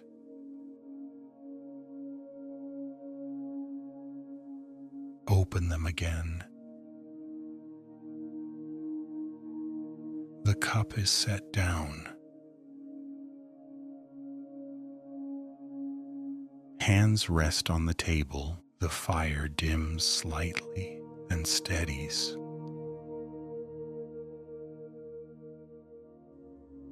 Outside, snow continues to fall.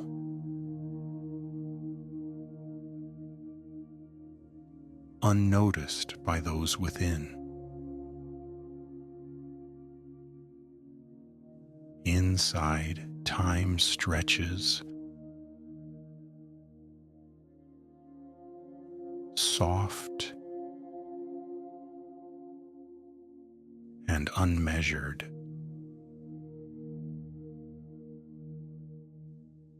the shelter holds.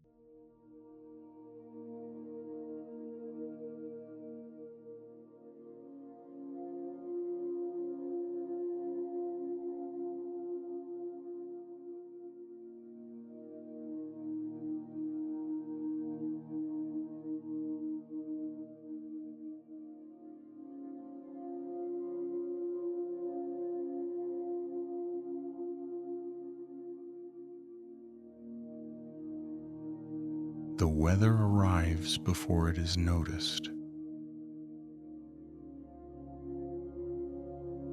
Not suddenly,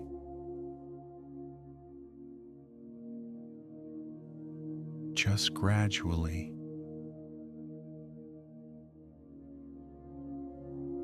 Snow begins to fall somewhere far above the roads and roofs. Small flakes drifting down without urgency. They turn slowly as they fall.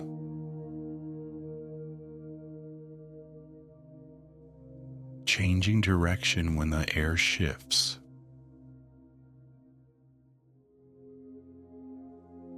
A valley receives the snow quietly.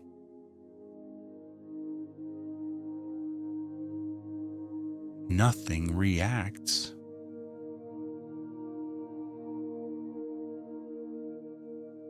Stone paths accept it first. Dark surfaces becoming pale. Edges softening until lines blur. And angles obstacles disappear, a figure moves through the open land, head lowered slightly, not to shield themselves, but simply because the wind suggests it. Their cloak lifts and settles in slow waves, responding without resistance.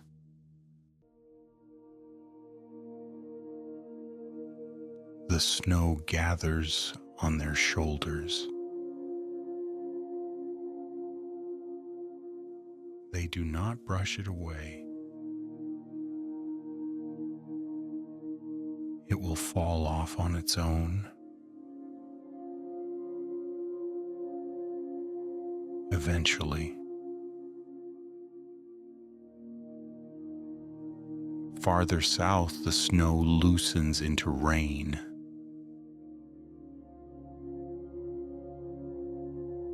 It begins as a thin tapping sound against stone. Barely there.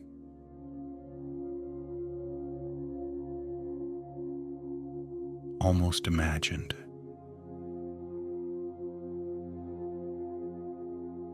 Drops collect in shallow grooves worn into the road by countless travelers before. Water finds paths that already exist. Someone pauses beneath a leaning rock,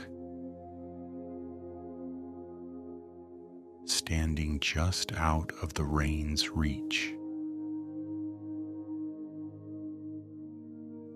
They wait, not impatiently,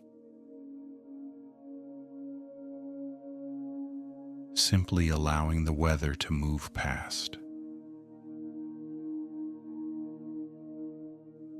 Rain darkens the ground. The color of stone deepens, becoming richer,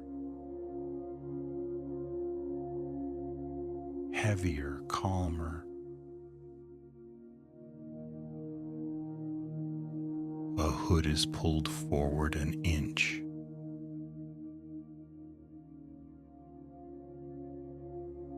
That is all.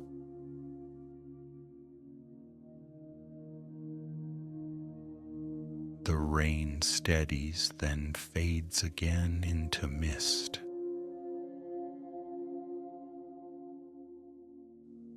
Fog moves through the forest next. Not rolling. Not rushing.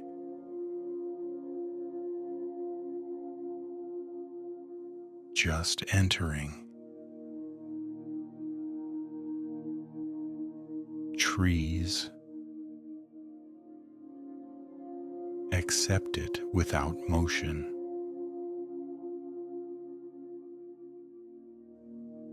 Branches disappear a little at a time.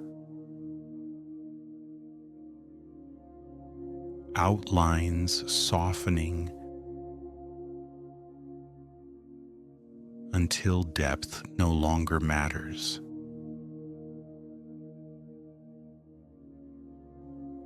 Footsteps pass somewhere unseen. They are not hurried.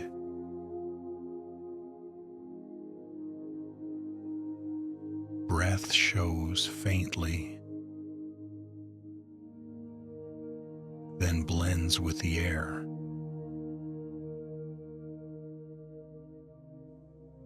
a shape moves between trunks. Perhaps a traveler. Perhaps only shadow. The fog does not explain itself. In the open tundra, the wind is stronger. Here it moves without obstruction, pressing the grass flat in long, slow motions. Each blade bends, then rises again, repeating the same action over and over. The land breathes with it. Clouds slide across the moon. Light dims, returns, dims again. Snow changes texture as the night deepens.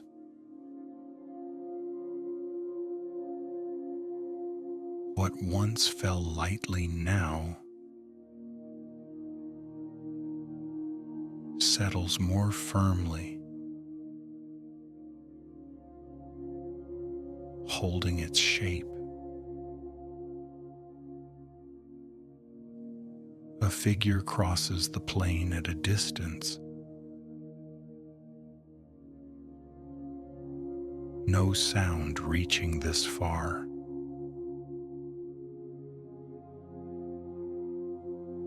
Their path leaves a faint line behind them.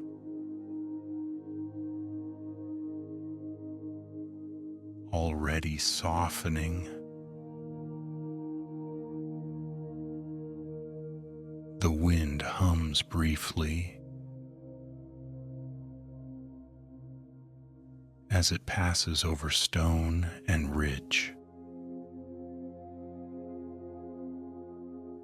Then quiet follows.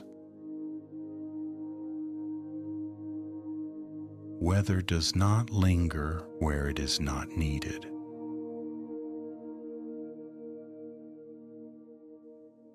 It continues on. Rainwater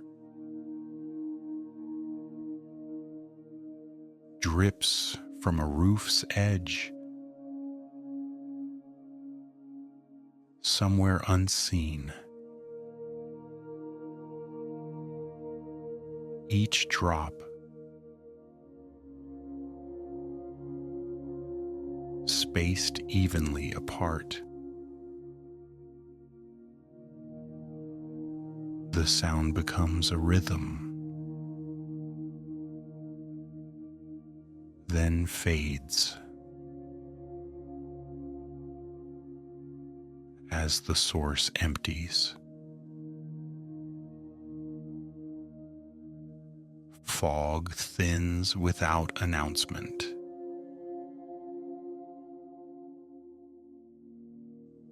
Trees return to view.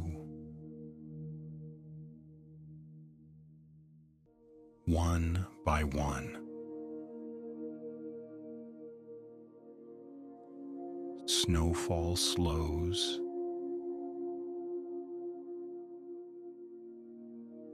Then pauses.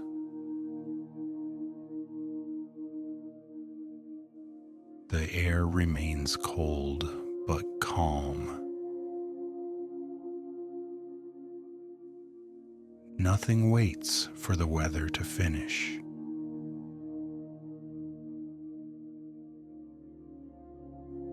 Life simply adjusts gently, without thought. The land remains open and patient, allowing snow, rain, fog, and wind to pass across it as they always have. And when the weather moves on,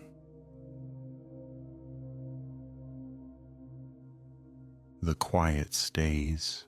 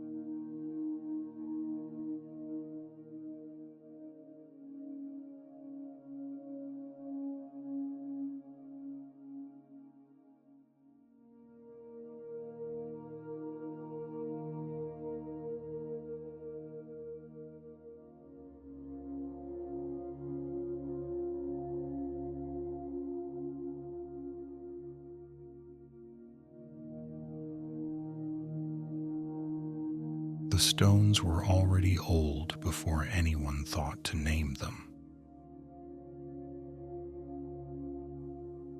They rest where the land rises gently half buried, patient. Their edges softened by snow and time.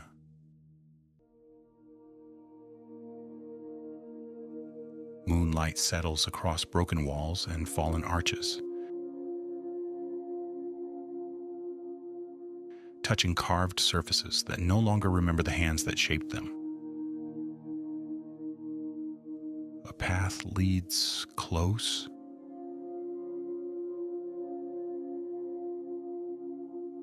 then drifts away again.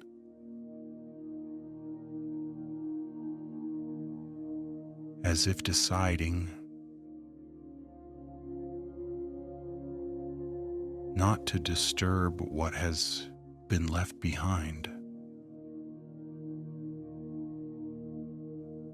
Someone approaches the ruins slowly. They do not step inside. They stop just short of the first stone, standing still long enough for the wind to move past them. Snow gathers along the grooves of ancient carvings.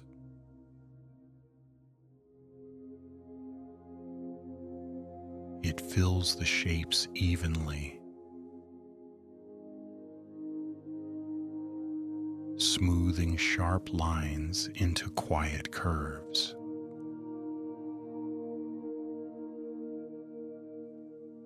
A standing stone rises nearby.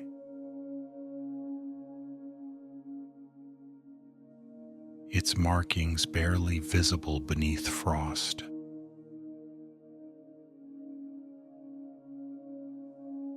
The symbols catch moonlight for a moment,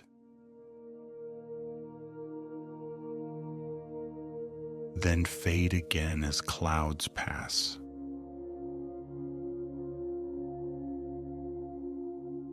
No power stirs. Nothing waits.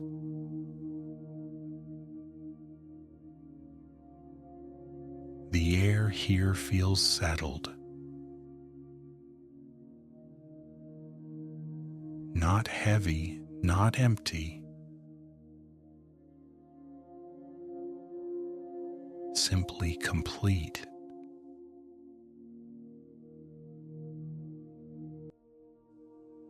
A traveler kneels near the base of a fallen pillar, brushing snow aside with the back of their glove.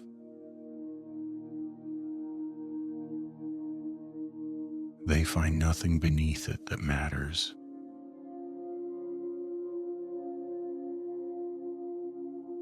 They stand again without disappointment.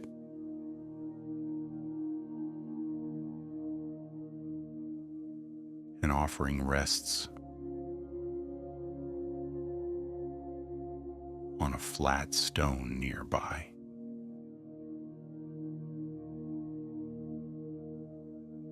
So weathered it is difficult to tell what it once was.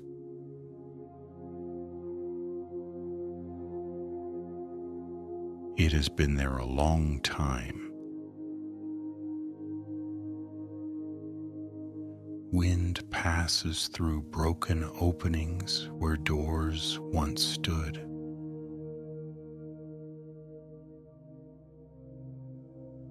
It makes no sound as it goes.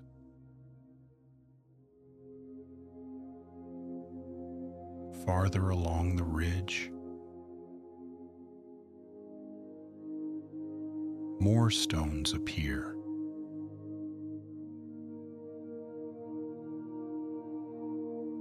Fragments arranged by collapse rather than design.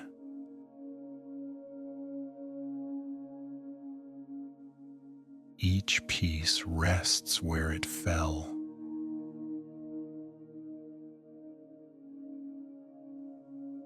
has not moved since. Snow drifts fill the spaces between them.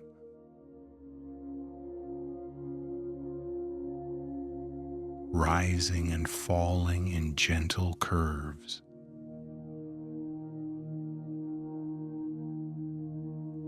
The ground here is uneven but calm.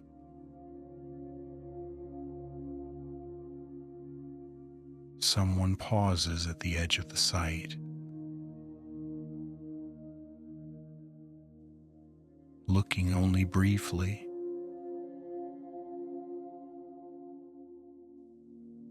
They do not linger. Their footsteps leave shallow impressions that soften almost immediately behind them. Clouds move again across the moon, shifting shadows over the stones.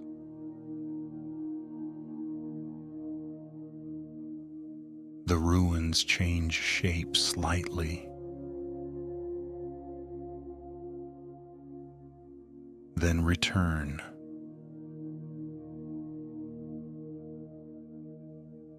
Nothing watches.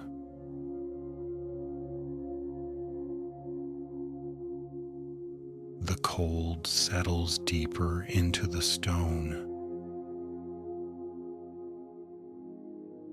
holding it steady. No cracks widen. No echoes answer. Time passes without marking itself. The traveler moves on, following the slope downward, leaving the stones exactly as they were. Snow continues to fall lightly, covering new marks, preserving stillness. The ruins remain, not forgotten, just unbothered, and the land keeps them quietly.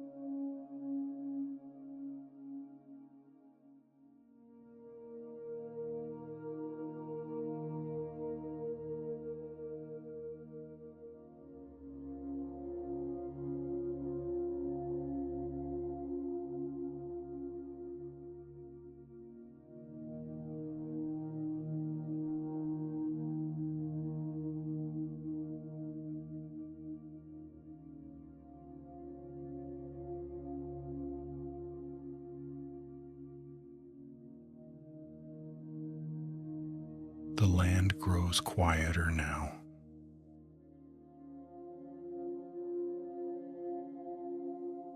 Not because anything has stopped,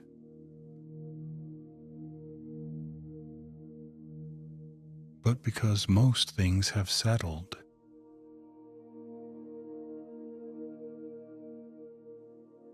A river moves through the dark, its surface catching moonlight in long broken lines.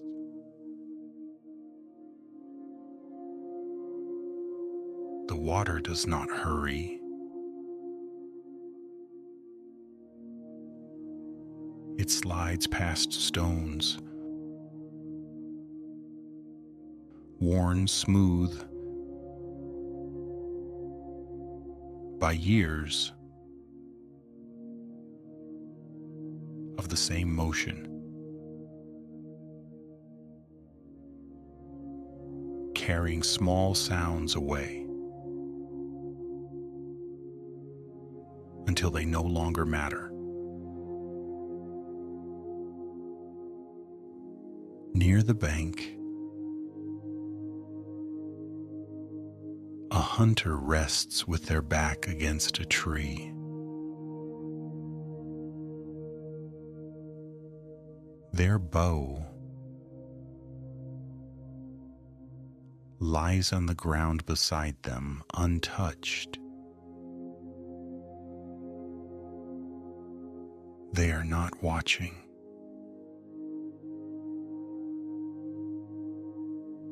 They are simply there. Breath rises and falls beneath a heavy cloak. Steady and unremarkable.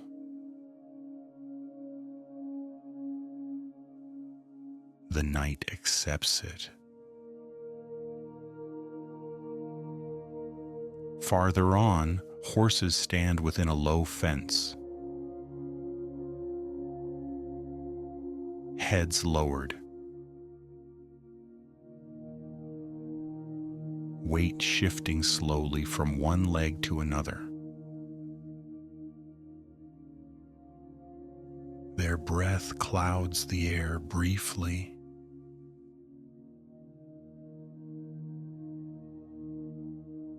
then disappears.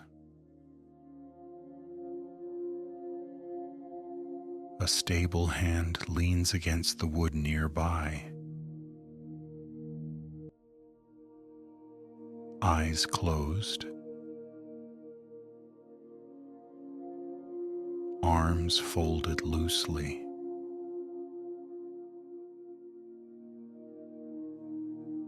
They are awake enough to stand, asleep enough not to think. Somewhere in the trees,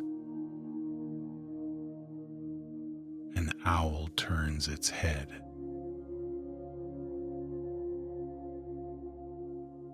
It does not call.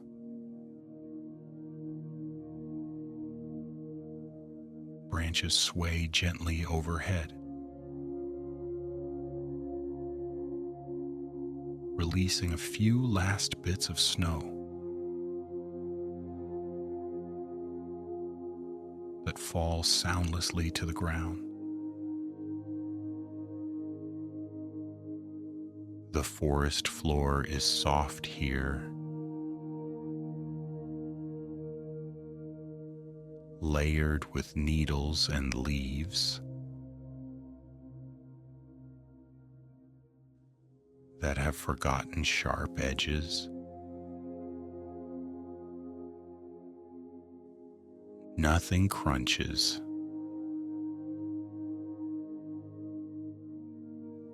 A fox moves through the undergrowth, slow and careful. It pauses, listens,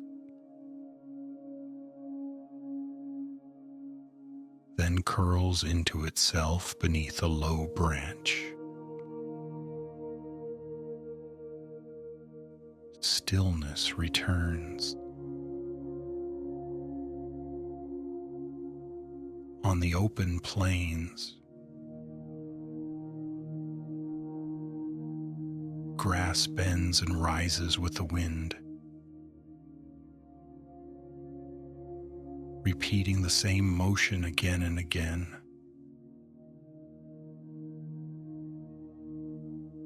No effort is wasted.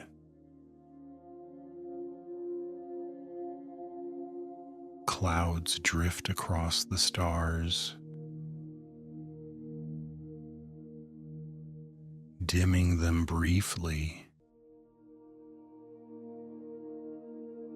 before moving on.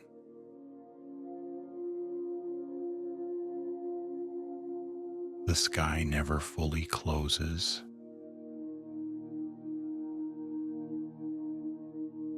In a clearing, moonlight spreads evenly across the ground, revealing nothing that needs attention. Only shape and shadow and space. A distant fire burns low near a campsite, embers glowing without flame. No one tends it. The warmth remains where it is needed. Water continues to move. Grass continues to bend. Breath continues to rise and fall.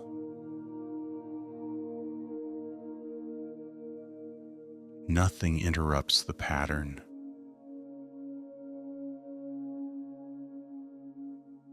The wilds rest.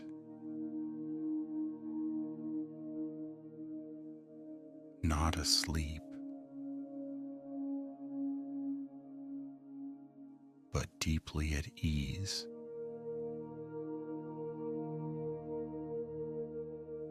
And the night holds them without asking anything in return.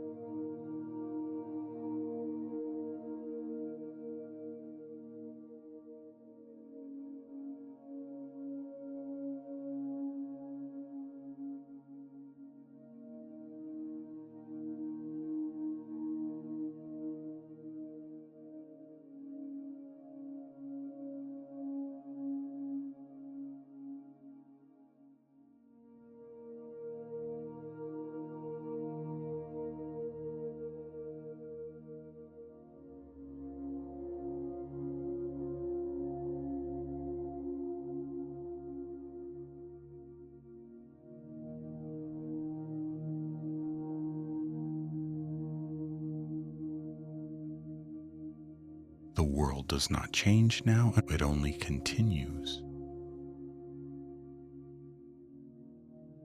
Breath moves in and out.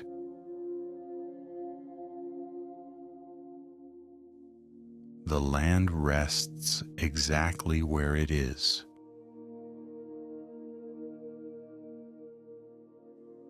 Wind passes gently across open ground.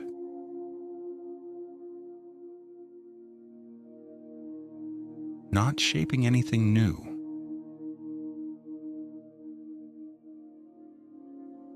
Only touching what already exists.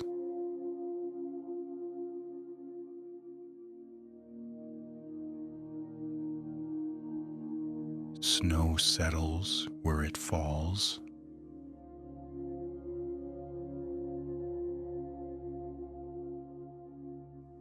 Nothing stirs to greet it.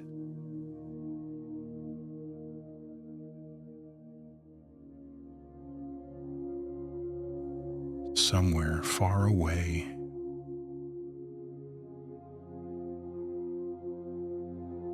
water moves as it always has.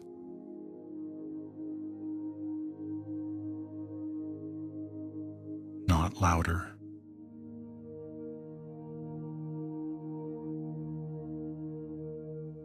Not softer.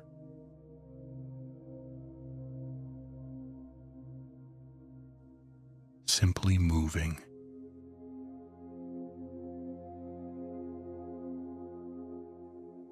The night stretches wide without edges.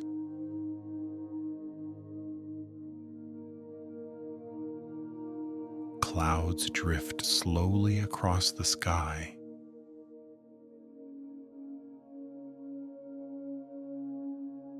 Their shapes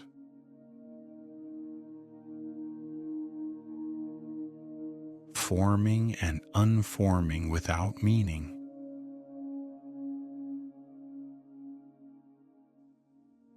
They do not hurry.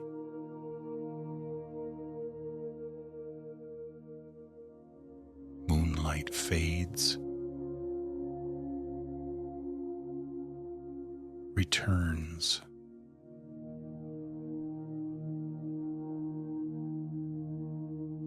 Fades again.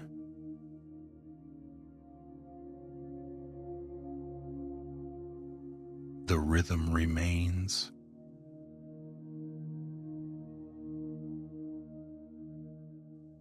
The road lies empty now, holding no footsteps, no sound.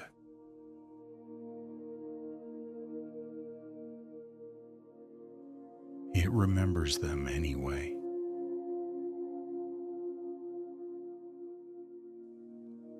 Without effort.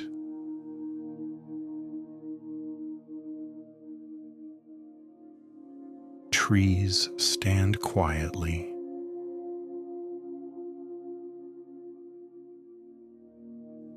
Branches lowered in rest.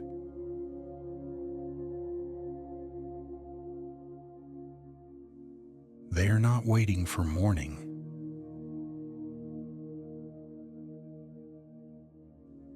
They are complete as they are.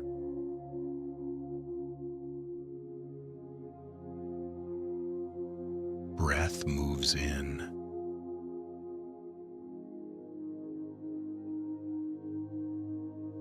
And out.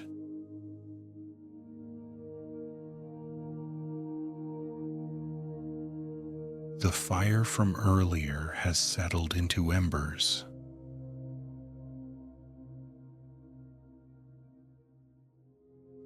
Warmth remains.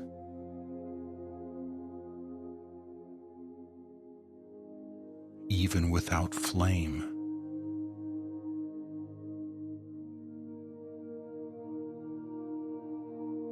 A distant animal shifts once.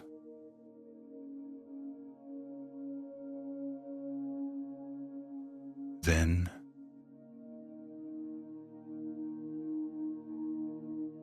stills again.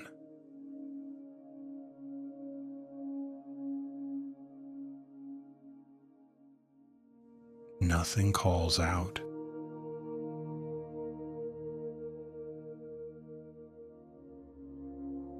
Nothing answers.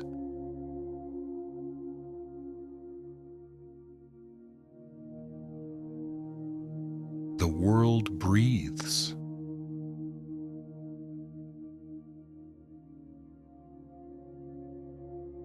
Slow and steady.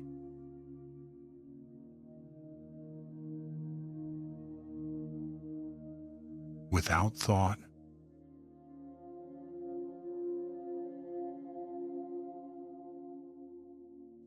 Without intention.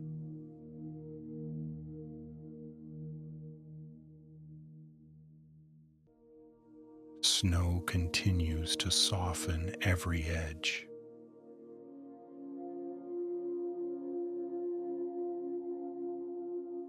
Time loosens its grip.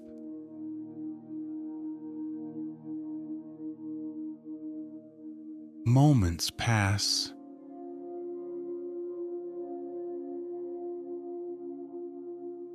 Or perhaps they do not.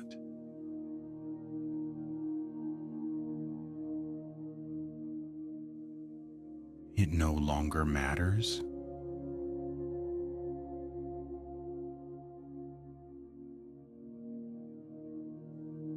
Wind,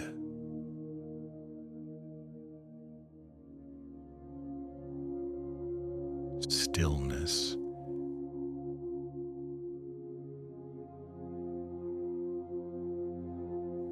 breath.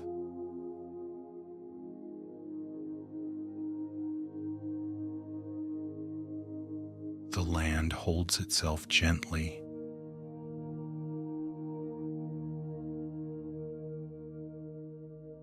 Needing nothing from those who pass through it.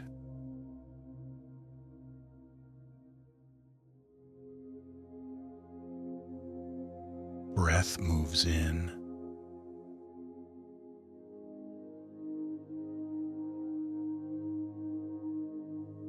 and out.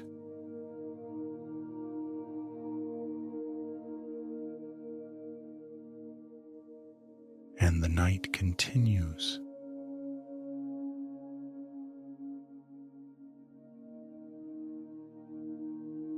Exactly as it should.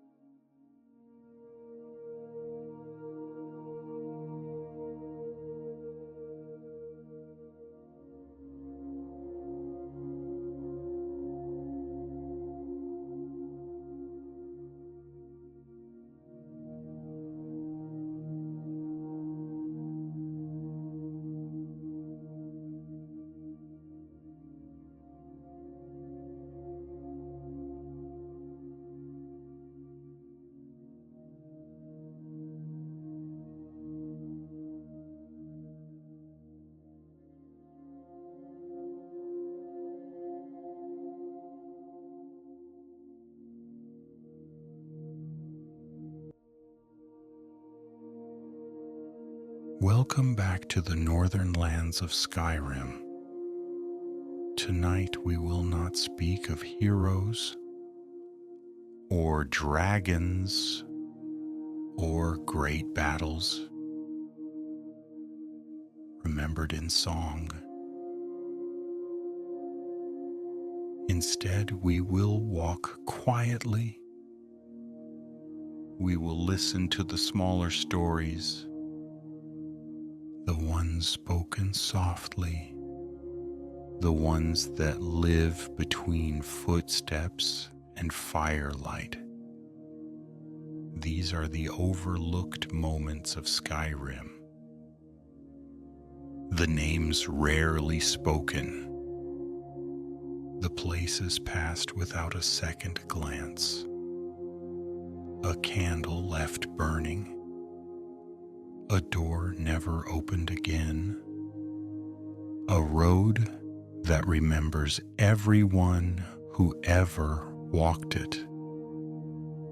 There is no urgency here, no quest to complete, no fate to fulfill, only the land and the quiet lives that move within it.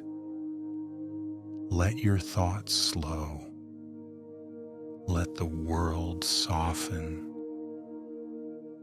And when you are ready, we begin.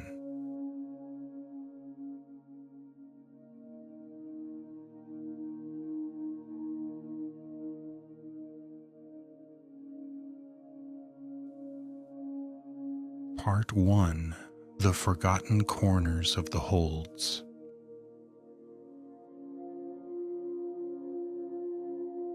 Skyrim is often remembered by its great cities.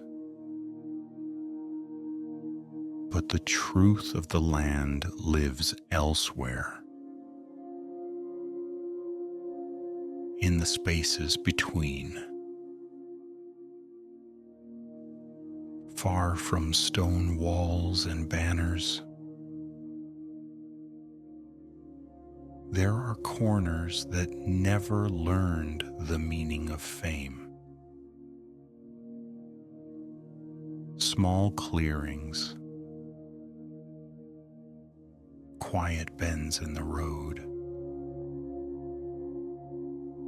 cabins that were never rebuilt. Many travelers pass these places without noticing. They move too quickly. Eyes forward, destination in mind. But Skyrim remembers them. There is a patch of ground near the edge of a pine forest. No marker, no sign, only flattened grass and a ring of old stones. Once, a fire burned there. Not a camp of soldiers, not a bandit's den, just a traveler who stopped for the night. No one knows their name now. The fire is long cold, but the stones remain, darkened by smoke. The land does not forget. Somewhere along a narrow road there is a cartwheel half buried in the dirt. Its wood has split from years of snow and thaw. It does not block the road. It is not useful. It is simply there. At some point, someone tried to fix it. You can see where a nail was driven and crooked, where a hand slipped. Perhaps the cart never moved again. Perhaps its owner did. No one stopped to clean it away. Time simply moved on. In the shadow of a low hill, there is a stone wall. Not tall enough to defend anything. It encloses a nothing. It may have once marked land that mattered to someone. A boundary, a promise. A place worth protecting. Now snow gathers there in winter. Wild flowers grow between the stones in spring. No voices remain. Only patience. Some cabins in Skyrim stand empty, but not abandoned. Inside, the furniture is still arranged carefully, chairs pushed in, a table wiped clean. There is no sign of struggle, no broken door, just silence. These places feel as though their owners simply stepped outside and never came back. A kettle still rests near the hearth. Dust gathers slowly, respectfully. No one disturbs it. There are wells that no longer draw water. The buckets are gone. The rope is frayed. The stone is worn smooth by hands that once returned daily. Villages grow. Villages fade. But the well remains, waiting for hands that will never return. Somewhere near the border of a hold, there is a trail that fades mid-step. Not blocked, not collapsed. It simply ends. Grass overtakes it. The earth forgets the weight of feet. It may have once led to something important, or someone important. Or perhaps it only ever mattered to one person, and that was enough. Skyrim is full of these places. Quiet truths as unwritten stories. They do not ask to be remembered. They are content to exist. Exactly as they are, and as night settles across the land, they remain, waiting.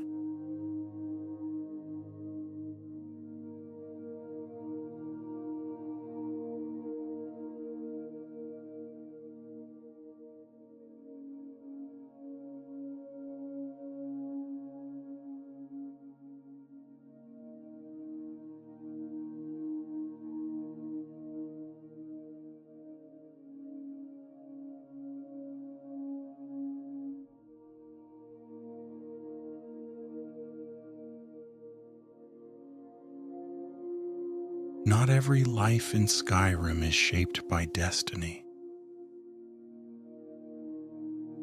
Most are shaped by routine, by waking before dawn, by tending fires, by returning to the same places day after day. There is a man who stands near a market stall each morning. He is not a merchant. He does not sell anything.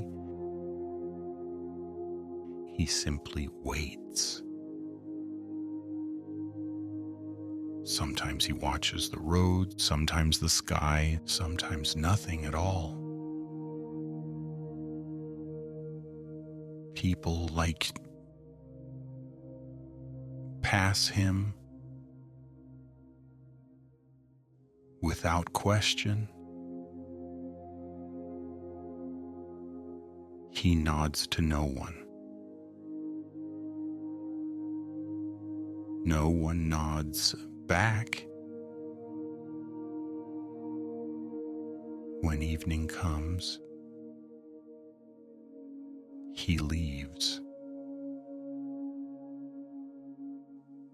No one knows where he goes, and no one asks. There is a woman who sweeps the same patch of stone every afternoon. The stone is already clean. She moves slowly, carefully, as though the motion itself matters more than the result. Perhaps it does. When she finishes,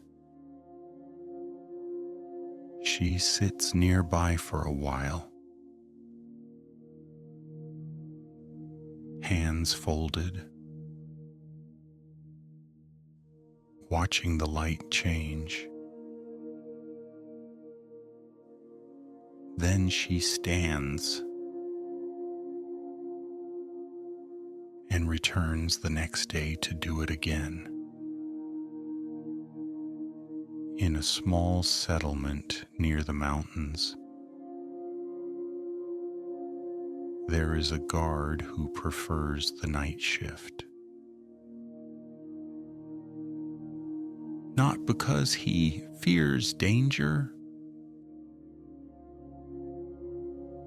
but because the night is quiet.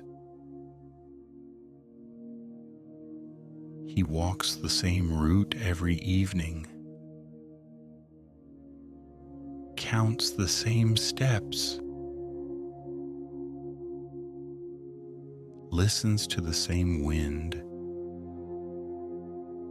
Nothing ever happens. And that is exactly why he stays. There is a child who feeds the same stray animal scraps from dinner. The animal does not belong to anyone. It never stays long. Still, the child sets the food down carefully in the same place, at the same time. As some nights the food is gone by morning, some nights it is untouched. The child never stops trying. In an inn far from the main roads, the keeper lights the hearth every night. Even when no guests arrive, the fire is small, just enough to glow. He sits nearby with a cup that has long gone cold, listening to the wood settle. Sometimes travelers pass by without stopping. Sometimes no one comes for weeks. The fire is lit regardless. There is a fisherman who returns to the same river bend every morning. The fish are scarce. The catch is never impressive. Still, he comes. He knows the sound of the water there, knows how it changes with the season. Some days he catches nothing at all. He stays anyway. In one of the larger cities, there is a servant who pauses at the same window each afternoon. Just for a moment. She looks out over the rooftops,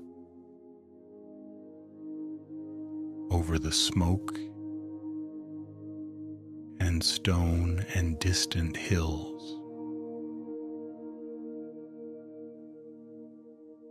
Then she returns to her duties. No one notices her pause. No one marks the time. But it happens every day. There are miners who hum softly as they work. Not songs anyone remembers. Not tunes anyone taught them.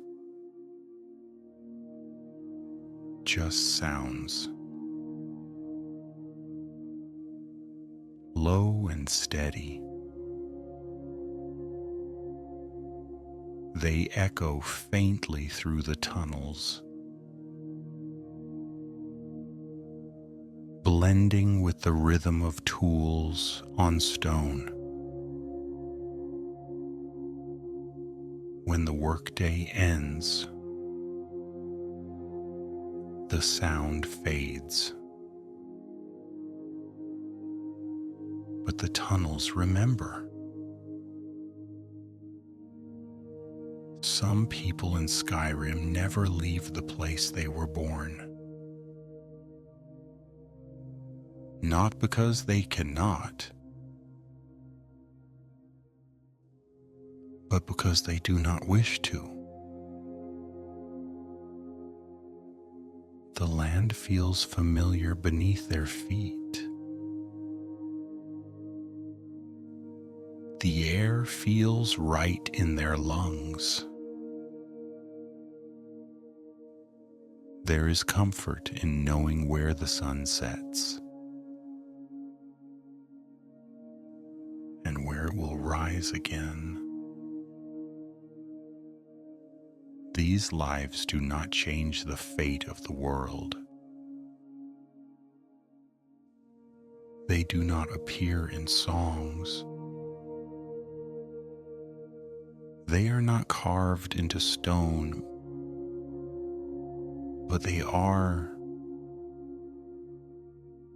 lived fully, quietly, completely. And as night deepens, they continue breathing, waiting, existing.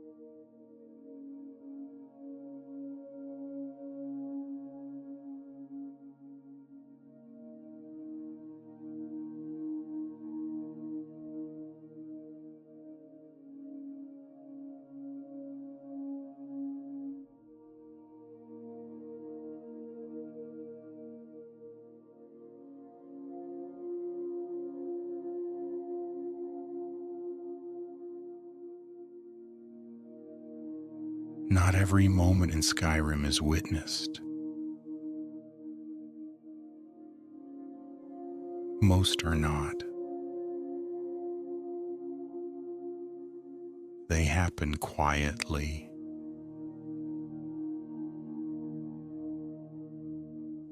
and pass without notice.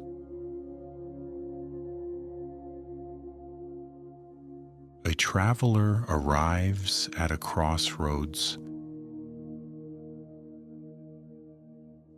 just after dawn.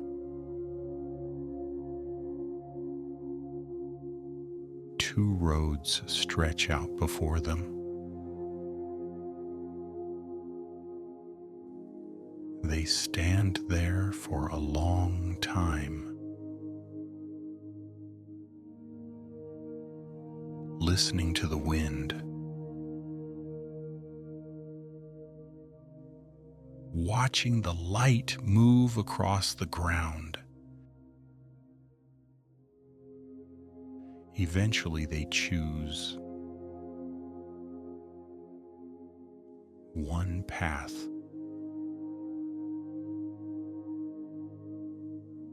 The other remains untouched. No one writes this down. No one remembers the choice.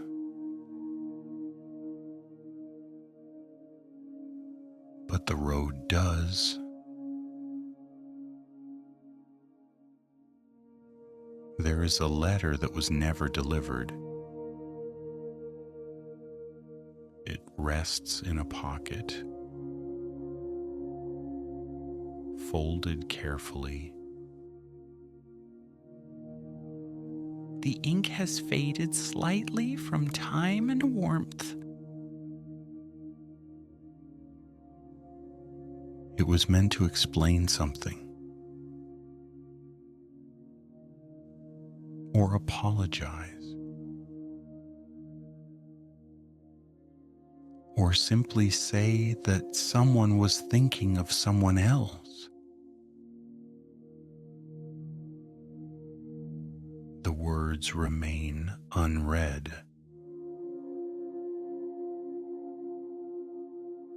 The moment passes.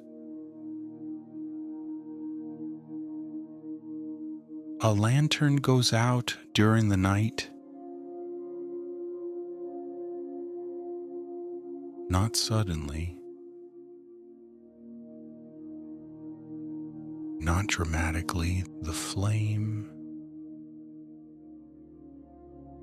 simply grows small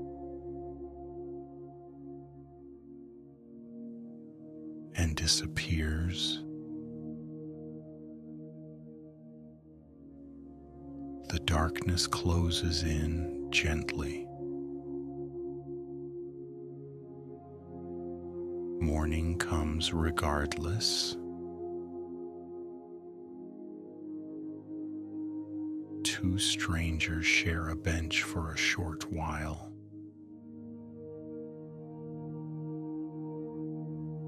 They do not speak. They watch the same clouds drift past.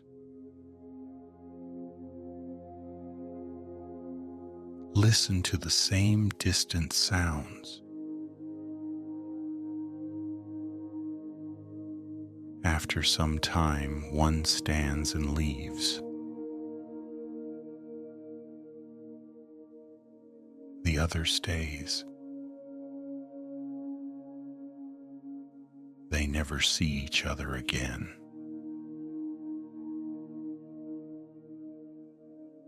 But for a moment, they shared the same silence.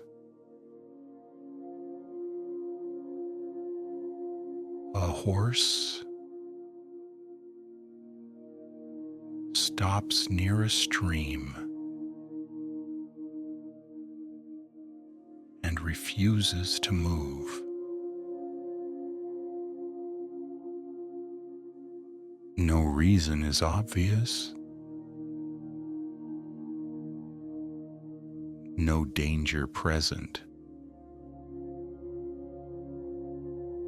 The rider waits patiently. Eventually, the horse steps forward on its own.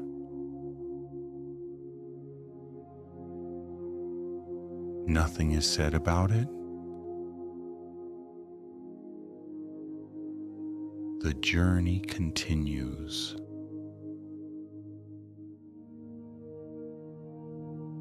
There is a meal prepared that goes uneaten. The table is set. The food cools slowly. Something interrupts the evening.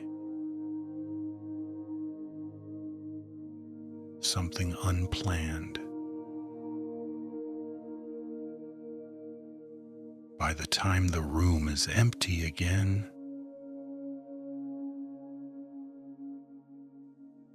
the moment has passed.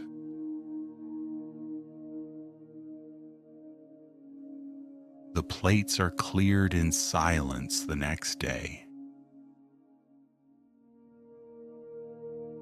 Snow begins to fall earlier than expected. Only a few flakes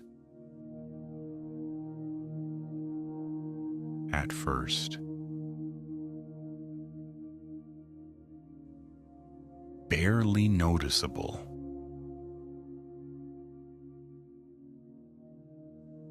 They melt as soon as they land.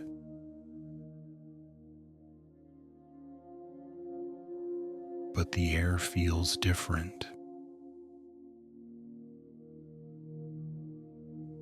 Winter has made its quiet decision.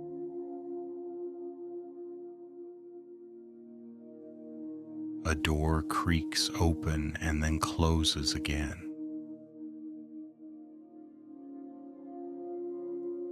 No one enters, no one leaves.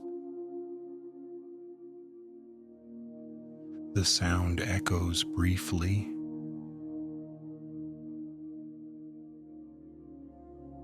and fades.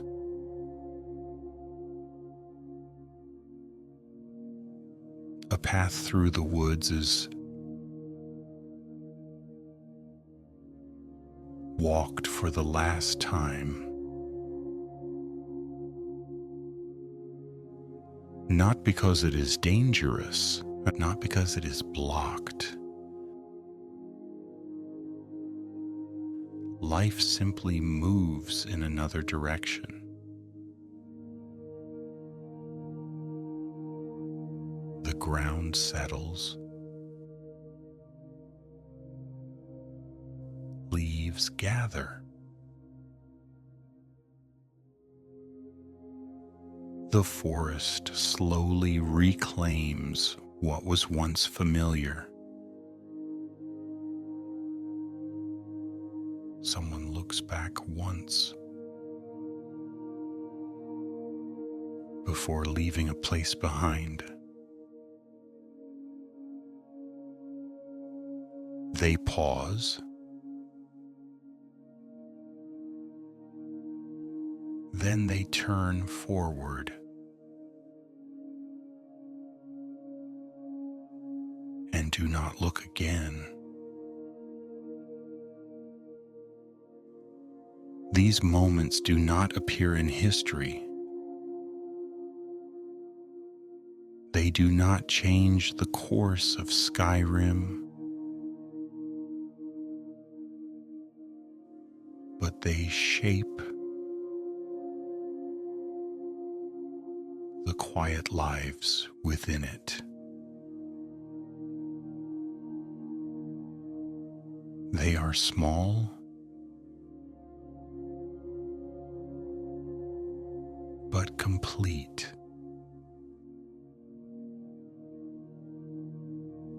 And as the world continues its slow turning,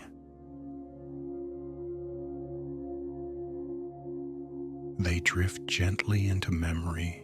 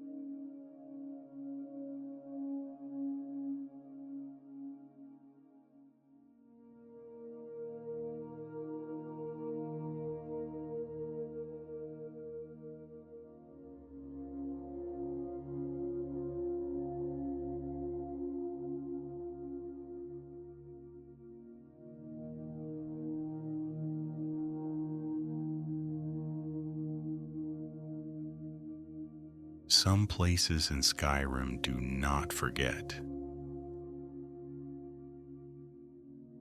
They do not speak. They do not move. But they remember. There is an inn where the floorboards creak in familiar ways. The sound is different near the hearth, different near the door.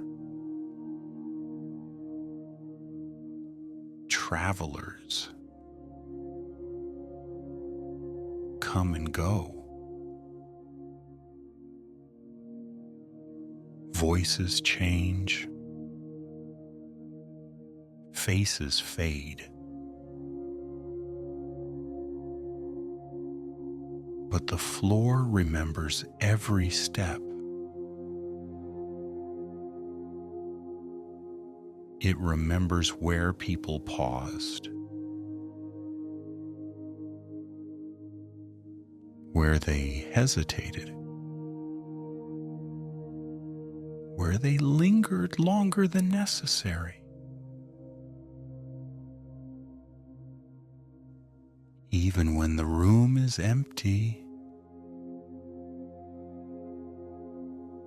the memory remains. There is a road that curves gently through open land. It has carried carts, boots, hooves and wheels. In every season, in every kind of weather. It does not know where people are going, only that they pass. When the snow melts,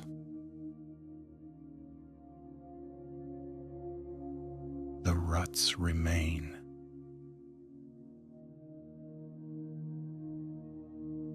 When the grass grows back, the path still shows.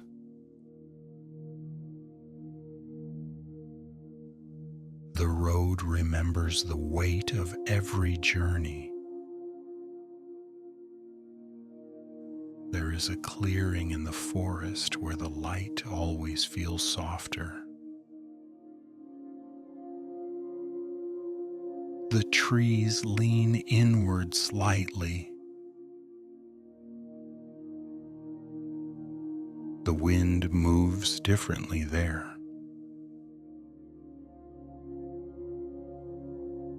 People often stop without knowing why.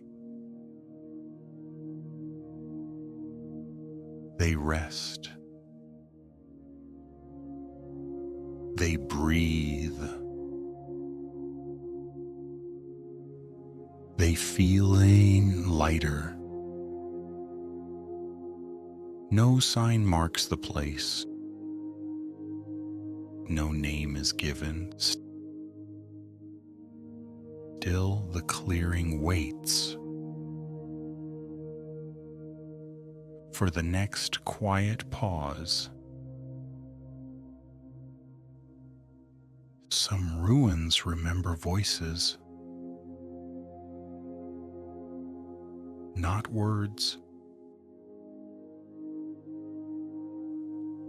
just the sound of life once moving through stone halls. Footsteps echo where footsteps no longer fall. Air moves through broken arches. The walls do not mourn. They simply remain. Time passes gently here. There is a bridge that many cross without stopping. Stone worn smooth at the center. Edges chipped by years of weather. Some pause halfway across. Look down at the water. They feel something then. Something small. Something calm.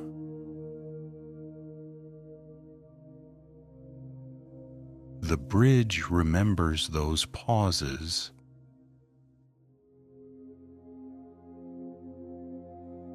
There is a home that no longer has an owner.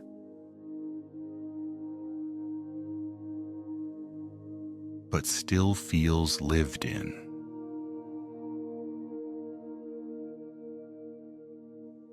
Sunlight enters the same window each morning.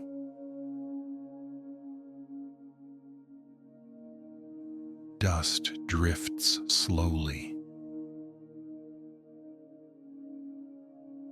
Nothing is disturbed.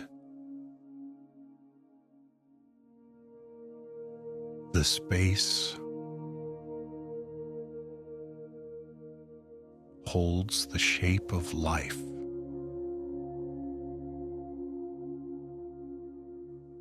Even after life has moved on.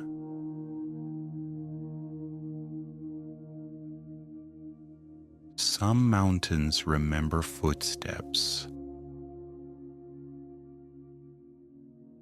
longer than any road.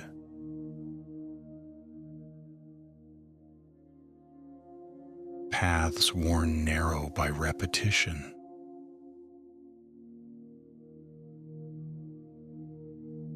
Not many pass here now.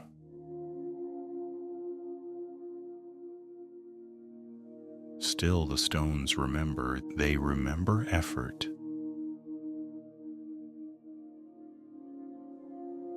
And breath. And the sound of rest after climbing.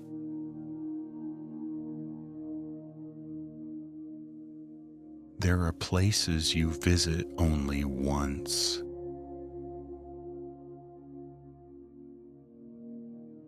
Yet they stay with you. And places you return to often.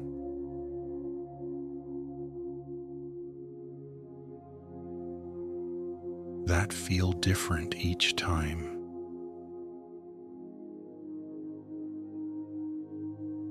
Skyrim holds both. Quietly. Without judgment. As night settles again, these places remain. Not for heroes, not for legends, just for presence.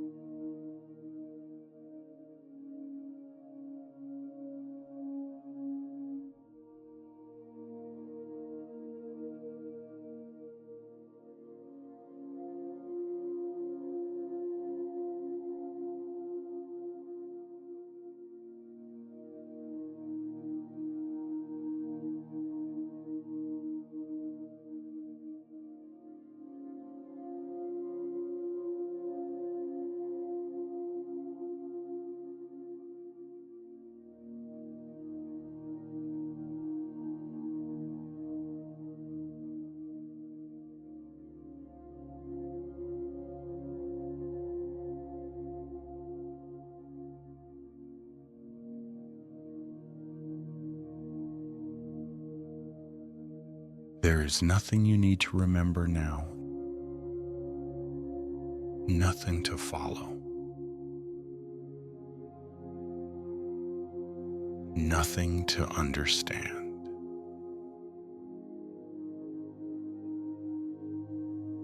Skyrim continues. Whether you watch it or not.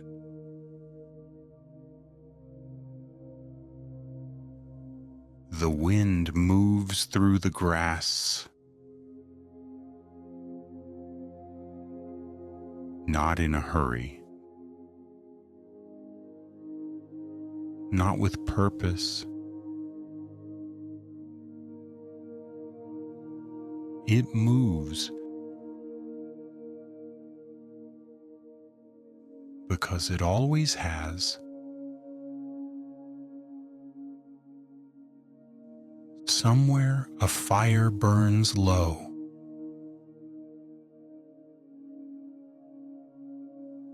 The flames shift gently. Wood settles.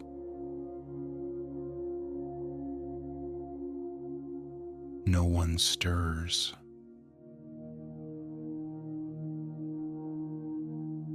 The night sky stretches wide.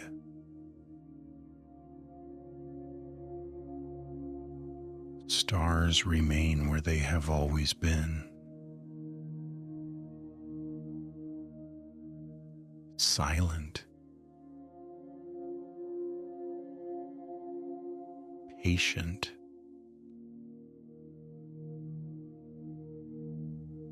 They do not ask to be noticed.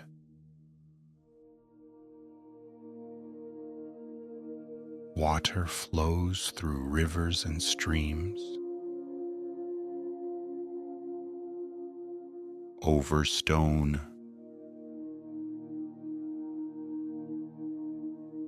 around roots.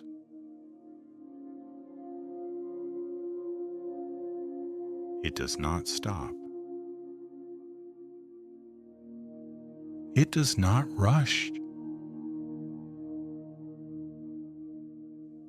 It simply continues.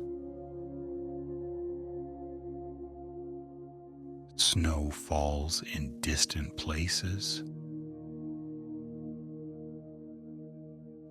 Soft. Light. It covers what was already quiet.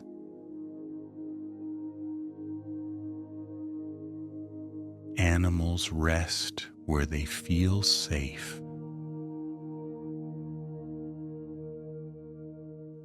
Breathing slows.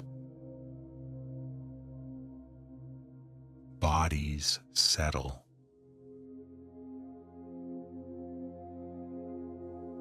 The world knows how to rest.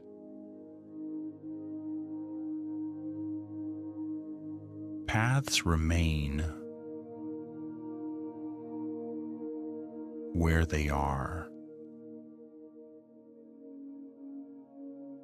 Roads wait.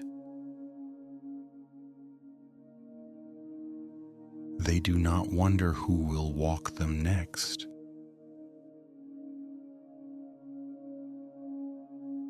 They are content to exist. You do not need to hold on to anything.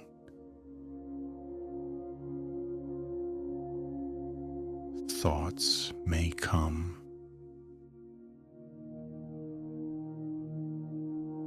and pass like clouds, like leaves, like footsteps fading into snow. Skyrim breathes in and then out. slowly, steadily.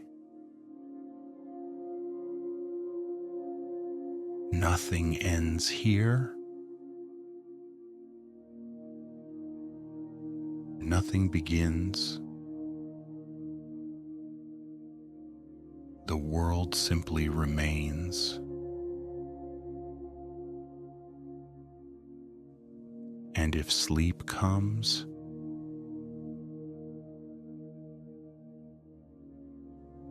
let it come gently.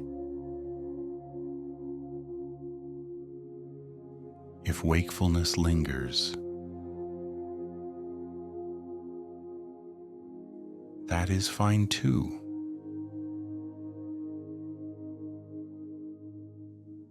The land will wait.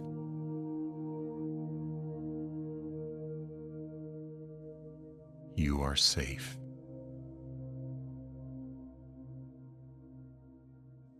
You are unhurried. You are allowed to rest.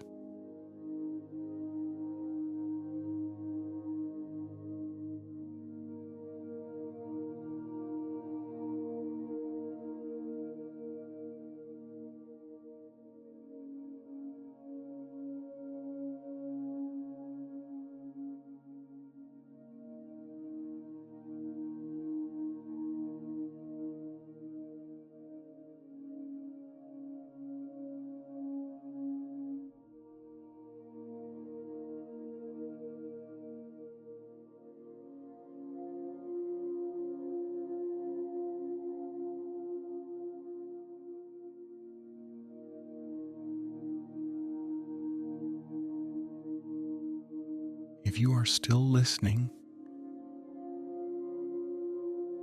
there is nothing more you need to do. The night has already done its work. Skyrim rests now, as it always has. The roads are empty. The fires have settled into embers. The wind has slowed, just enough to be felt. Somewhere a door closes gently, not to keep anything out, but to keep the quiet in. The land does not ask for attention. It does not ask to be remembered. It simply remains steady and patient. If sleep has already found you, then these words will pass unnoticed. And that is perfectly fine. If you are still awake, let your thoughts drift without direction. There is nowhere to go. Nothing waiting. Skyrim will continue. With or without witnesses, morning will come in its own time. Night will return again. You do not need to follow the road anymore. You may rest where you are. And when you are ready, this volume will fade quietly away, leaving nothing behind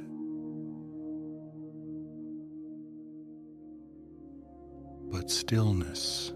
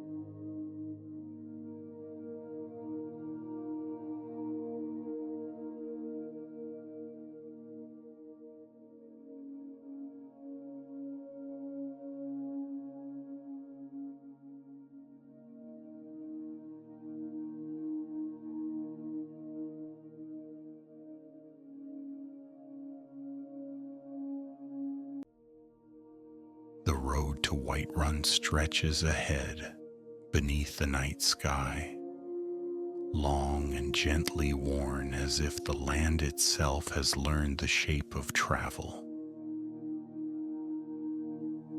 It is a road shaped by time rather than urgency, pressed smooth by countless journeys that no longer need to be remembered.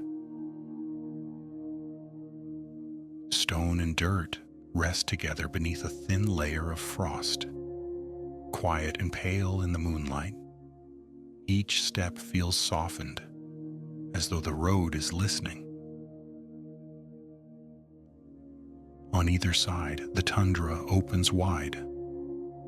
Tall grasses ripple slowly in the wind, bending and rising in patient waves that move without destination. Above, the sky is vast and clear. Stars scatter across it like distant embers, sharper and closer here than anywhere else in Skyrim. The wind moves freely across the plains, carrying no message, only the sound of itself. This road has carried farmers returning home beneath fading lantern light. It has carried merchants guiding tired horses, and soldiers whose armor still held the warmth of distant fires. It has known joy and worry, relief and exhaustion, all pressed gently into its surface and allowed to pass. Tonight it carries nothing heavy. Far behind you, the village of Riverwood sleeps beside its river. The sawmill stands quiet, its great wheel turning slowly as water slides past stone and wood. Warm lanterns glow faintly in a few windows, their reflections stretching across the dark water before breaking and drifting away. Thin smoke rises from chimneys, lifting patiently into the cold night air until it disappears. Someone once walked this road with uncertainty weighing heavily in their steps. A soldier named Hadvar, traveling north beneath a sky much like this one. His armor was worn and quiet, his thoughts unfinished, his path unclear. The road accepted him without question.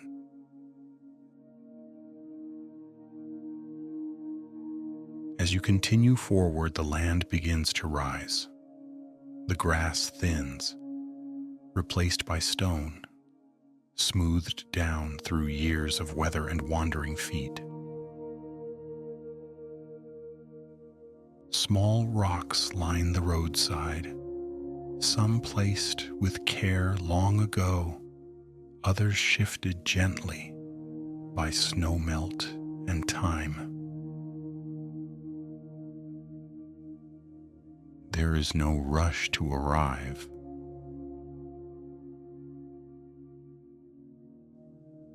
Ahead, the plains open wider and the air changes. It grows calmer, steadier, touched by the presence of a city that has endured long beyond the lives that shaped it. Whiterun does not announce itself with sound. It reveals itself through stillness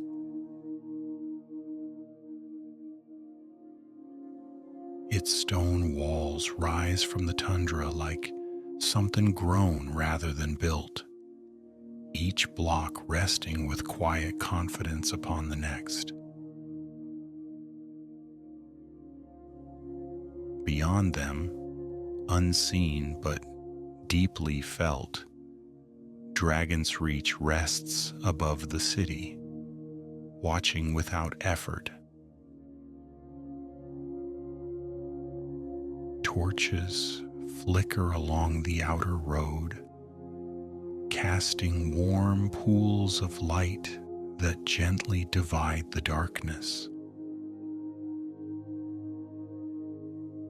A guard walks the wall above, his footsteps slow and familiar, armor catching the light before fading again into shadow. He does not question the night. He has walked this path many times before. You pause just before the final rise of the road. Behind you, the tundra stretches endlessly. Ahead, the city waits, patient and unmoving. The road does not end here. It only rests. And for now, so do you.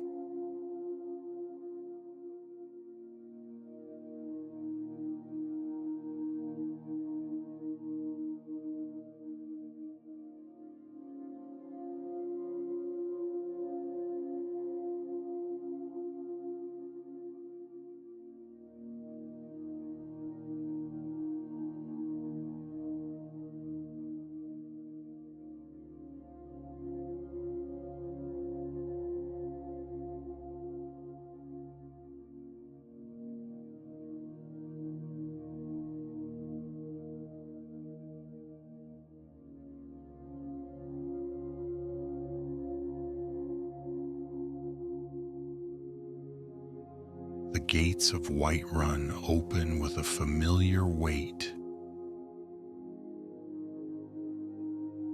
Wood and iron moving together in practiced silence.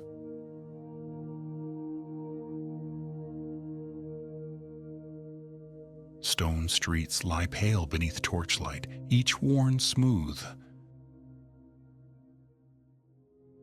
by years of footsteps that have long since found their way home. The air carries the faint scent of smoke and old timber.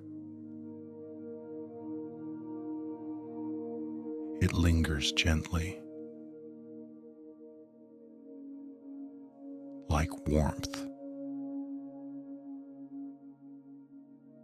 held in stone after the fire has gone. Homes sit quietly along the road, windows dark or dimly lit, their doors closed, not in defense, but in comfort.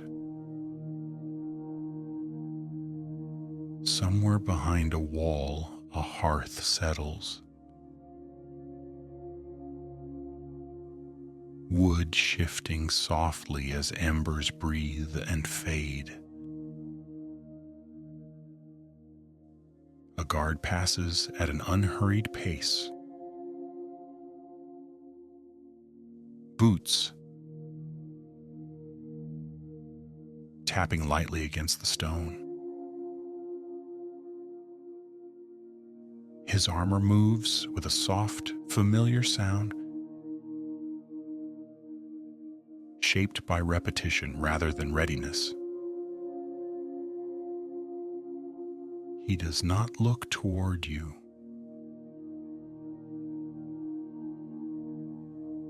He knows the streets well enough to trust them in the dark.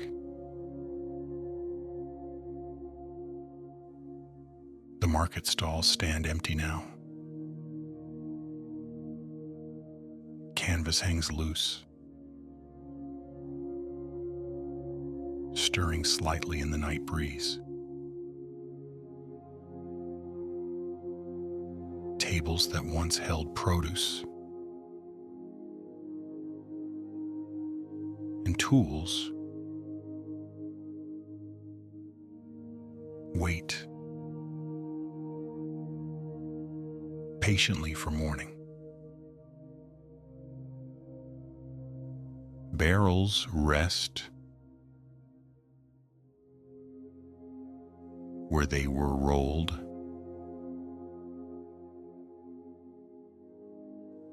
and crates sit untouched, their contents forgotten until the sun returns.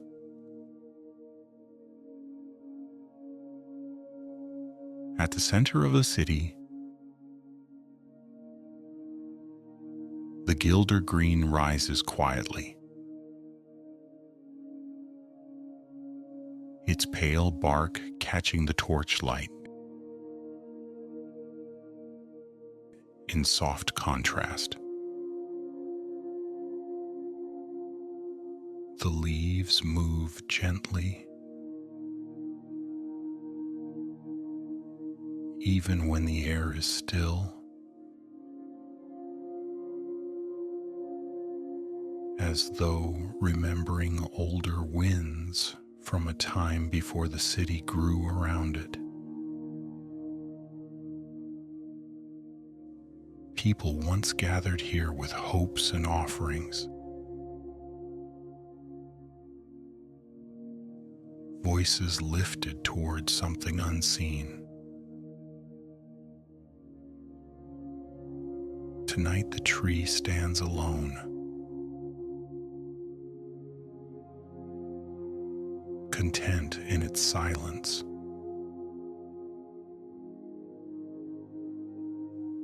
Above the city, Dragon's Reach watches over everything without effort.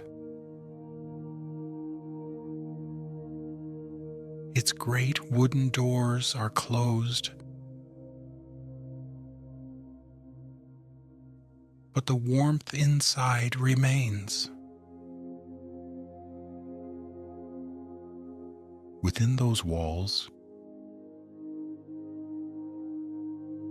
Jarl Balgruuf rests between responsibilities. His presence felt even in sleep, like a steady weight holding the city in place. Not far away, Farengar remains awake, surrounded by scrolls and half-finished thoughts. Candlelight reflecting softly off stone and glass. There is no urgency in his work now.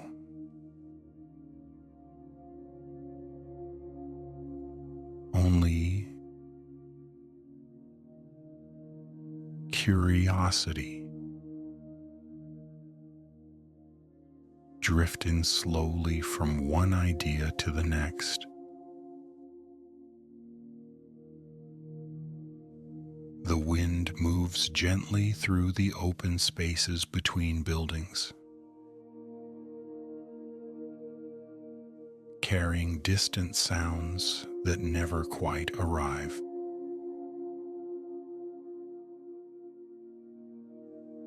A door creaks somewhere, then settles again. The city exhales.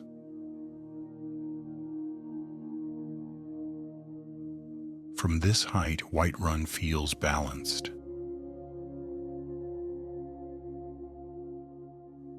Stone, wood, and breath all resting together. The night asks nothing of it, and the city offers nothing in return. You move slowly through the streets, not searching, not arriving, simply passing through a place that knows how to wait. Torchlight fades behind you,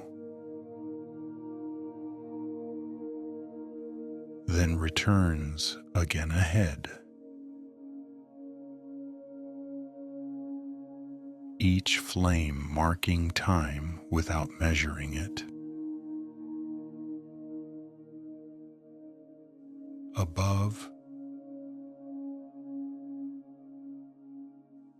the sky remains wide and patient, watching over the city as it sleeps.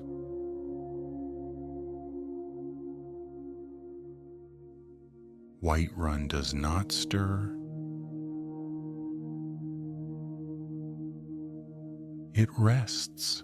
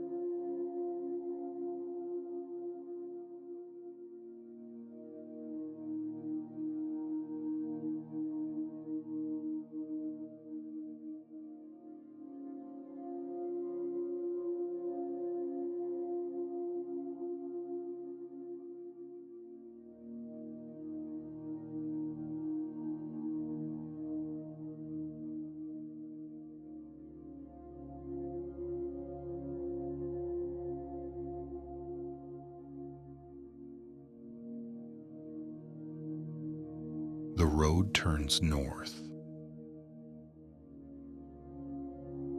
and the land begins to change.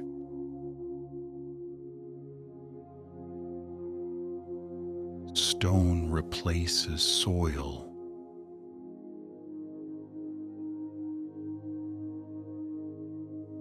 Wind carries the taste of salt.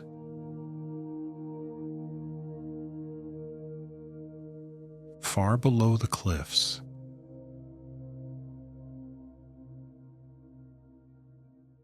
the sea breathes in long, patient motions, each wave arriving without hurry,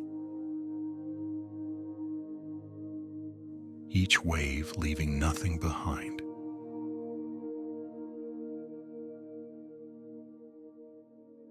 Ahead, solitude rests upon its arch of stone. Suspended between sky and water as though held there by memory alone.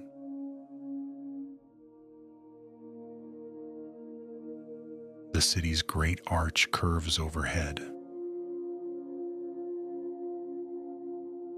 pale and unbroken, carrying streets and homes across open air. Torches line the stone, their flames steady, reflecting faintly against damp rock.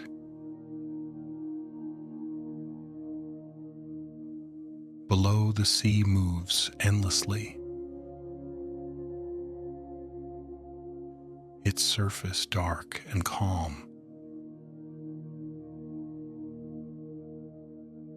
carrying the echoes of ships that once came and went beneath these cliffs. You pass beneath the archway and into the city. stone streets unfold in gentle lines, worn smooth by centuries of footsteps. Each step sounds softer here, absorbed by the weight of the city itself. The air is cool, touched by mist rising from the water below. It clings lightly to banners and walls, softening edges, quieting color. Homes stand close together, their windows dark or dim with low lantern light. Curtains barely stir. Doors rest shut, content to remain so until morning. Somewhere along the harbor, ropes creak gently as ships shift against their moorings. Wood meets wood with a sound too soft to call noise. The sea answers with a slow rhythm. Wave after wave repeating the same motion it has always known.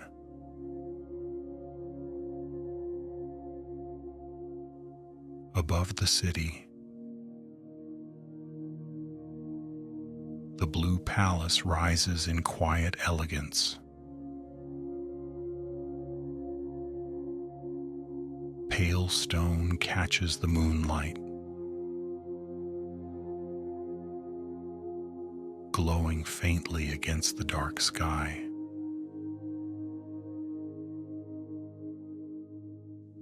Within its halls,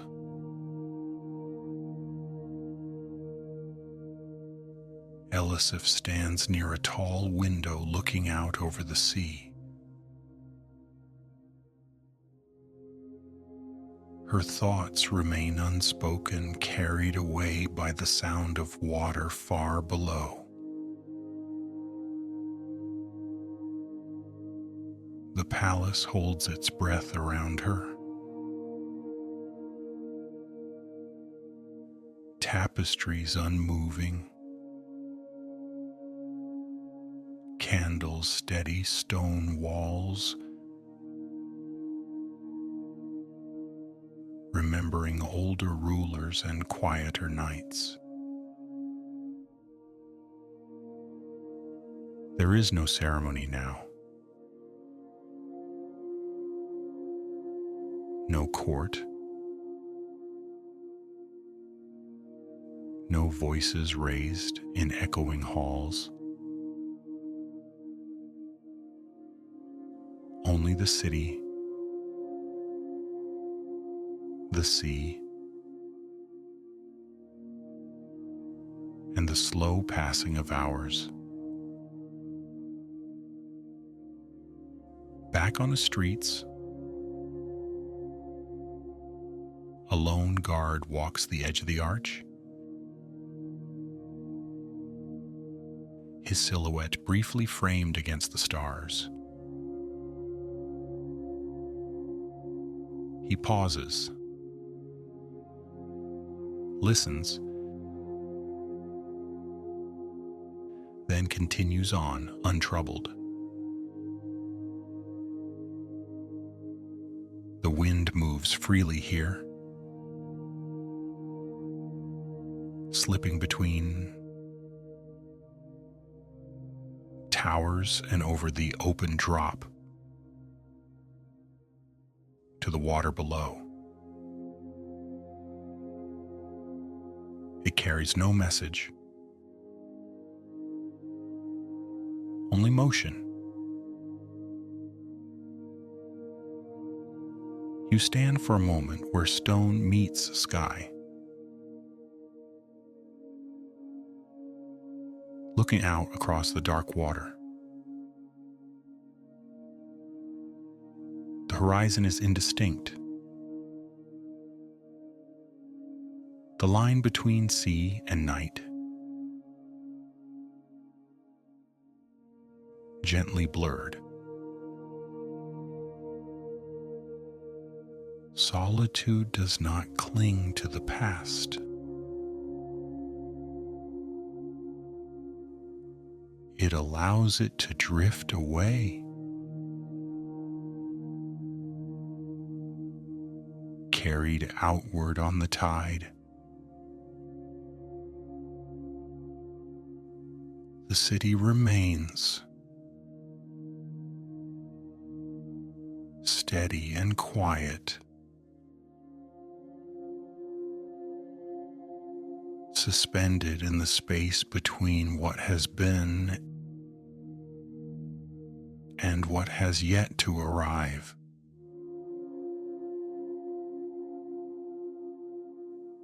The sea continues its breathing.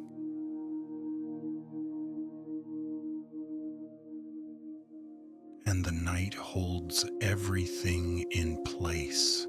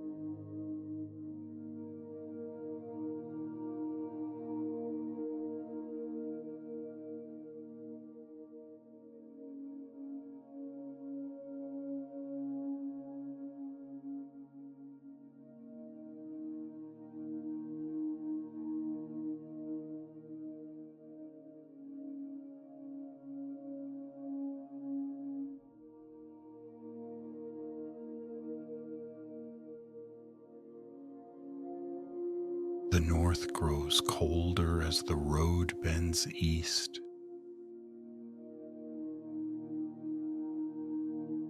The wind sharpens, and the air carries the clean, quiet scent of snow.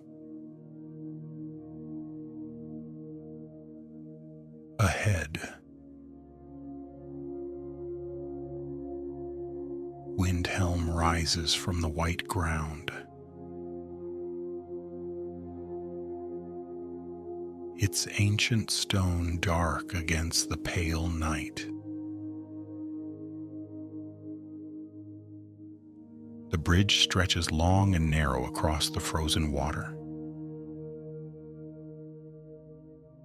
Each step marked by frost and old footprints, chose slowly, filling in as snow drifts down. The river below moves quietly beneath its icy skin, unheard, but never still. Snow falls in a steady hush, each flake settling without urgency, softening edges and muting sound. The city walls loom close now, built thick and solid, shaped in an age that expected hardship and answered it with stone. Inside the gates, Windhelm feels heavy with memory. Streets wind inward, narrow and uneven, stone worn down by centuries of winters passing one after another. Lanterns burn low along the paths, their light dimmed by falling snow, cast in a warm glow that never quite reaches the edges of the street. Footsteps echo briefly, then disappear, absorbed by stone and silence. Homes press close together, their doors shut tight against the cold. From within, faint warmth seeps into the night. Firelight behind walls, voices kept low, lives contained and quiet.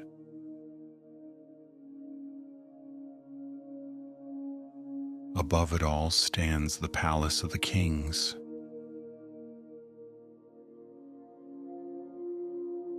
Its shape solid and unmoving, crowned by banners that hang heavy beneath fresh snow.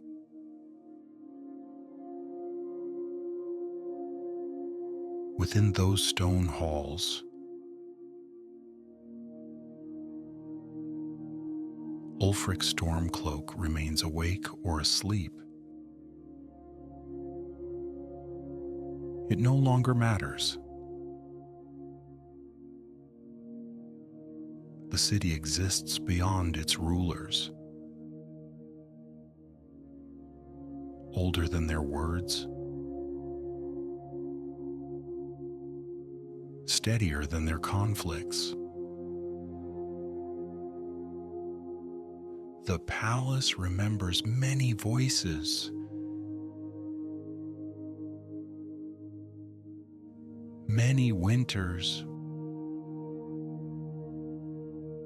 many nights like this one. Snow gathers along windowsills and rooftops, settling gently, layer upon layer, until the city feels wrapped in quiet. A guard stands watch near a torch, his breath visible in the cold air. He shifts his weight, listening not for danger but for change. None comes. The wind moves through the streets in slow currents, guiding snow into corners and along walls.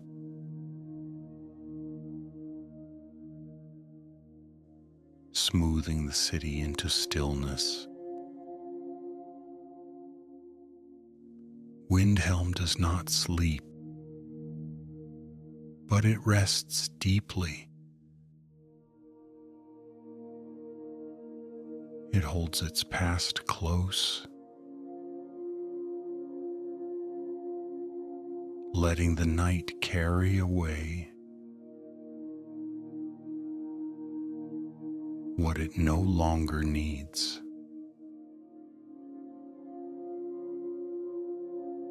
The snow continues to fall, quiet and endless.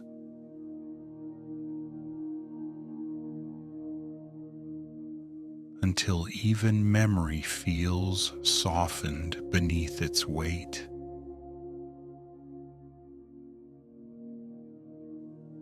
The city grows still. And the night grows wider around it.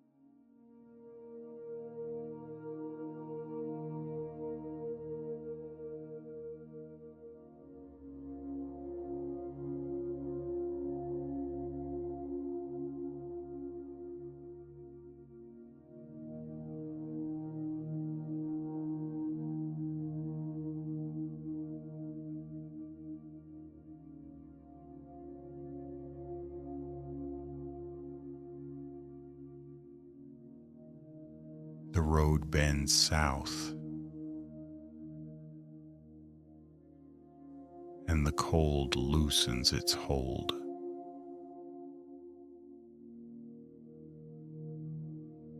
Snow fades into mist.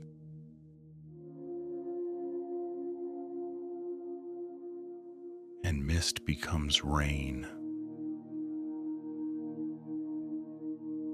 falling softly and without insistence. Ahead, Riften rests beside its dark waters.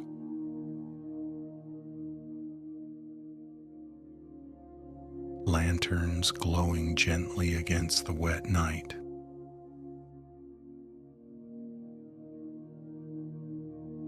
The wooden bridge creaks beneath each step. Boards damp and darkened by years of weather.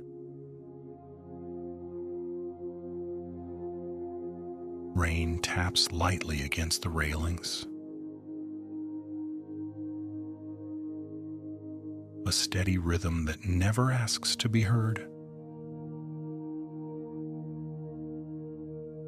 Below, the canal water moves slowly, carrying reflections of lantern light that stretch bend, and drift away. Inside the city, the air smells of rain-soaked timber and old stone. Every surface seems softened,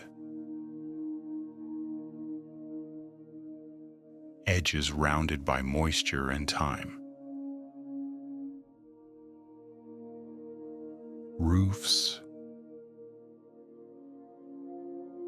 drip steadily.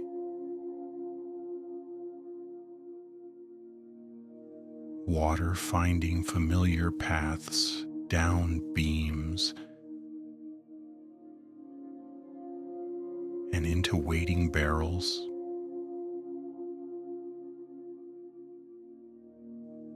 Footsteps sound differently here. Muted.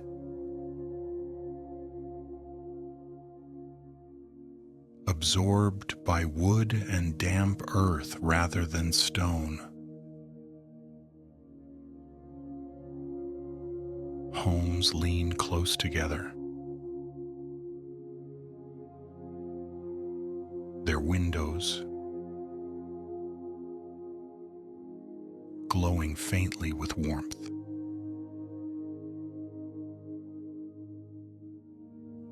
Curtains remain drawn, holding private moments safely inside. Lanterns hang from posts along the canals. Their light swaying gently as rain gathers and falls. At the edge of the water, the docks rest quietly.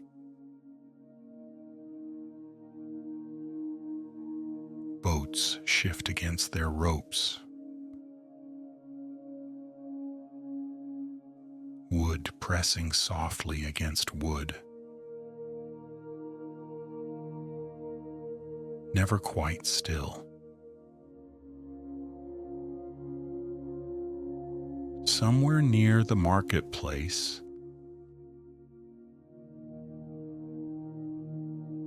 a door closes slowly.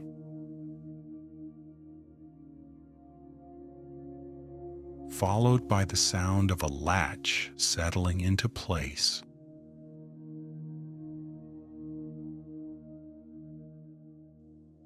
In a corner of the city, beneath the streets and beyond sight,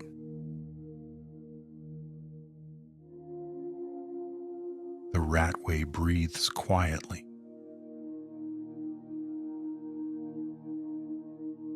Stone tunnels, holding secrets without stirring them. A man named Brynjolf moves through the city's memory rather than its streets. His presence felt more than seen.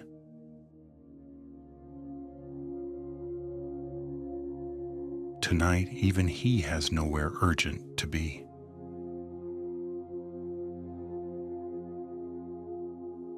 Riften feels different at night.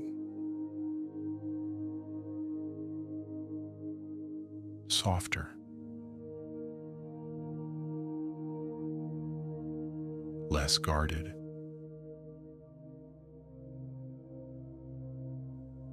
The sharp edges of daylight fade beneath rain and shadow.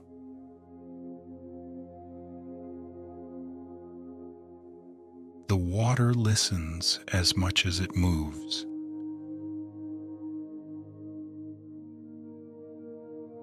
Carrying away whispers, footsteps, and thoughts alike.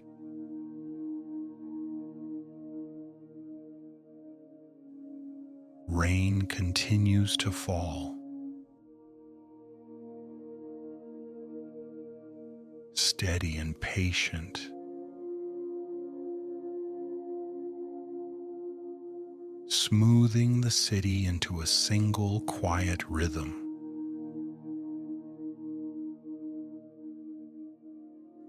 Riften does not pretend to be something it is not.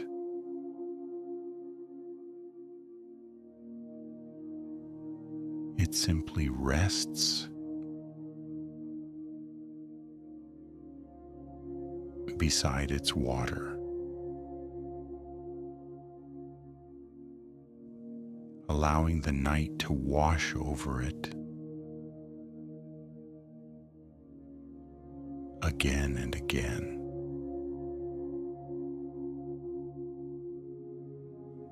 Lantern light flickers, reflections drift, and the city grows calm beneath the sound of rain.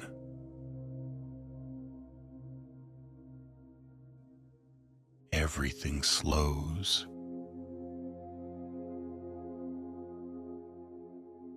Everything settles.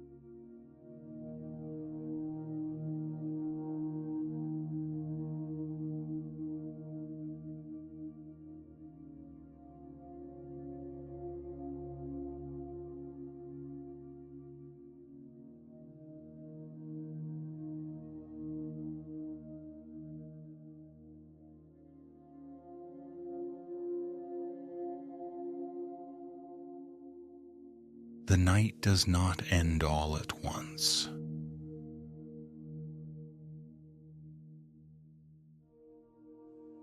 It loosens its hold slowly, releasing the land.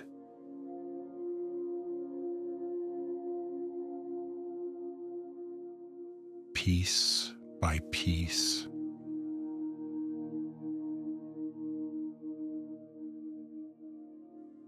Far to the west,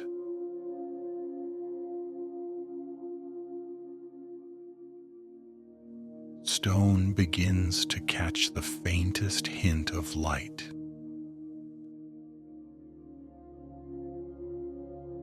In Markarth,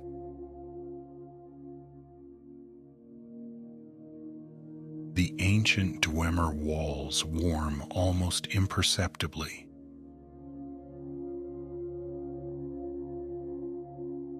Their sharp angles softened by pale morning color.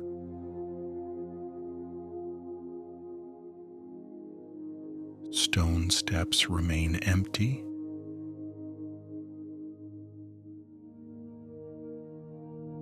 Channels of water whispering quietly through carved paths as they always have.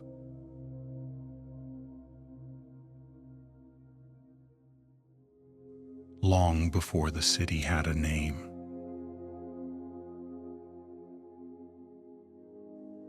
The city does not wake yet.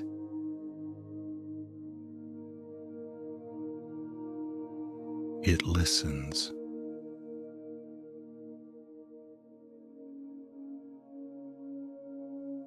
High to the north, cliffs rise from the sea.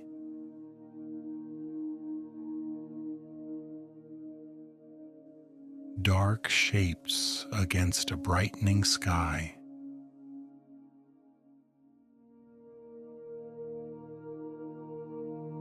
In Winterhold,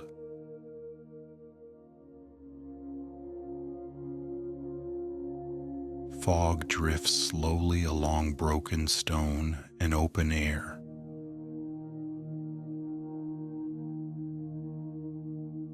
Curling gently over edges that once held more.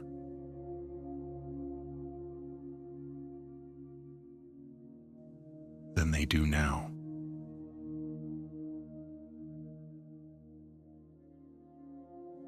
The college stands quiet above it all, unseen but present.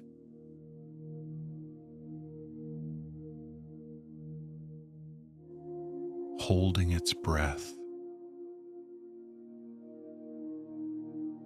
as light begins to spill across the water below.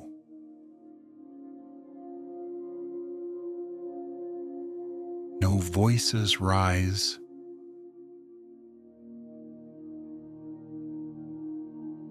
No bells sound. The world wakes without announcement.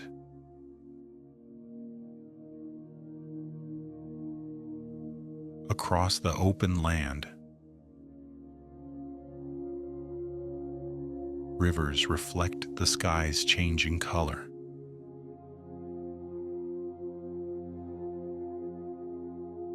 Carrying the last of the night away in long, steady currents.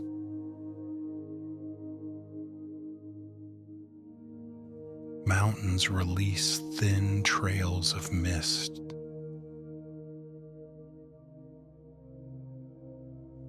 Breath lifting gently from stone and snow.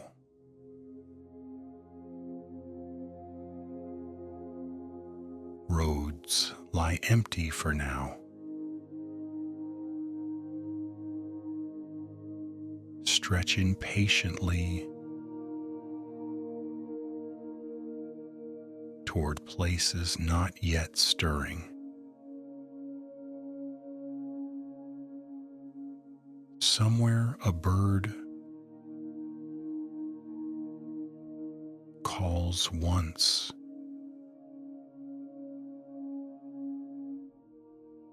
Then falls silent again.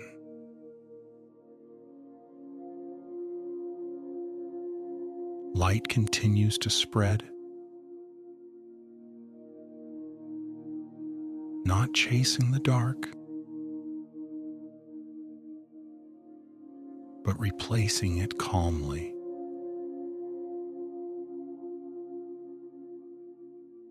As though this exchange has happened countless times before.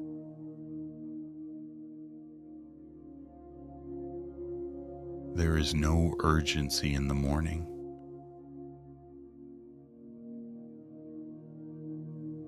No destination waiting to be reached.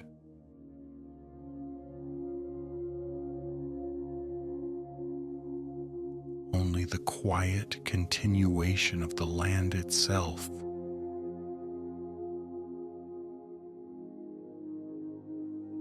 Skyrim breathes in.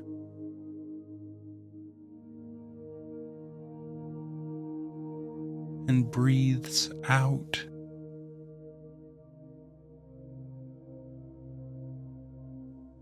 The night has passed gently into memory.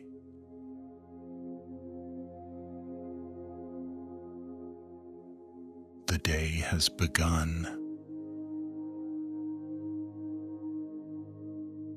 and you are free to rest within it, unneeded by time.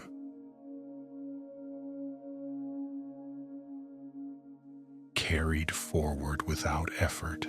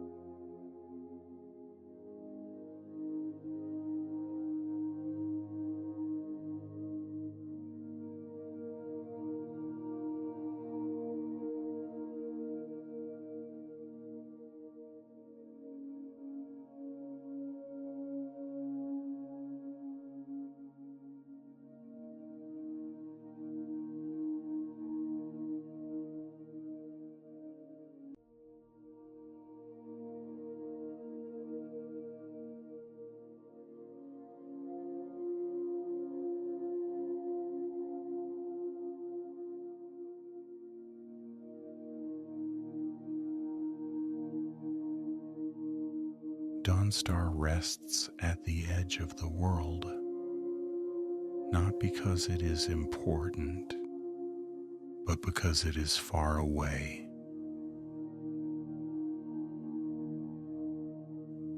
Here the land gives way to frozen water, and the sky feels wider than it does anywhere else in Skyrim. The houses of Dawnstar are small and closely spaced, as if they've leaned together for warmth. Wooden walls creak quietly in the cold. Roofs gather snow, layer by layer, until winter feels permanent. This is a town shaped by endurance, not ambition.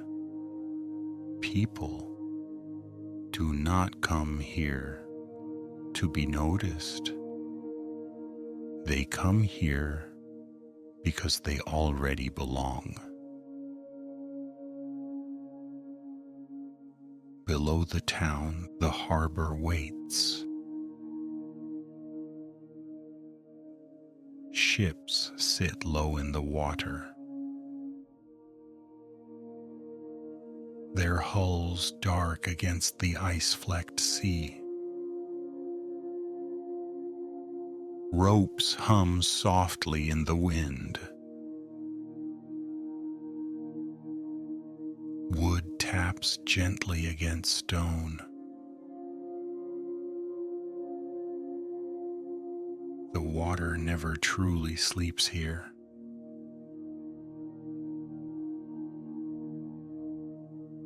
Even when frozen, it shifts, presses, remembers movement.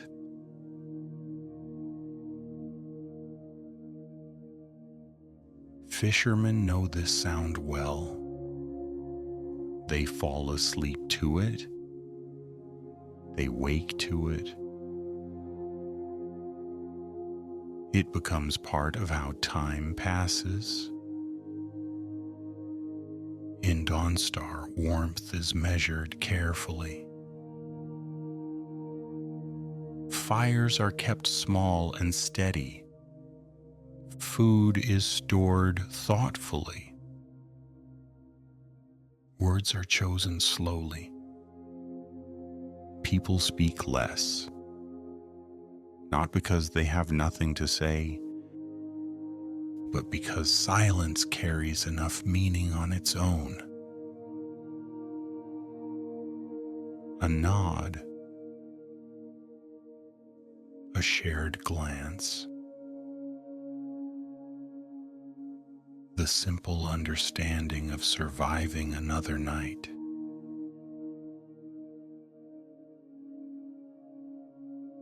Beyond the town, the tundra stretches outward, pale and open. Snow covers the ground in thin layers, revealing rock, then hiding it again. The wind moves freely here, uninterrupted, unbothered. There are no grand roads nearby, only paths shaped by repetition. Boots walking the same routes, day after day, year after year. Nights last longer in Dawnstar, not by the clock, but by how they feel.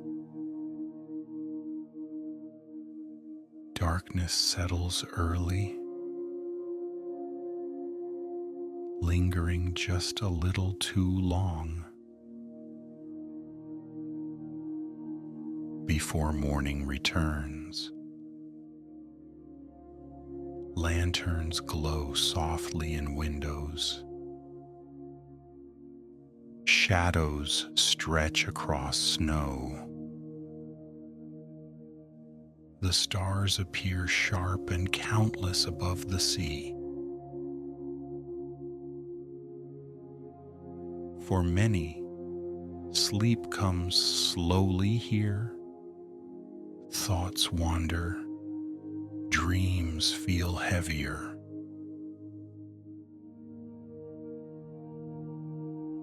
But the town endures.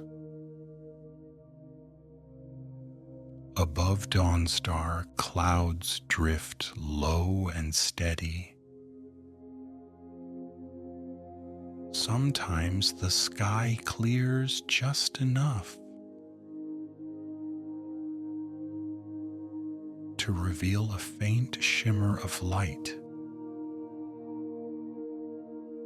The sea reflects whatever the sky gives it, gray on gray, blue on blue, stillness on stillness. Nothing rushes. Dawnstar does not ask for attention. It does not change quickly. It does not promise comfort.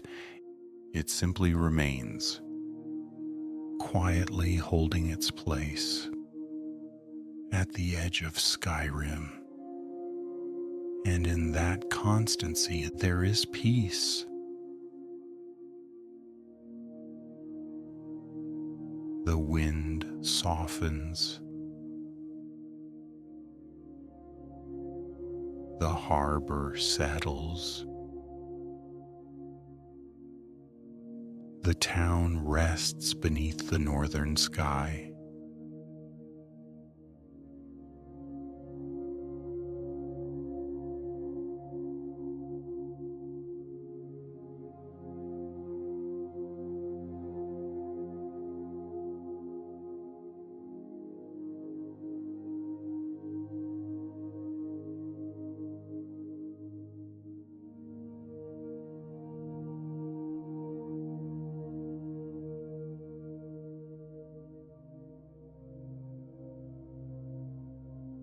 Beyond Dawnstar, the land narrows.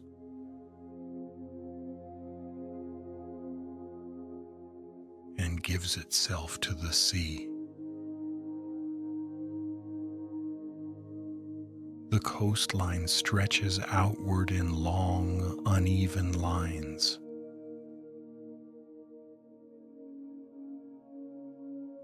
Stone worn smooth by ice.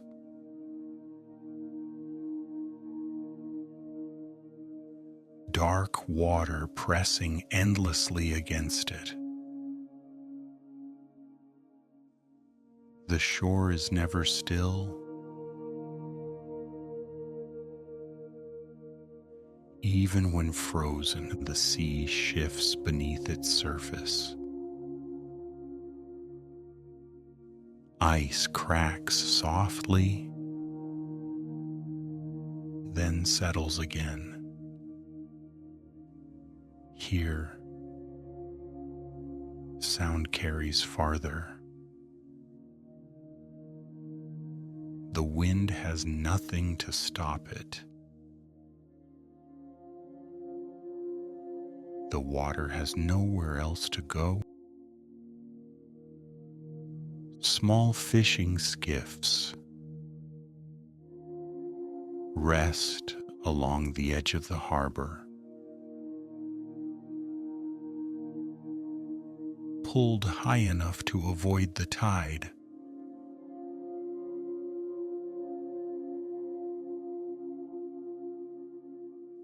Their wood is scarred, salt-stained, repaired more times than anyone remembers.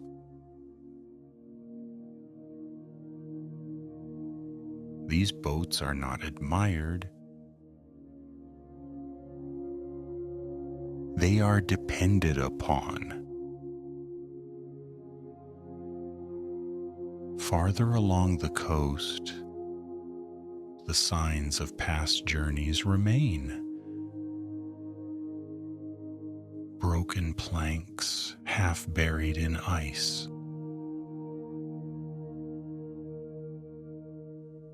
A mast reduced to driftwood.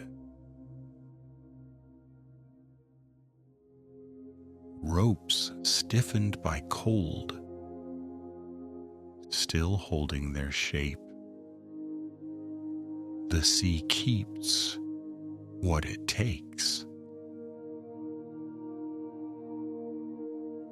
And it never explains itself. Fishermen learn this early. They read the water the way others read the sky. They listen longer than they speak. They leave when conditions allow.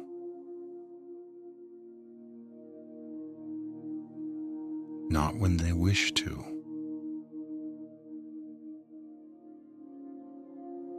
Out here, patience is not a virtue. It is survival. The waves roll in slowly, measured and unhurried. They strike the shore, then withdraw. Over and over again. A rhythm without urgency. A sound that doesn't ask for attention.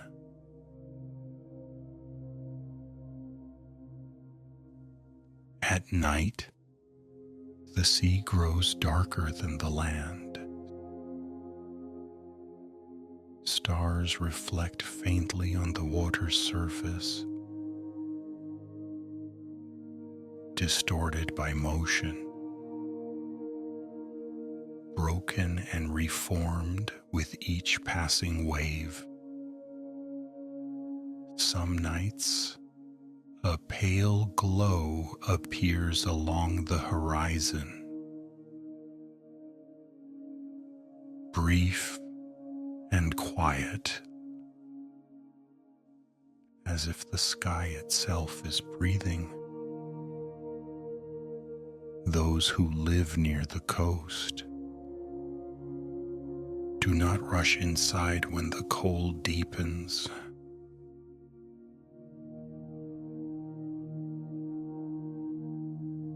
They listen, because the sound of the sea is the most reliable thing they know.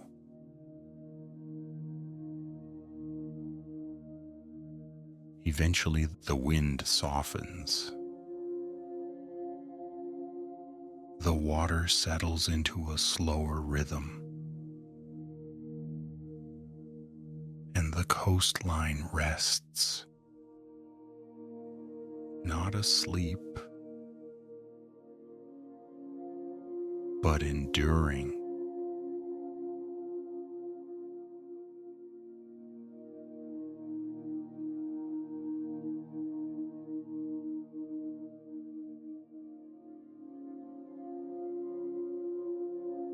Inland from the coast, the land opens. There are no walls here, no sharp borders, only snow, stone, and distance. The tundra north of Dawnstar stretches quietly unconcerned with direction. Snow settles unevenly across the ground.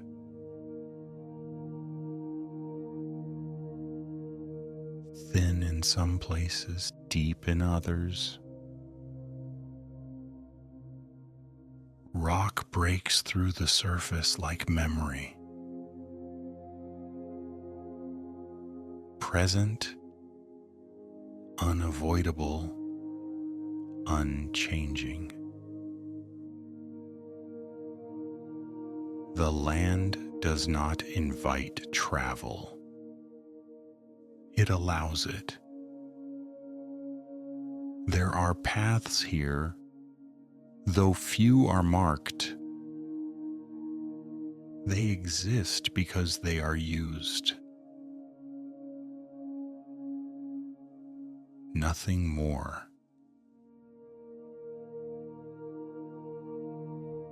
Boots pass the same way, season after season. Snow covers them. Wind reshapes them. And still they return.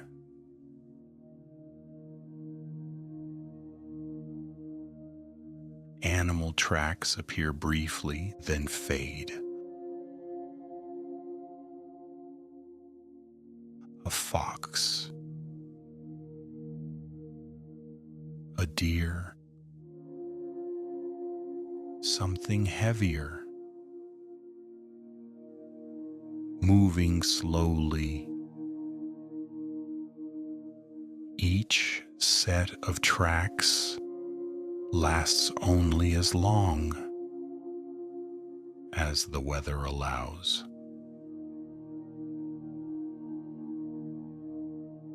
The land keeps no record, it does not need one. The wind moves differently inland. It is steadier here, less broken. It crosses the tundra without interruption, carrying cold evenly, patiently. It does not howl, it does not rush. It simply continues.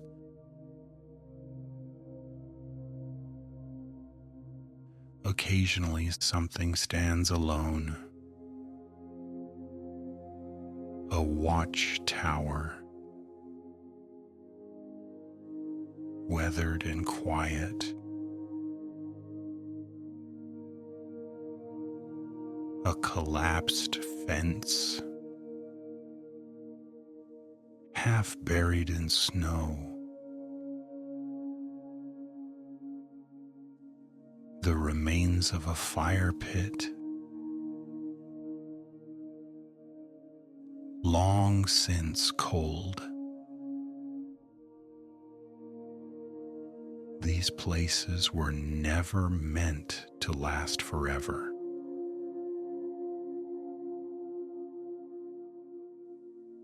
And they do not resist that truth.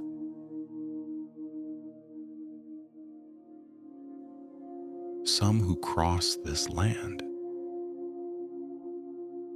are not going anywhere in particular. They walk to pass time.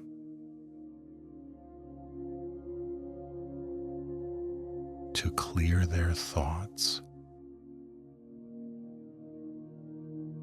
To feel the cold. Remind them they are awake.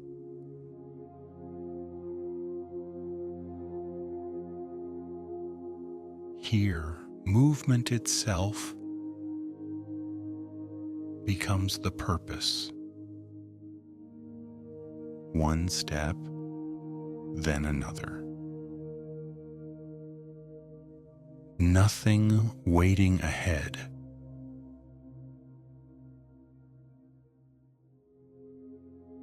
Nothing chasing behind. At times, the tundra grows nearly silent. No birds, no voices, only the faint sound of snow shifting beneath the wind.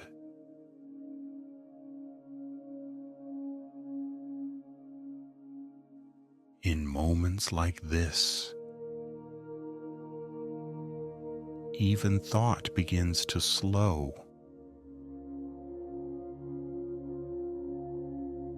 The mind follows the land, wide, empty, unburdened. Far away, mountains sit low on the horizon. They do not loom, they do not threaten, they simply remain.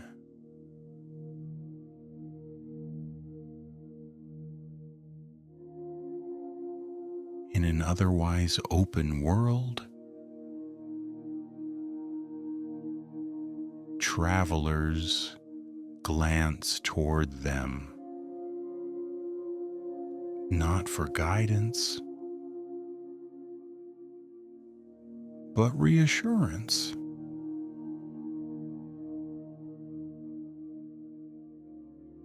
Time behaves differently here. Without walls or clocks, hours blur gently together. Light shifts almost unnoticed.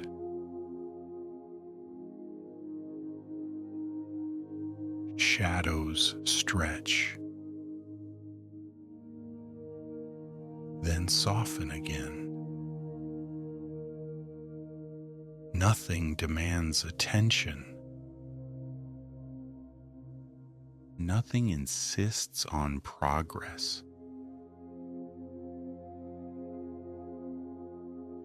Eventually, the land begins to change again. The snow grows more disturbed.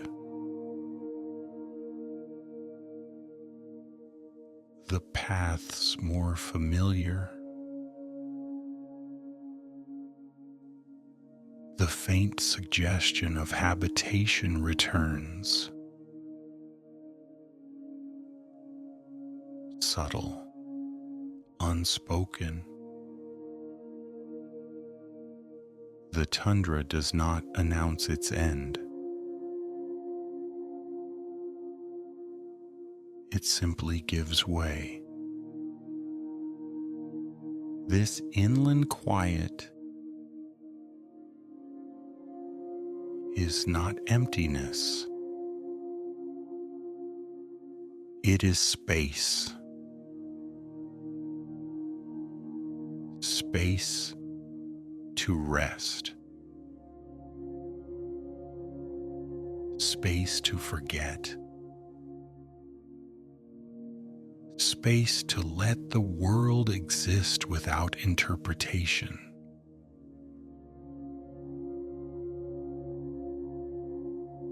And when travelers finally turn back toward the coast, they carry that stillness with them. The land remains unchanged, unconcerned, waiting as it always has.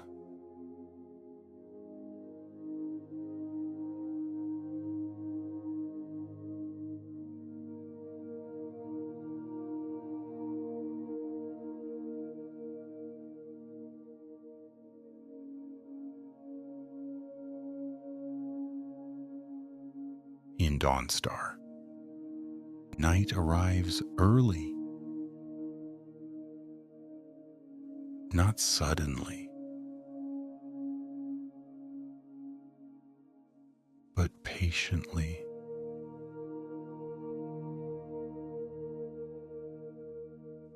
The light fades from the sky long before the day feels finished. And darkness settles in, as if it has always belonged there.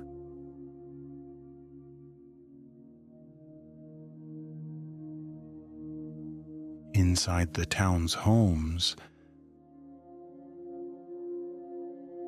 lamps are lit one by one.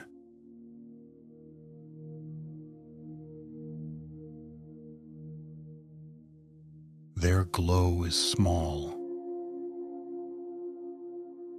carefully measured.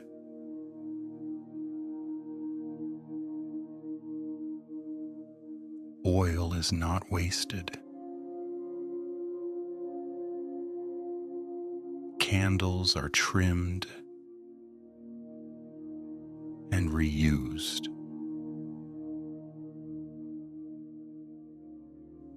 Light here is not meant to banish the dark, only to soften it.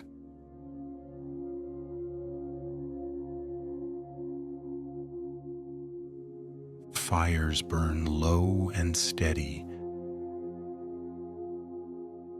not roaring, not demanding attention, just enough warmth to keep hands from stiffening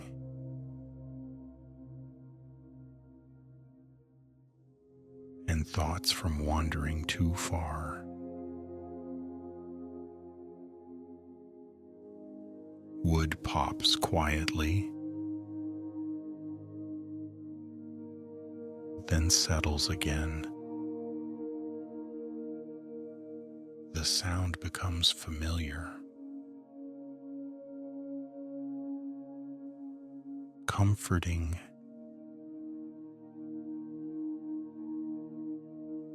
easy to ignore.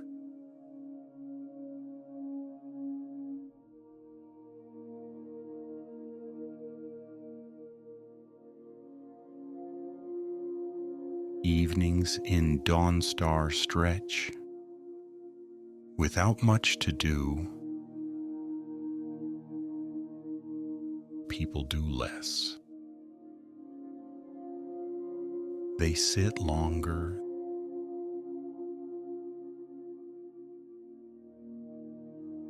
Moments expand when there is nothing pushing them forward.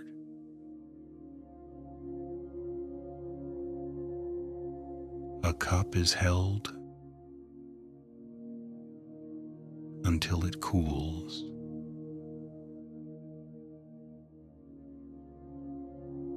A chair creaks as someone shifts their weight. The firelight moves across the walls.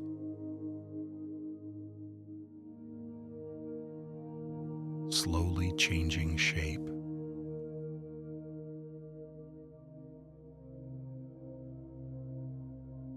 Sleep comes differently here.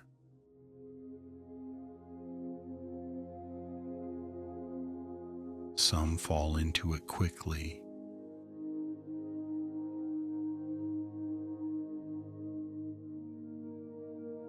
Exhausted by cold and repetition.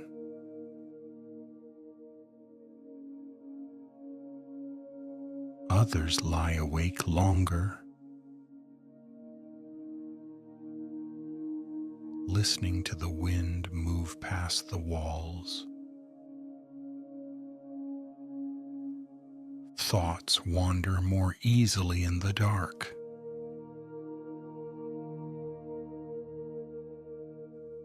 Dreams feel closer.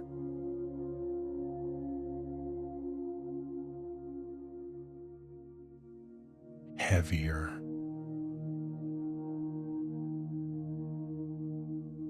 More vivid.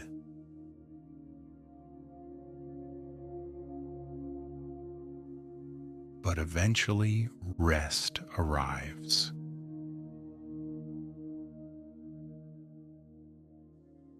From inside, windows glow. Faintly against the night. Small squares of warmth.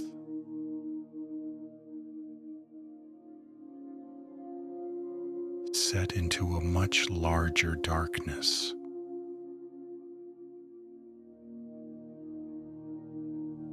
Snow reflects the light. Just enough.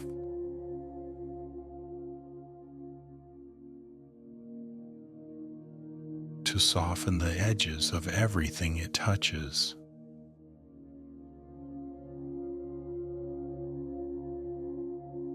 Outside, the town is quiet.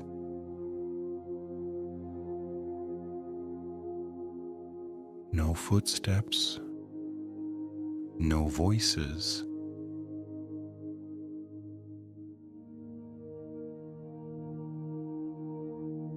Only the distant sea and the steady breathing of wind.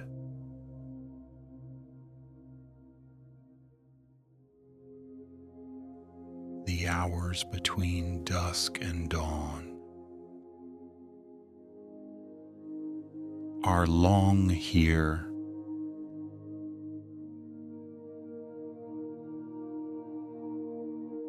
Not because they last longer,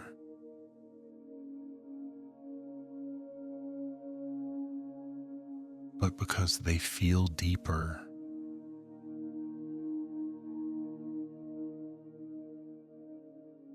There is time to rest without urgency.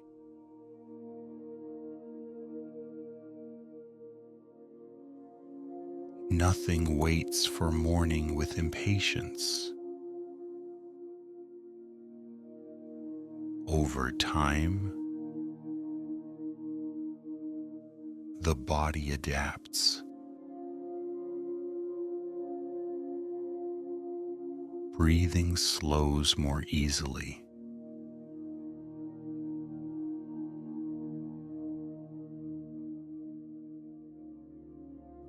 Muscles release tension more quickly.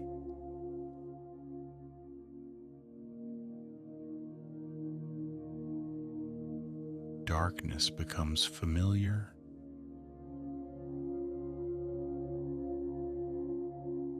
Even welcome.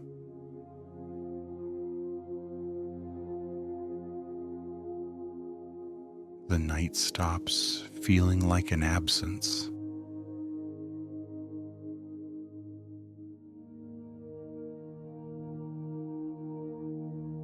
And starts to feel like shelter.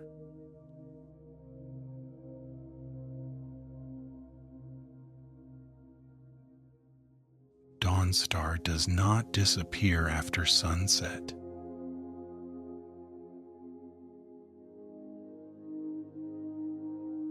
It simply grows quieter.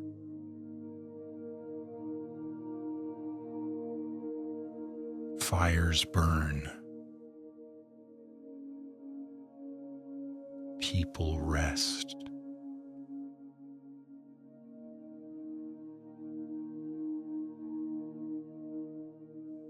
The harbor waits beneath the ice-dark water.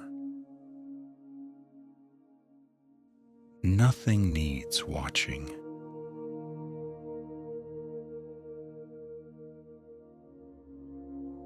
Nothing needs fixing.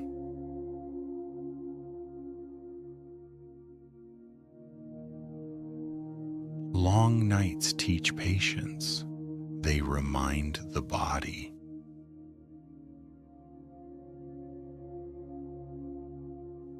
That rest is not something to rush.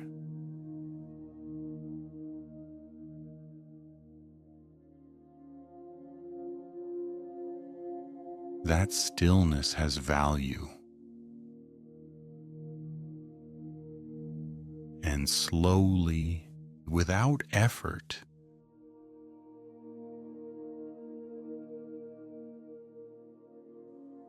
sleep becomes natural.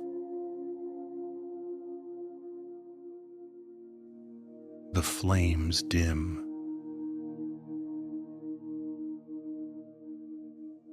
The lamps are lowered.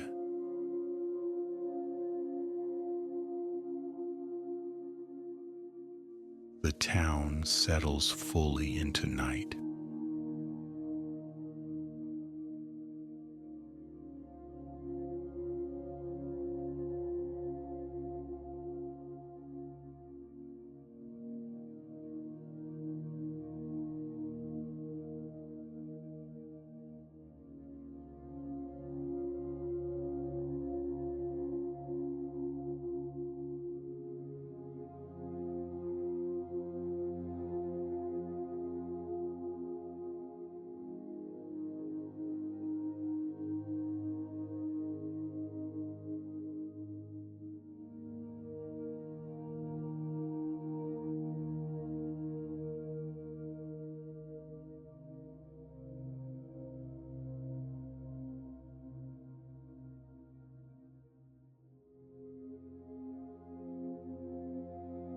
In the north, work does not change much. It does not hurry.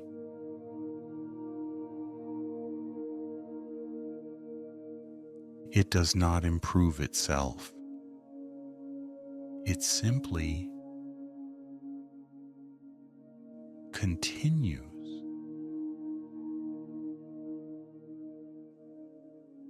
Each day begins the same way. Nets are checked.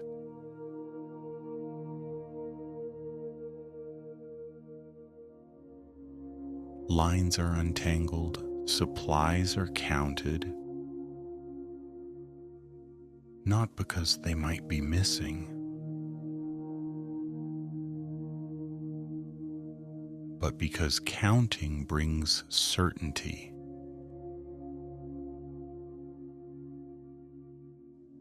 Hands move through familiar motions.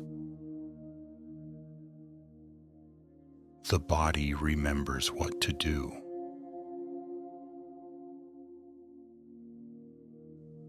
Long before the mind needs to think about it. Fish are brought in slowly,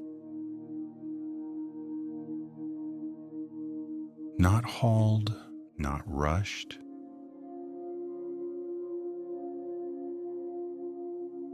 Just lifted, one by one.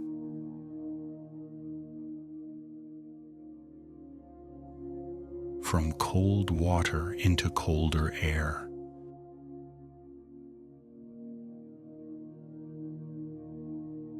They are cleaned, salted, stored. The process is quiet, orderly. Nothing is wasted. Nothing is hurried. When something breaks,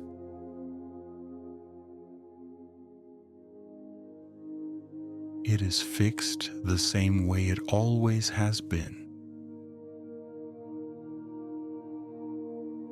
Wood is replaced with wood. rope with rope.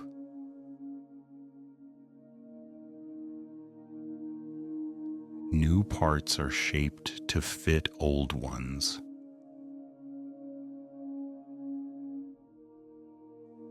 No one expects perfection, only usefulness. If it holds, it is enough. Routine carries weight here, not as a burden, but as support.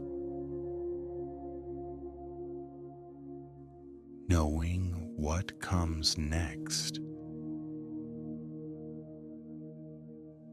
makes the present easier to inhabit. There is comfort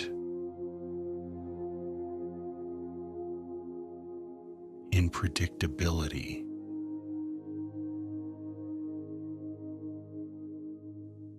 In tasks that do not surprise you. When people speak, they speak about the same things.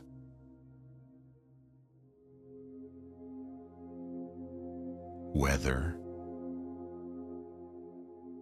supplies, the state of the water. Words are exchanged slowly, not to pass time,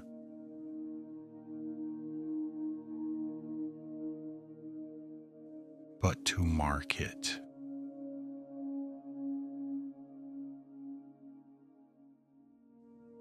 Conversation ends naturally.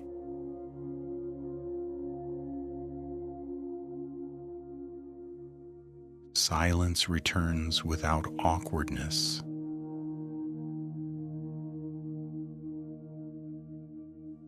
The work never truly finishes. And it never truly begins.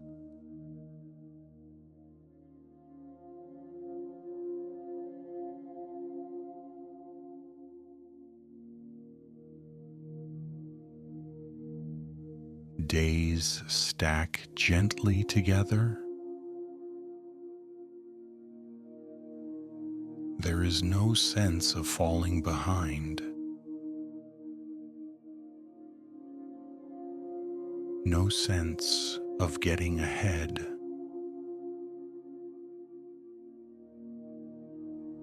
Only keeping pace. As the hands repeat their motions, the body relaxes. Muscles move without strain. Breathing finds its own rhythm.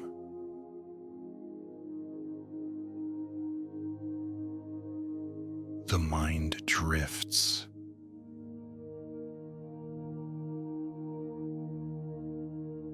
Then returns.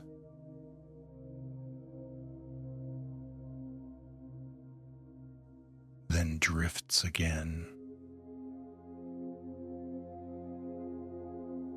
Nothing demands focus.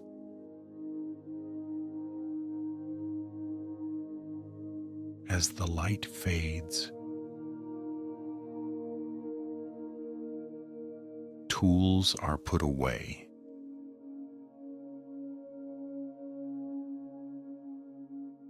Not with relief,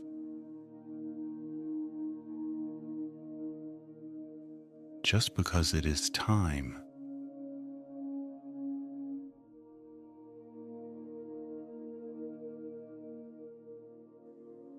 The work will be there tomorrow.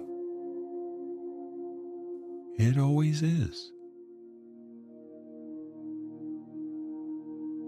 This kind of work does not ask for meaning.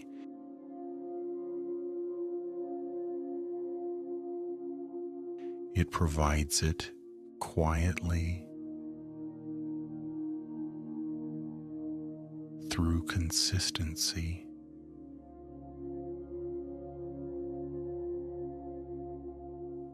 In repetition, there is rest.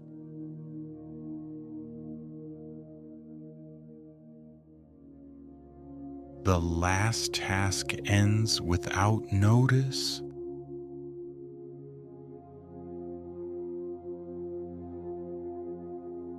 The day folds into night.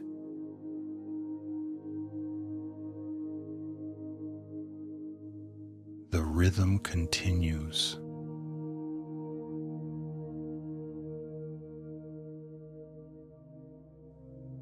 Unchanged.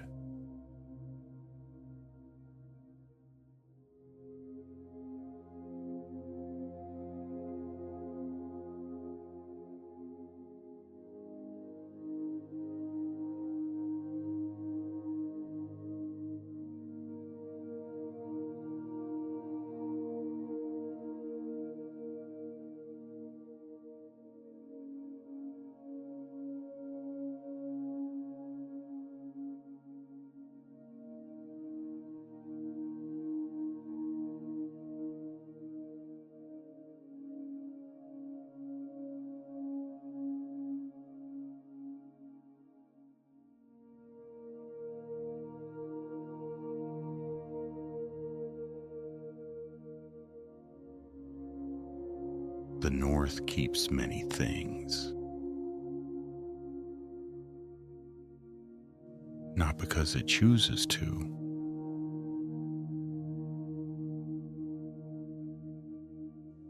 but because it does not give them away.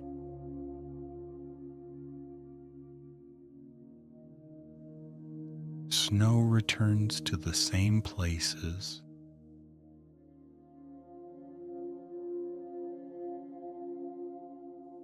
Wind follows the same paths.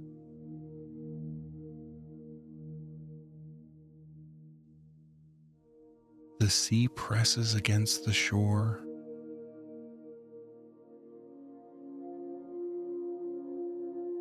The same way it always has.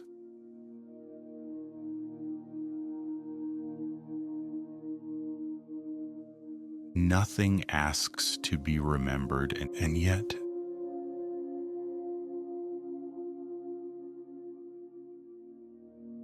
everything remains.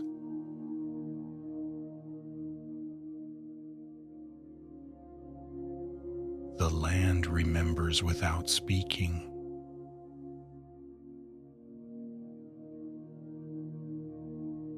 Footsteps fade.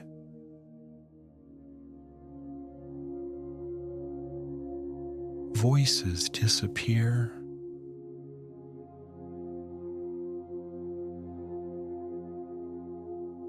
But the shape of life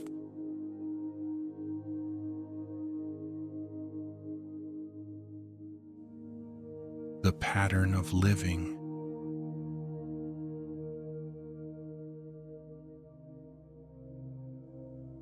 stays behind. Not as stories, not as names.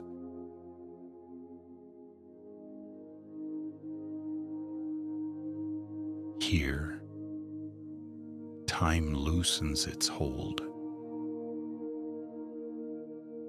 Days do not announce themselves. Nights do not insist on endings. Moments drift into one another softly,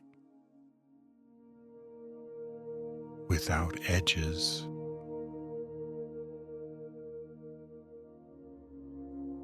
And endurance in the north is quiet. It does not stand tall.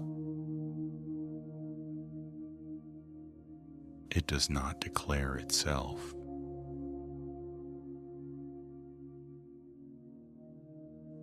It exists in staying, in continuing.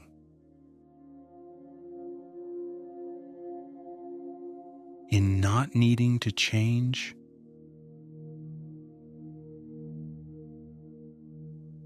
Somewhere behind the wind, Dawnstar rests, not sleeping deeply, not fully awake.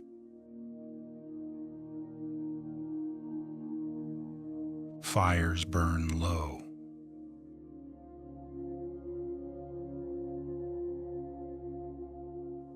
The harbor waits.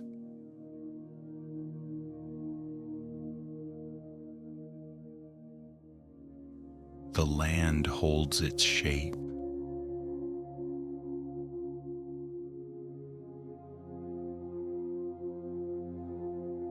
There is nothing left to consider.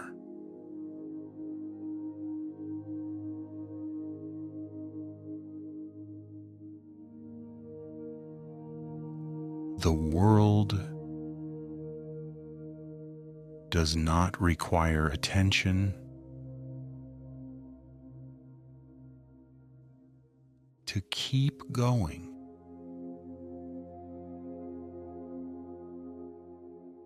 Breathing slows.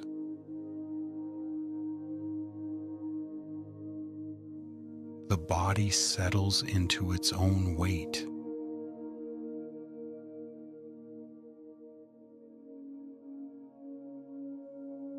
Thoughts pass.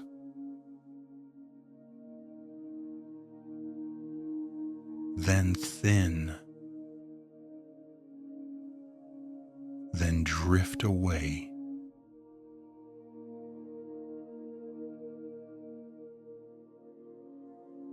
The north does not conclude.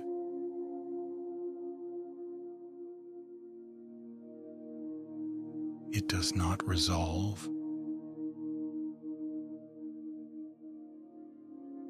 It simply continues.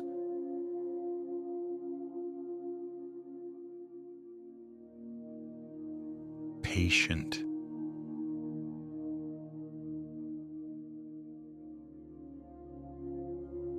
Unchoved.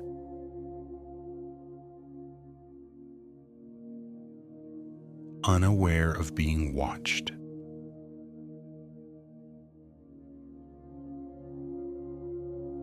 Wind moves across open land.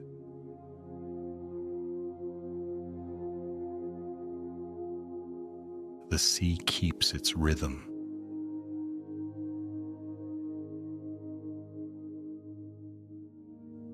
Snow falls.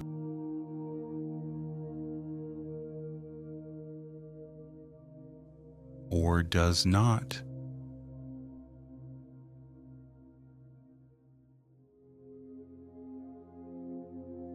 Nothing needs to happen.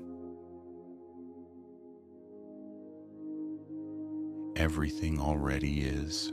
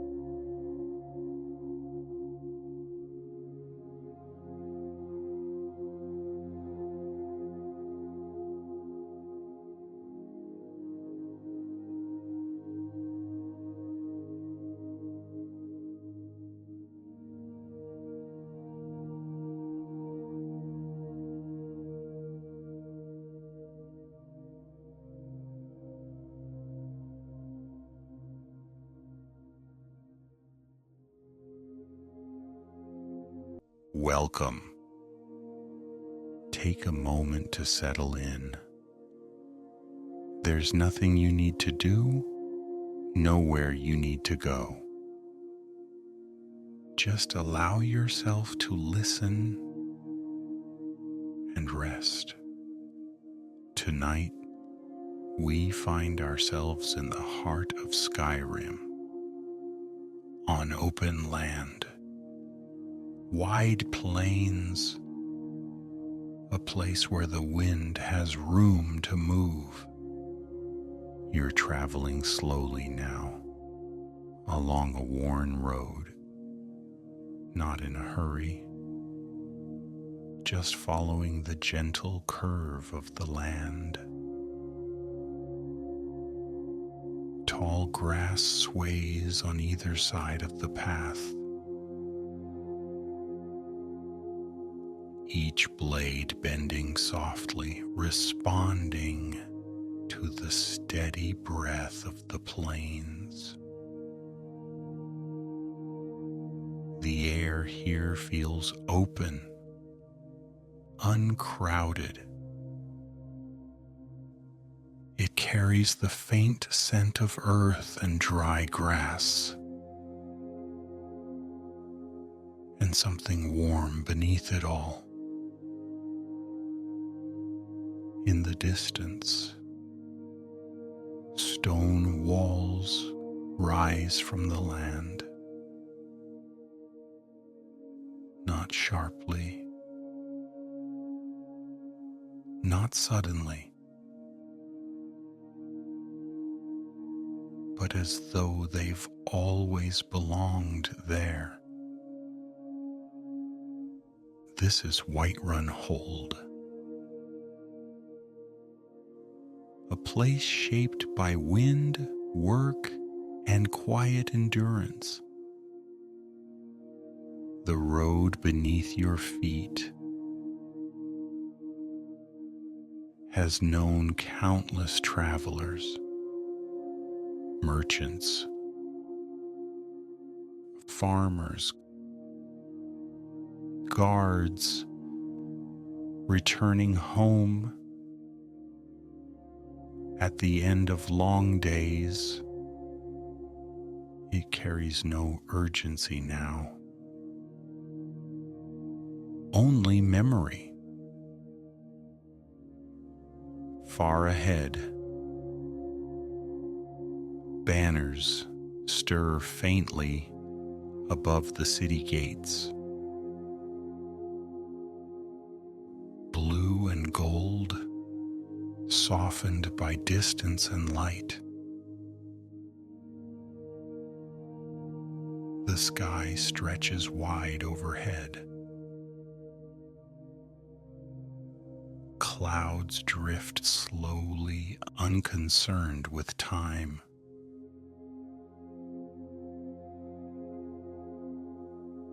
You pause for a moment, just long enough to notice how quiet it is here. No battles, no shouts, only wind and the soft creak of wooden signs turning lazily in the breeze.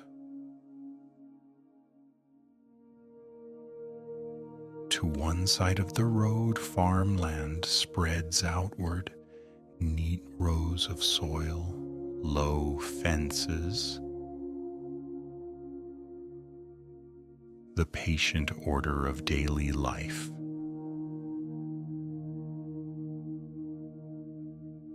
Pelagia Farm rests peacefully in the distance. Fields worked by familiar hands.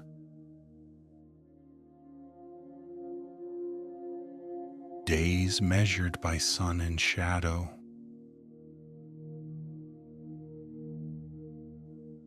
Nearby, the hum of bees. Drifts from Honningbrew Meadery. a gentle sound, almost like a whisper. Here, labor is steady,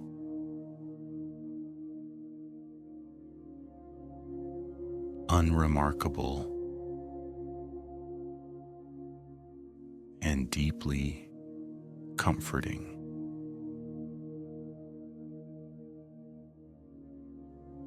You continue walking,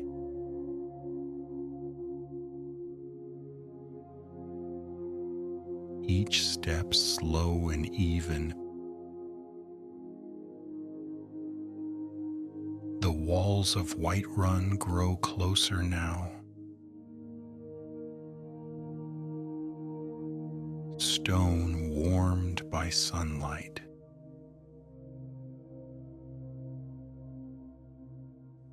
Edges softened by time.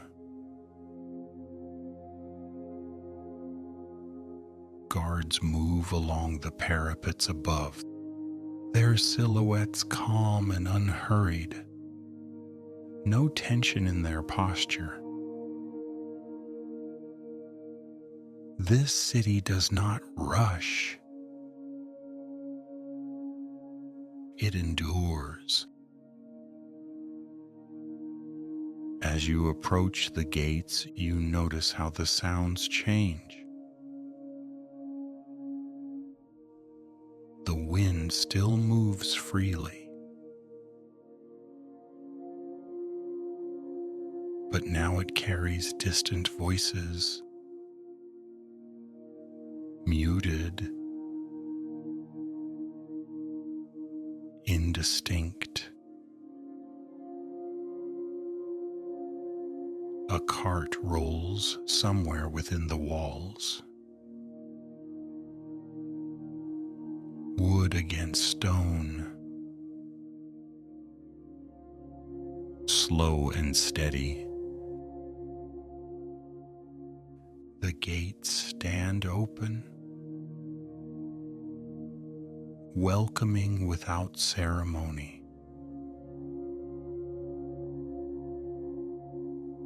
No one questions your presence.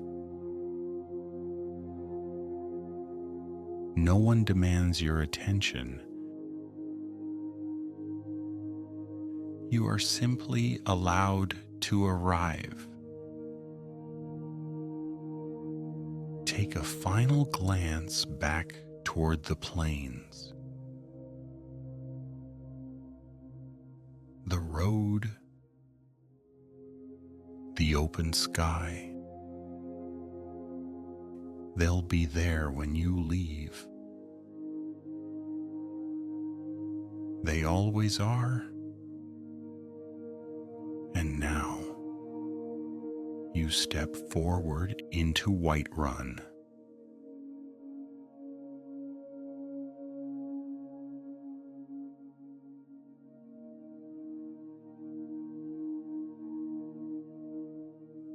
The stone beneath your feet feels cooler here, sheltered from the open wind of the plains.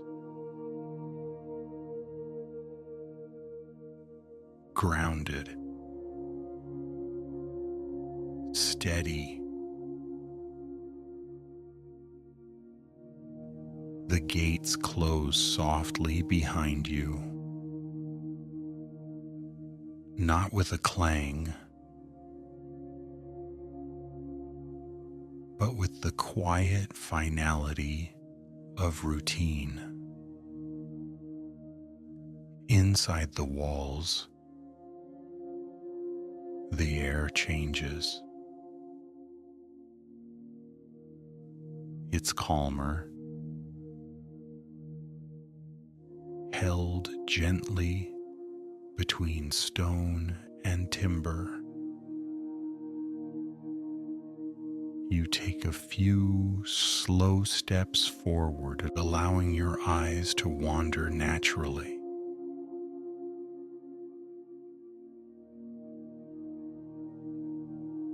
Straight ahead, The market opens into view.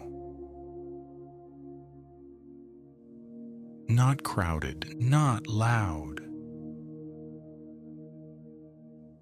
just awake. Stalls sit beneath simple cloth canopies. Colors softened by dust and sun.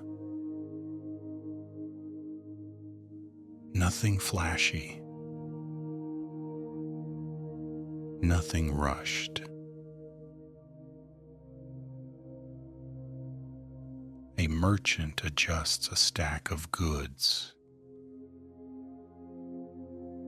Careful, methodical. Another counts coins slowly, each piece clicking quietly into place. Voices drift through the space, low and unhurried.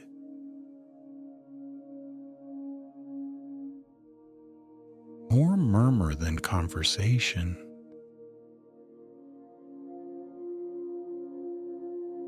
You don't need to listen closely. The words themselves don't matter, only the rhythm. Leather creaks softly as someone shifts their stance. A basket is set down. A crate slides gently across stone. Above it all, banners move lazily, responding to a breeze that barely makes itself known.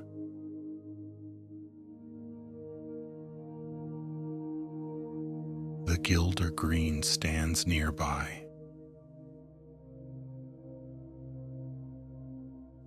Its pale bark catching the light. Even here,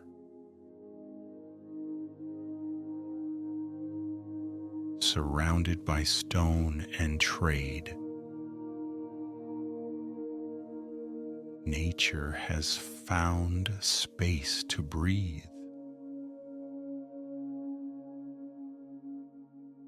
You pass by the tree slowly, not stopping, just acknowledging its presence. The market feels balanced.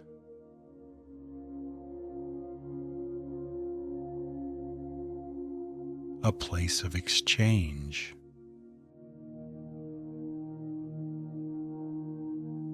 But not of pressure. People come and go at their own pace.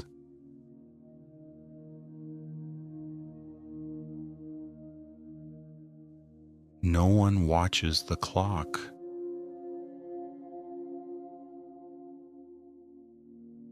From here, streets branch outward, each one narrow, each one familiar to those who walk them daily. You choose one at random. There's no wrong direction. Homes line the street.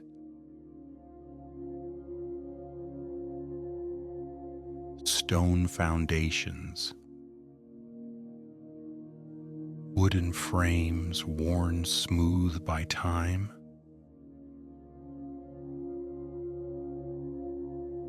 Windows glow faintly, not bright, just warm enough to feel lived in. Some doors are open, others closed, all equally at ease. A broom rests against a wall, forgotten for now, waiting patiently. Footsteps echo softly behind you, then fade as someone turns down another street. There's no need to look back. Everything here moves gently on its own.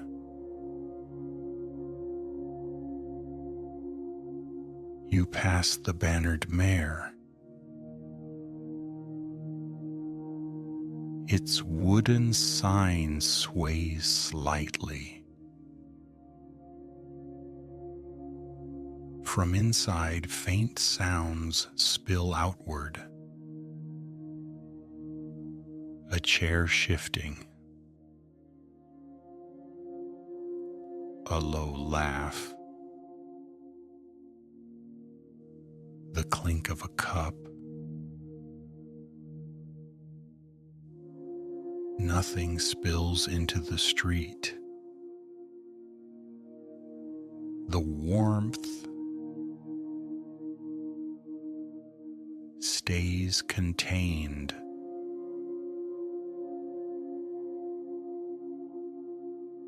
Like a hearth behind closed doors.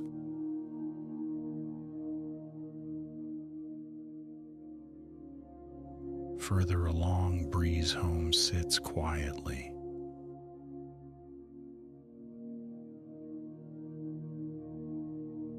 Modest, unassuming.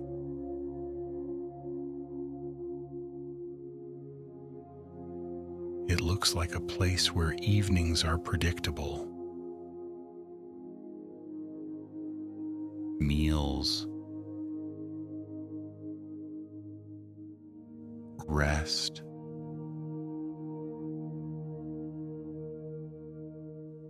sleep.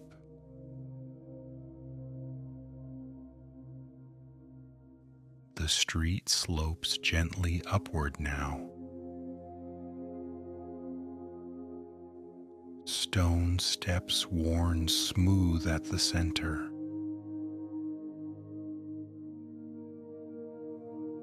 You climb them slowly, one at a time, without effort.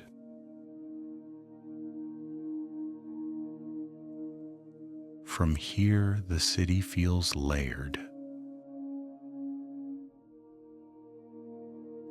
Lower streets behind you. Higher paths ahead.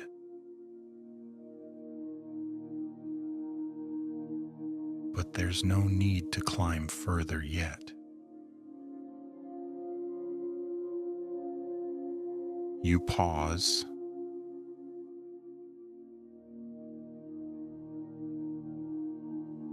Just long enough to notice how settled everything feels. Whiterun is not trying to impress you. It doesn't need to.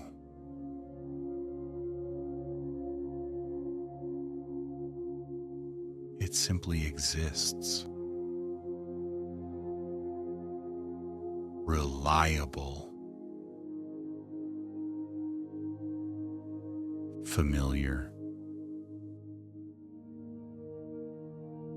Take a slow breath here. Let the quiet settle.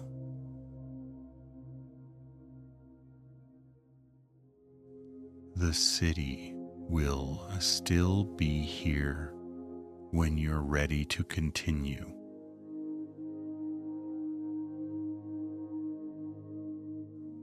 For now, you remain in the streets of Whiterun, unhurried and at ease.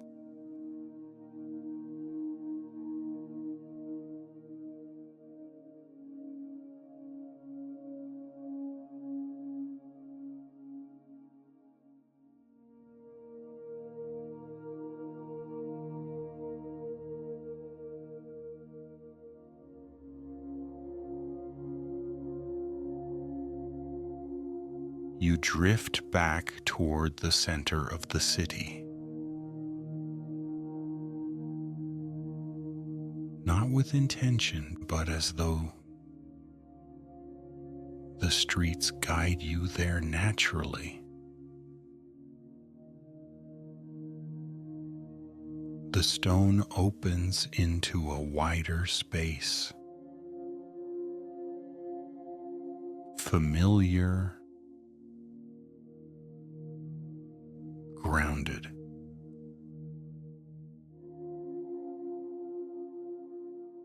This is the heart of Whiterun, a place where paths cross and then continue on.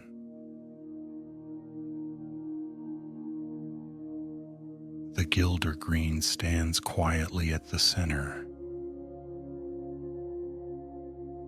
pale, still. Its branches stretch outward, thin and delicate, as if they've learned to move slowly on purpose.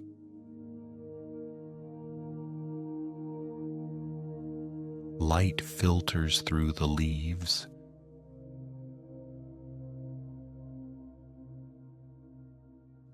breaking into soft patterns on the stone below. Nothing here demands attention. The tree does not call out.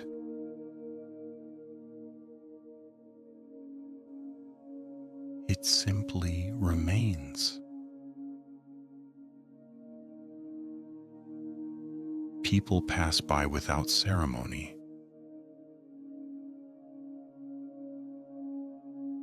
Some glance toward it, others do not.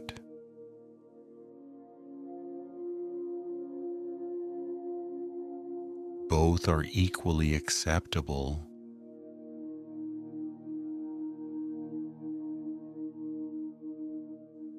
A priestess tends to the space nearby.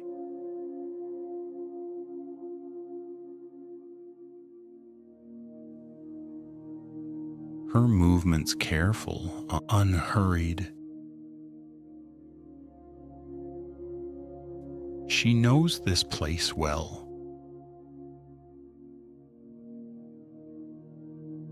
Knows when to act and when to leave things alone. A breeze passes through the square, gentle enough to stir the leaves, soft enough to go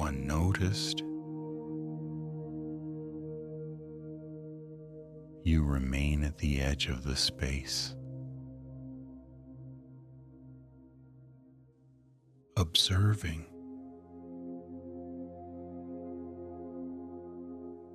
comfortable in stillness. Around the square, the city continues its quiet routine. A merchant rearranges their stall nearby. The sound of fabric brushing wood is faint, almost soothing.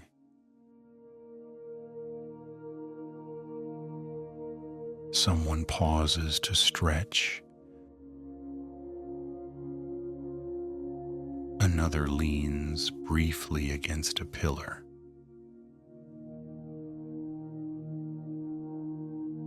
No one rushes through this place. The pace here seems agreed upon. You notice the stone beneath your feet.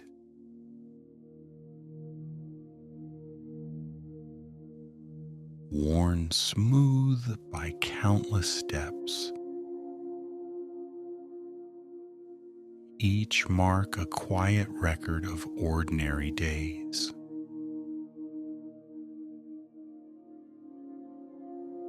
Sunlight shifts slowly as clouds drift overhead.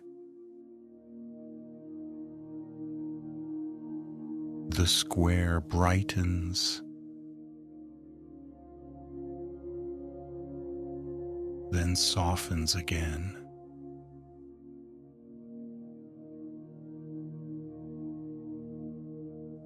Time feels generous here. Unmeasured.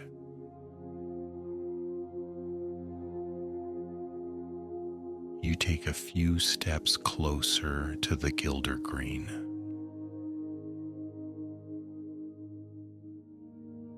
Not out of curiosity, but familiarity. Up close, the bark shows subtle texture. Lines and curves shaped by years of wind and weather. The leaves barely move now, resting. You don't need to touch the tree, its presence is enough.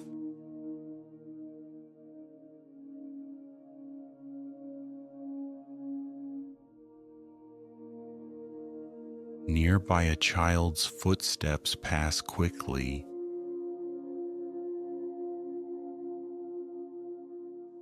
Then disappear down a side street. Their laughter fades, leaving the square as calm as before. A guard stands watch at a distance.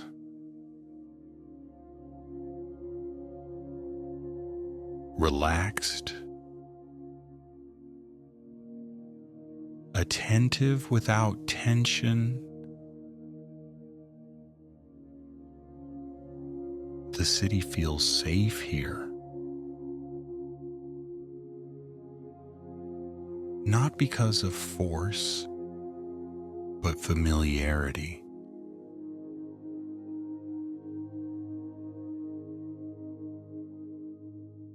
You let your gaze wander upward.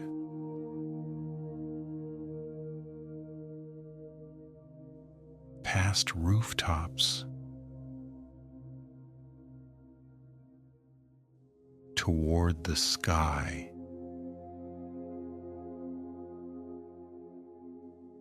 Dragon's Reach rises above the square,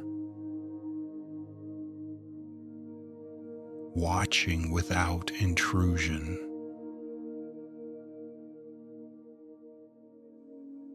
For now, it remains distant. There's no need to climb. The square holds you where you are. You linger a little longer, breathing evenly, unconcerned with what comes next. Whiterun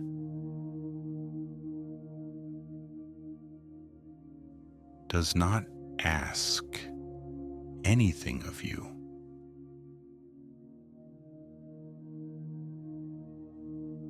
It simply offers space.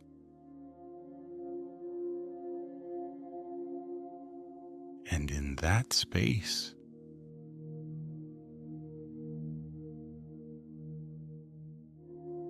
you feel quietly welcome.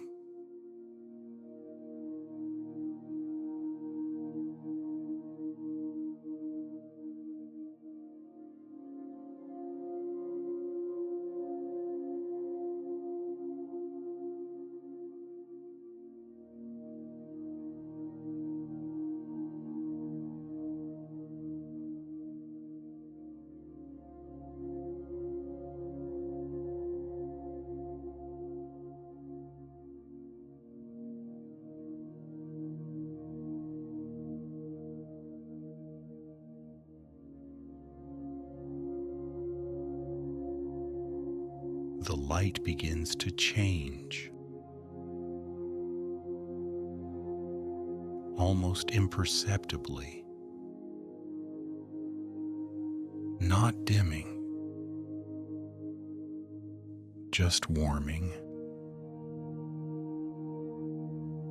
Shadows stretch a little longer across the stone. Edges soften, colors deepen. You wander back through the streets of Whiterun,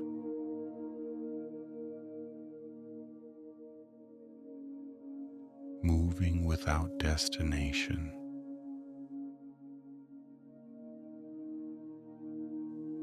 The city feels different at this hour.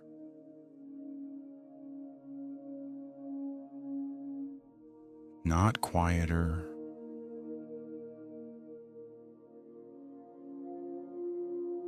just more settled. Work winds down.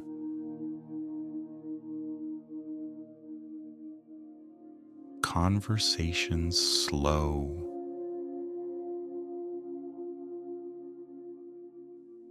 Steps grow unhurried. You pass familiar doorways again.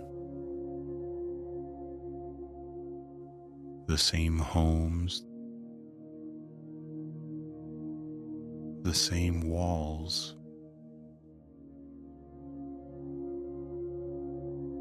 But now they feel warmer,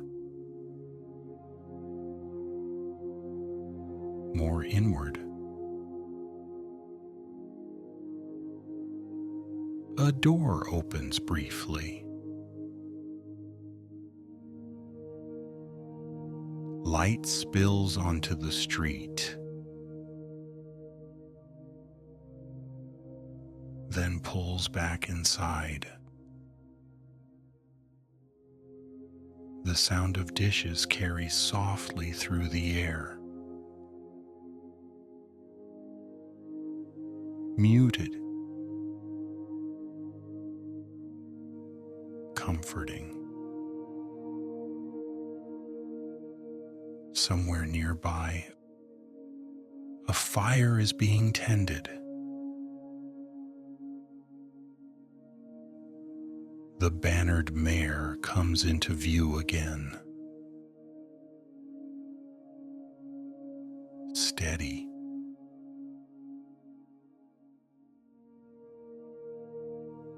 Welcoming.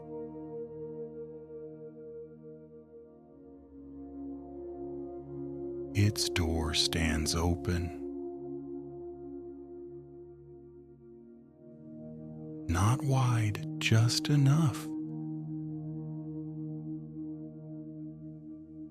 You step inside.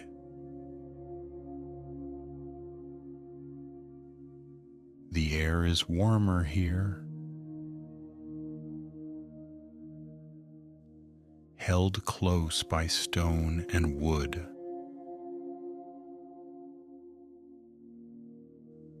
Light flickers gently across the room. Firelight reflected off worn tables and mugs. The sounds are soft. Low voices. A chair shifting. No one looks up as you enter. There's no need. This is a place where presence is assumed, not announced.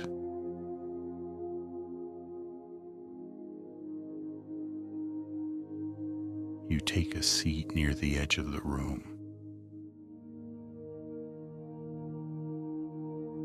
Not central. From here, everything unfolds at a comfortable distance.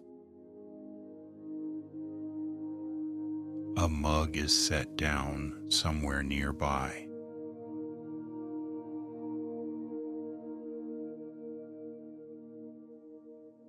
The sound is dull and familiar.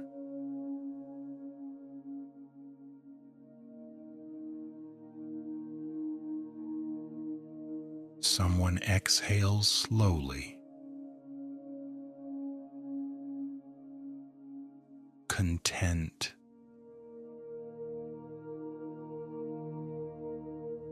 At rest.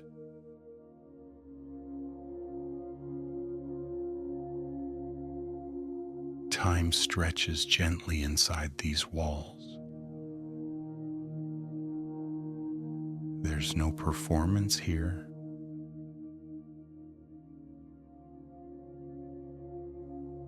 No stories being told loudly.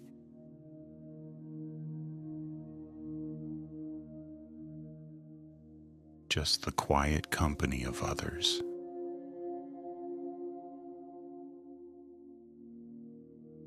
Sharing the same moment.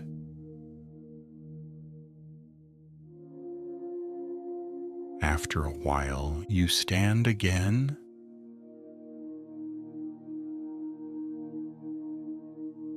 The warmth follows you to the door, then lingers behind.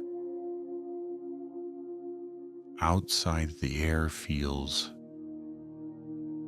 cooler, by contrast,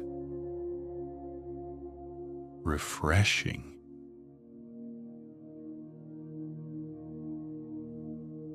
The streets have thinned now. Not empty, but selective.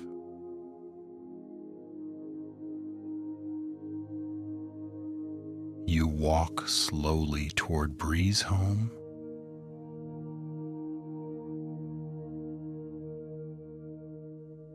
It sits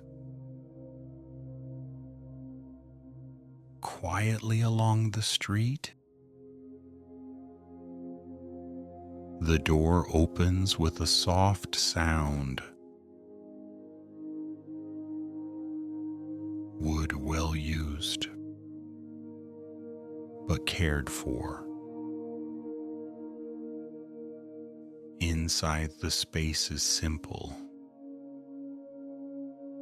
A table, a chair, a bed nearby. Everything has a place.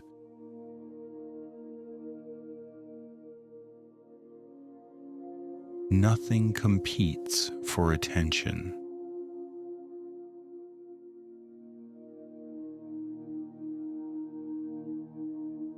Light filters through a small window.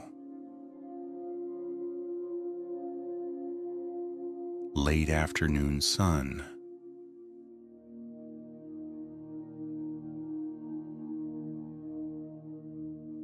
Gentle and low.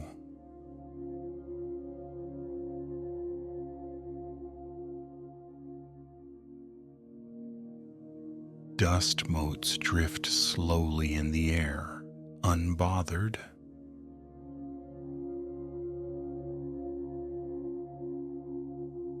You sit for a moment.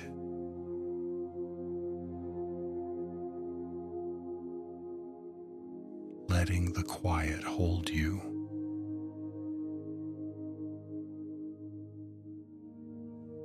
This is the kind of place where evenings arrive naturally.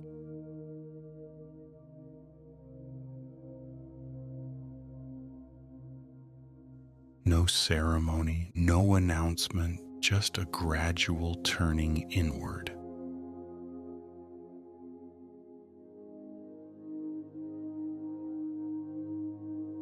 After a while, you stand again. When you step back outside, the light has softened further. The city prepares.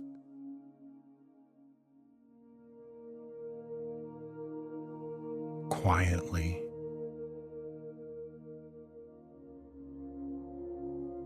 For what comes next.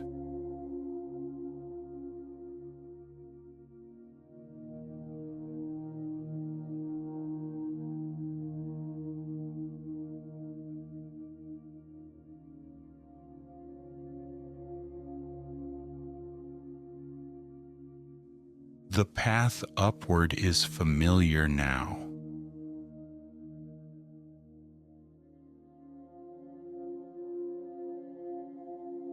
Stone steps.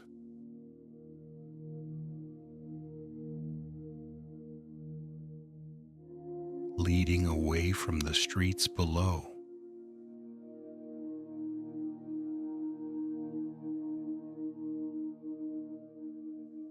Each step is worn smooth.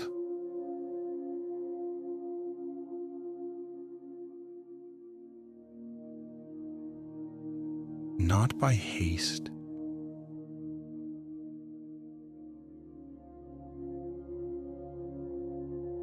but by years of steady passage.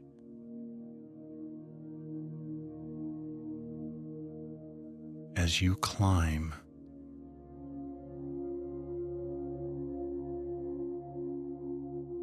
the sounds of the city soften behind you.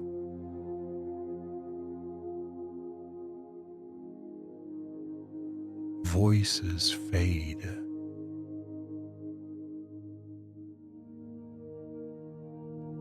Footsteps grow distant.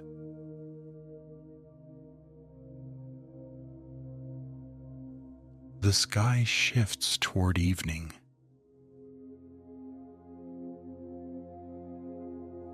Not dark,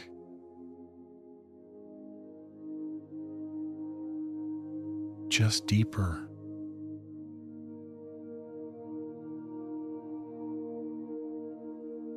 From here, the plains stretch outward once more. Golden. Endless.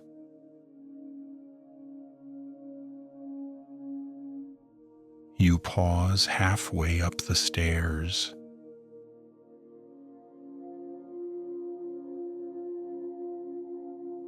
Looking back.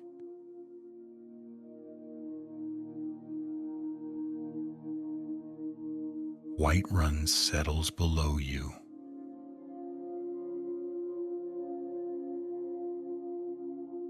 Roof lines, streets.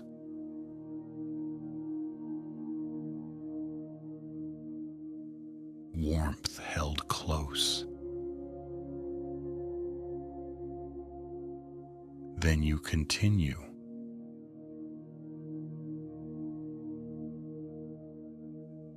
The doors of Dragon's Reach stand open, tall, steady. They do not intimidate.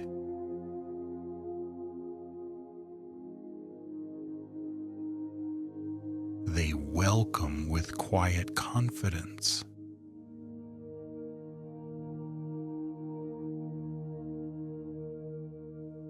Inside, the space opens upward.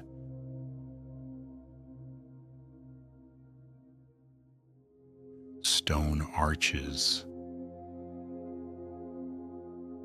high beams,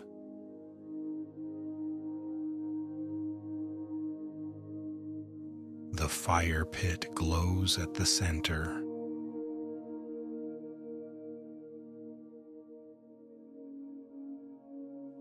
A calm, constant presence.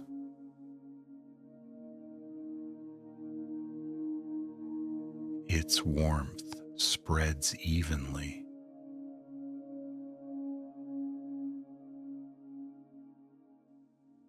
Touching stone and wood alike.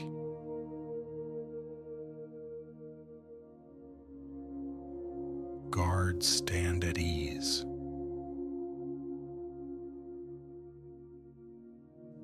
Not rigid, not tense.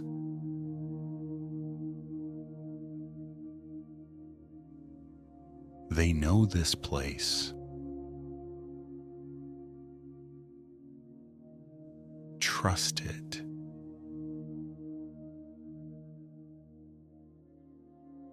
You move slowly across the floor. Your footsteps echo gently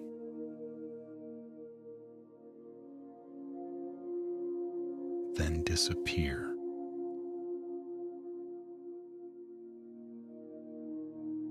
The banners above hang heavy and still.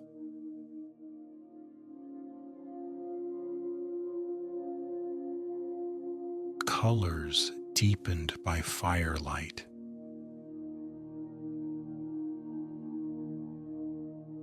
Here, authority is quiet.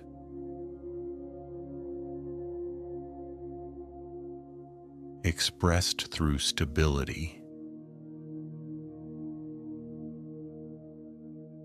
Not command.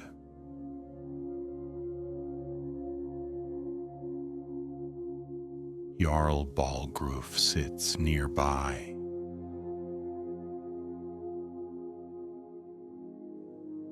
Unburdened by ceremony.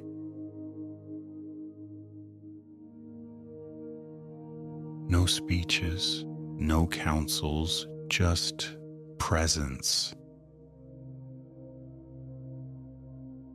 Just continuity.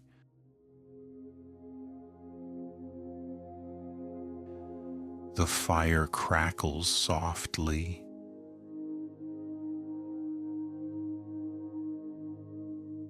A low sound, steady and reassuring. shadows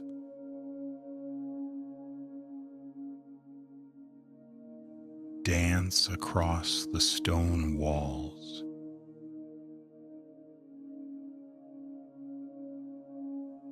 Slow,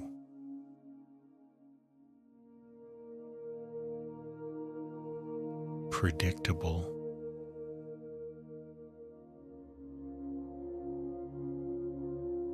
you take a seat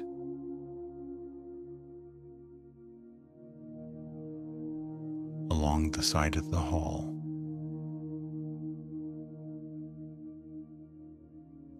Away from the center.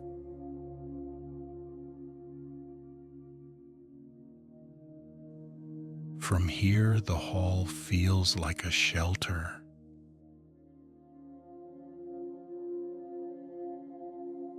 Not a throne room.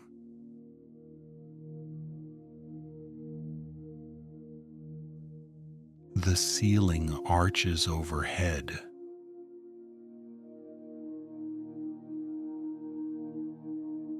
Strong beams holding weight without strain.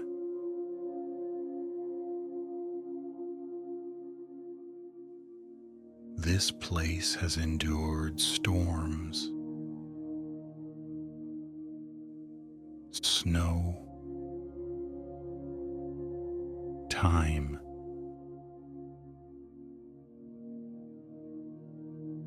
and it remains.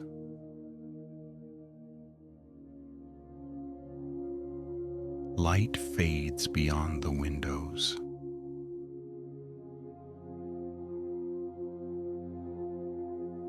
The sky shifts toward blue and violet.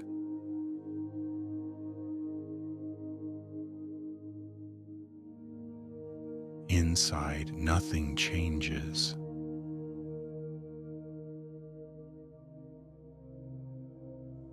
The fire burns the same.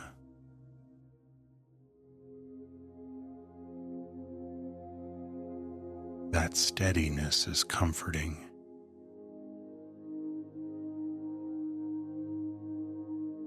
You breathe slowly,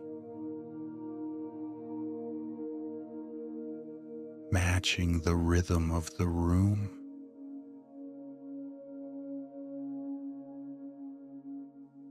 There is no tension here. Only watchfulness. Dragon's Reach stands as it always has.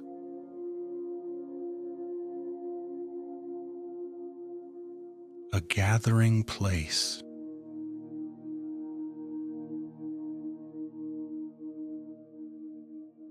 A refuge.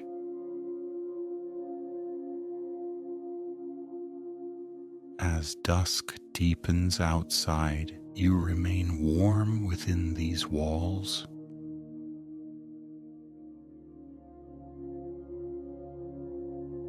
Stone, fire, quiet authority.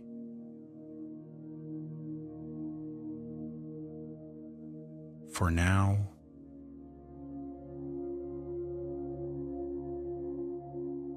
this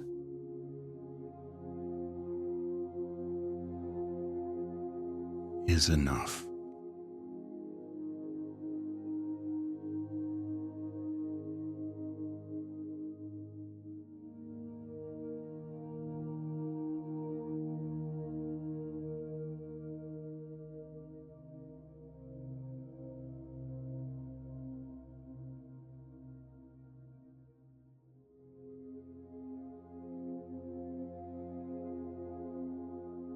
When you step back outside,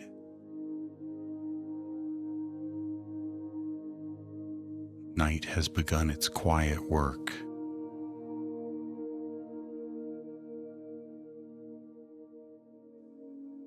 The air is cooler now.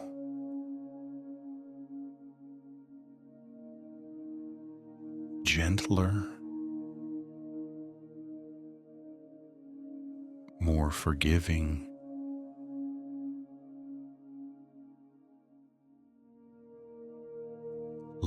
lanterns flicker to life along the streets.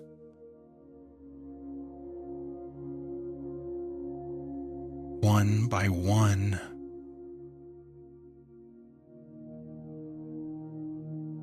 unhurried.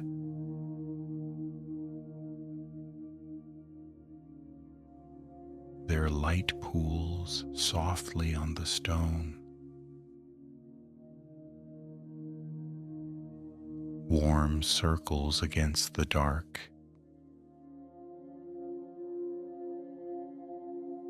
Shadows stretch and settle.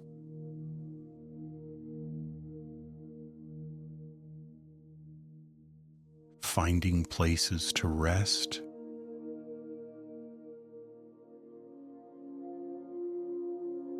You move slowly downhill, away from Dragon's Reach. The city feels smaller at night.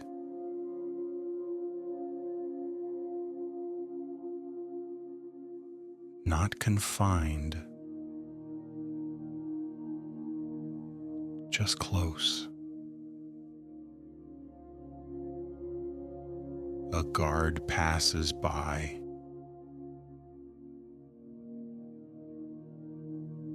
Armor muted by shadow. Steps steady. There is comfort in the routine, in knowing someone is watching.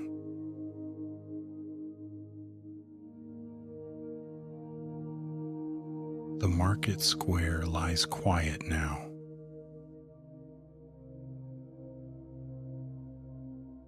Stalls closed.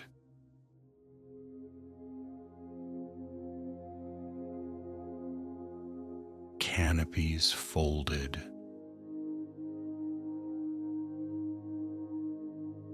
Only the gilder green remains awake.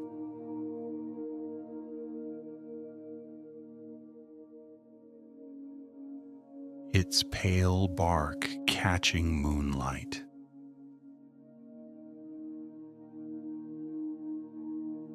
The leaves move gently, as if breathing. You pause there briefly.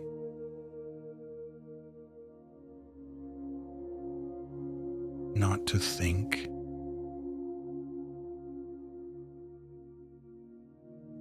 just to be.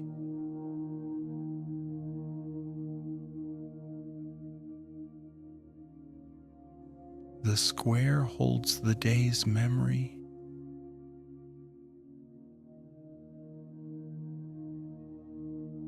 Footsteps, voices,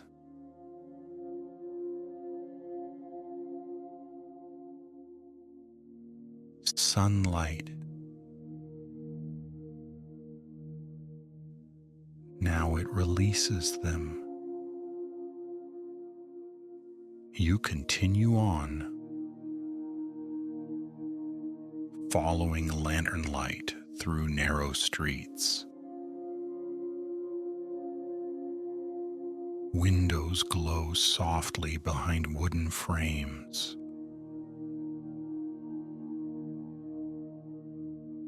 Life contained indoors.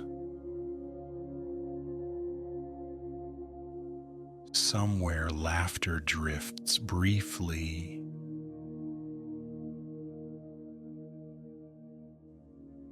Then fades. A door closes.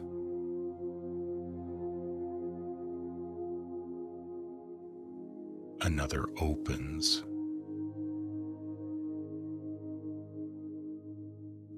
Then settles.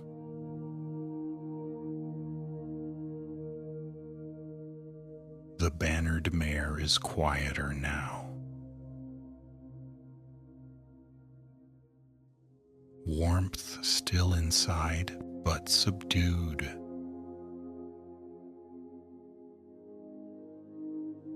Its sign creaks faintly as it sways. A familiar sound.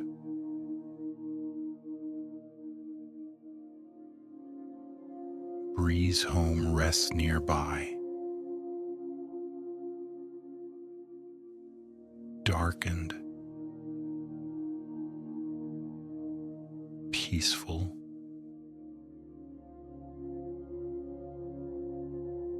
The street slopes gently toward the gates. You walk slowly, letting the city fade behind you. At the walls, torches burn steadily, unwavering. The guards exchange quiet words. Nothing urgent, nothing new. The gates remain open.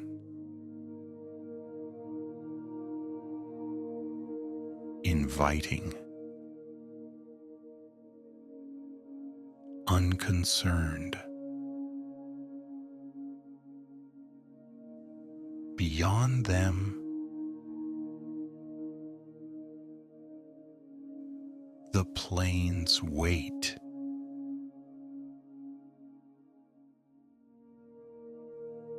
Moonlight stretches across the grass.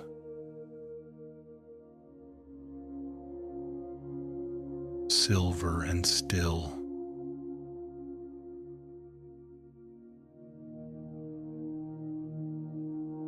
The wind moves freely again.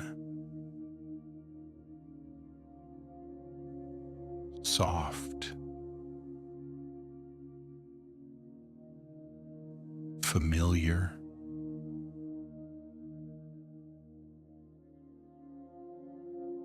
You take a final look back at Whiterun.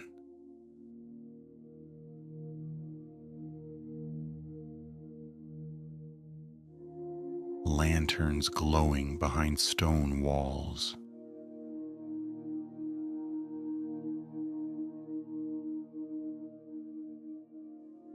The city rests.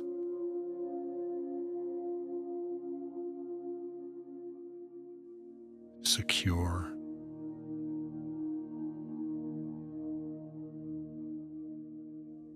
Untroubled.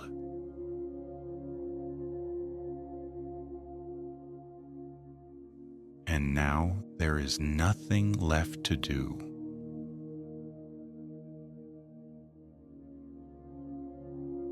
No paths to choose, no stories to follow.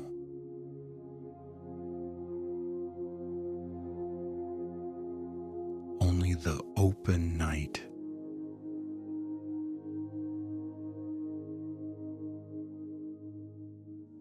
And steady breath.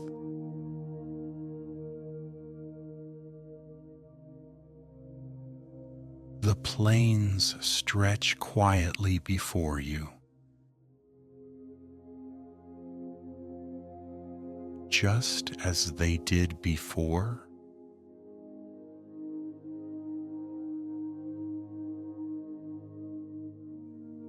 Everything has come full circle.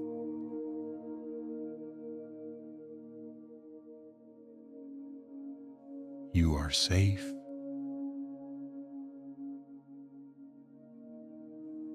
You are unhurried. Let the sounds soften. Let the thoughts drift.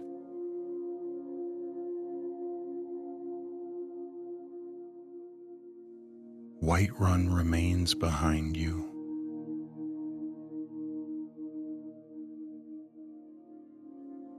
Steady,